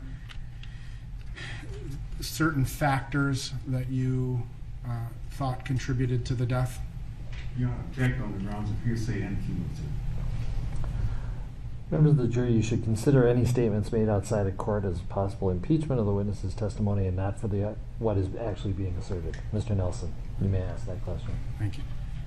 Do you recall telling the Hennepin County Attorney's Office on May 26th, after you conducted your autopsy, what you thought the contributing factors were to his death? I don't recall the specifics of that conversation. As far as I know, the only narrative record of that conversation would be what they wrote down. I would be shocked if I did not tell them about Mr. Floyd's heart condition, because obviously I knew that the moment the autopsy was done. I couldn't have known the toxicology results the afternoon of the autopsy because I wouldn't have those back for several more days. So you found initially that his heart condition was pretty significant, right? Yes, you would know that walking out of the autopsy suite. You received the toxicology on June 1st of 2020? Could I refer to my record and see if that's correct? Yes. On or about June 1st? That is correct. And I'm going off the toxicology report itself. It appears that it was issued on the morning of June 1st at 7:04. Okay. Do you recall having a conversation with Hennepin County prosecutors about the significance of the toxicology findings? I recall having the conversation. I don't recall the specifics of it, but I'm certain that I would have relayed the toxicology findings to them. Do you recall describing the level of fentanyl as a fatal level of fentanyl? I recall describing it in other circumstances. It would be a fatal level, yes, in other circumstances. And would you agree that one of the causes of the pulmonary edema that you communicated to the county attorneys was also fentanyl? Fentanyl can certainly be a cause of pulmonary edema. As I indicated earlier in previous questioning, it's confounded by the fact that Mr. Floyd had quite a bit of CPR, and so I find the pulmonary edema much less specific, given that he survived and made it to the hospital for a period of time. Do you recall telling the county attorney's office that had you found Mr. Floyd under different circumstances, you would have determined this to be a fentanyl overdose? So I don't recall specifically what I told the county attorney, but it almost certainly went something like this. Had Mr. Floyd been home alone in his locked residence with no evidence of trauma, and the only autopsy finding was that fentanyl level, then yes, I would certify his death as due to fentanyl toxicity. Again, interpretation of drug concentrations is very context dependent. You then were also interviewed by the Federal Bureau of Investigation on or about July 8th of 2020? I believe it was the Federal Bureau of Investigation and or the U.S. Attorney. A lot of these took place over video calls, and I wasn't entirely sure who was who at all times, but I believe it was those two groups, yes. And that occurred on July 8th of 2020, correct? To the best of my recollection, yes. Right. Were you asked but-for type questions? I was.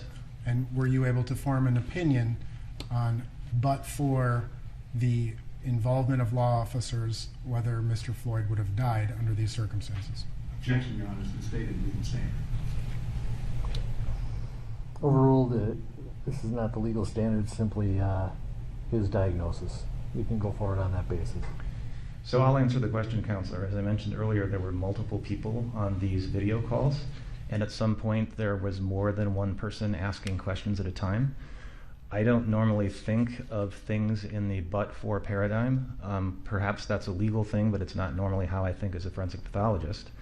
So what I clarified for the U.S. Attorney and the Federal Bureau of Investigation was my opinion as to what happened to Mr. Floyd, and that is he experienced a cardiopulmonary arrest in the context of law enforcement subdual, restraint, and neck compression. It was the stress of that interaction that tipped him over the edge, given his underlying heart disease and his toxicological status. That was also clarified in a letter from the Hennepin County Attorney to the U.S. Attorney, I want to say within a few days of that meeting, because of the confusion around how that meeting was run and the way those questions were asked. Fair enough. Thank you. Again, the labeling this death as a homicide, that is a medical determination that you made, correct? Correct. It is not the same standard as the legal standard. Agreed?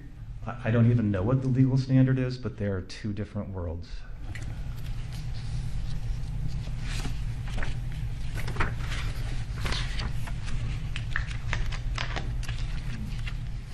Now, in terms of your, again, involvement in this case, you have actually testified twice in connection with other proceedings, right?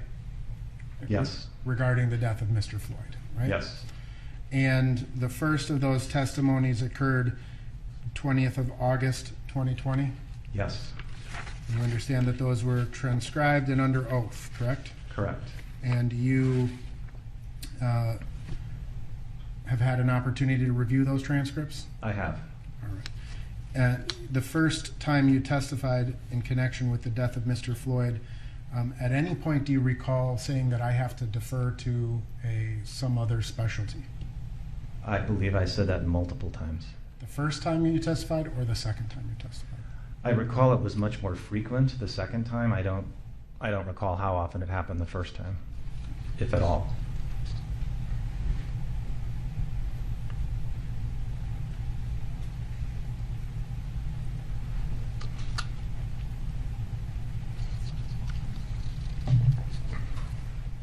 In terms of the placement of Mr. Chauvin's knee, would that explain anatomically why Mr. Floyd, would that anatomically cut off Mr. Floyd's airway? In my opinion, it would not.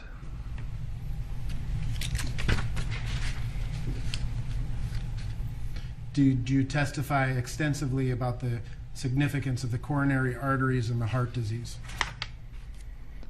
I'm not sure what you mean by the word extensively, Counselor.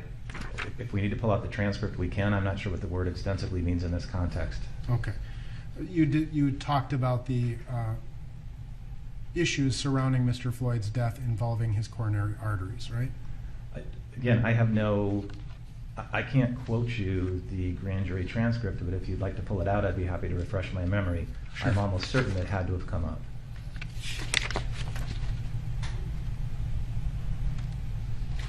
May I approach the witness, Your Honor? For what purpose? To refresh his recollection as he requested. Let's lay the foundation for refreshing first.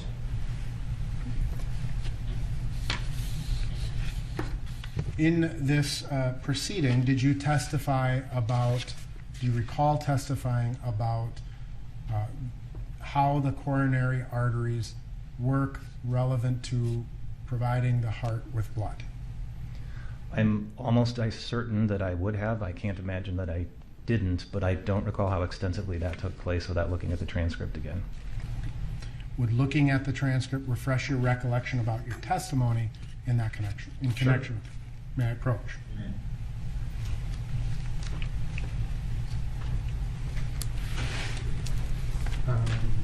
Dates 44314. Page 26. What date? 26. I was giving the offer here.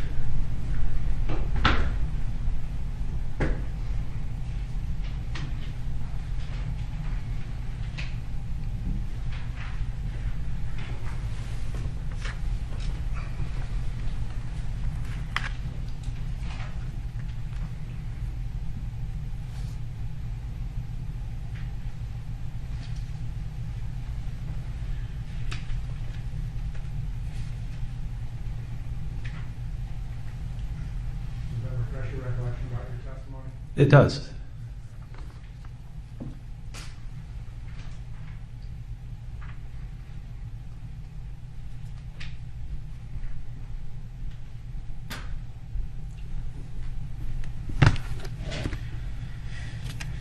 So what was the problem with the coronary arteries in this context? I believe it's essentially the same answer I gave the jury earlier, which is because of the degree of narrowing of Mr. Floyd's coronary arteries, they have a limited ability to supply extra blood and oxygen to his heart muscle when he needs it. On top of that, he's got a larger heart than a man his stature would normally have because he's hypertensive, and so that heart is going to need more oxygen, which those coronaries have a limited ability to deliver. And how do you think the introduction of methamphetamine to that scenario impacts? Again, I can only give that a high-level answer as a forensic pathologist. I don't treat living people who have methamphetamine toxicity, but my understanding is methamphetamine is hard on the heart. It is going to increase heart rate. It's going to increase the work of the heart because it's a stimulant. And in the circumstances of this particular case, in terms of a person with an enlarged heart, narrowing of the arteries, right? And how does the introduction of methamphetamine affect that?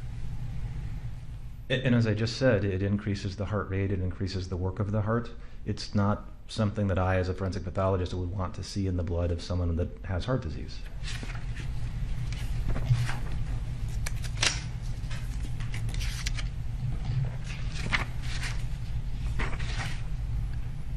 Did you describe it as a multifactorial process, the death of Mr. Floyd? That certainly sounds like something I would have said, yes. Okay. And then you testified a second time, correct? To the federal grand jury? Yes. Yes, I did. And that was in February of 2021? Yes. And ultimately, you deferred to experts far more extensively in that second testimony than the first, correct? So the short answer to that is yes. The long answer is I believe I deferred to a pulmonologist repeatedly because there were so many questions about things like gradations of chest wall movement and would this, that, or the other thing impair a person's ability to breathe. And at some point, I clearly said, look, this is outside the scope of my expertise as a forensic pathologist. I think a pulmonologist would be better equipped to answer that question. I'm going to say I said the word pulmonologist at least a half dozen times in that testimony. Do you recall deferring also to emergency medical doctors? Again, it would depend on the context of the question, but I know I did reference emergency medicine doctors because some of the questions were like, when do you think Mr. Floyd really died? How about cardiologists? Yes, if the question was specific to an area that would clearly be a cardiologist's expertise, I'm quite sure I would have referred to them as well. Thank you, Your Honor. I have nothing further. Mr. Blackwell.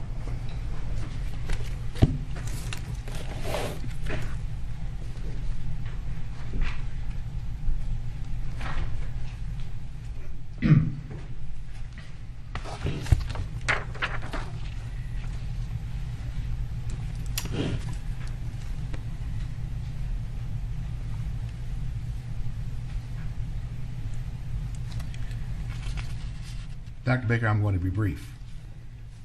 So if we could look up, Brett, the section on cause of death. So, Dr. Baker, take into account the entire exchange you had with Mr. Nelson on Mr. Floyd's medical conditions, on whatever testimony you gave, wherever you gave it. I want to bring our attention back to what's reflected in Exhibit 193. And taking all of that into account, what today remains your opinion as to the cause of death for Mr. Floyd? So my opinion remains unchanged. It's what I put on the death certificate last June.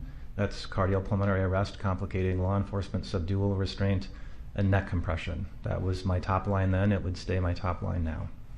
And so if we look at the other contributing conditions, those other contributing conditions are not conditions that you consider direct causes. Is that true? They are not direct causes of Mr. Floyd's death, that's true. They're contributing causes. And in terms of manner of death, you found then, and do you stand by today, that the manner of death for Mr. Floyd was, as you would call it, homicide? Yes, I would still classify it as a homicide today. Thank you, Dr. Baker. No further questions. Anything further? Counsel, you sidebar.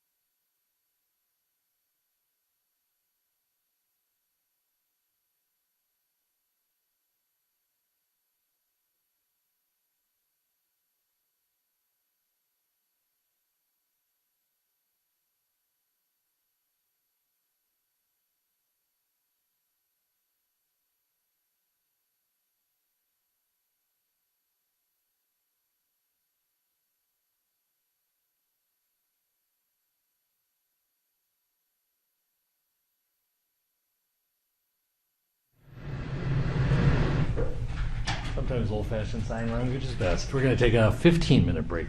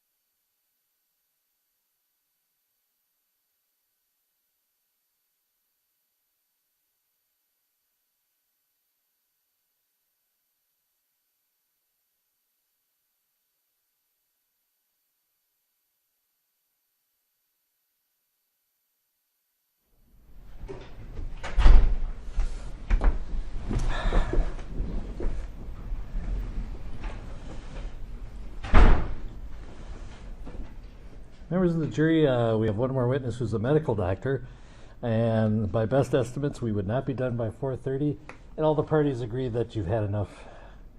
We're going to send you home and come back on Monday. So we would probably be here past 5 o'clock if we go to the next witness. And it's been a long week for everybody, so let's all go home, have a good weekend. Don't talk to anybody about the case, and don't read any media. And we'll see you Monday. Let's shoot for 9:15.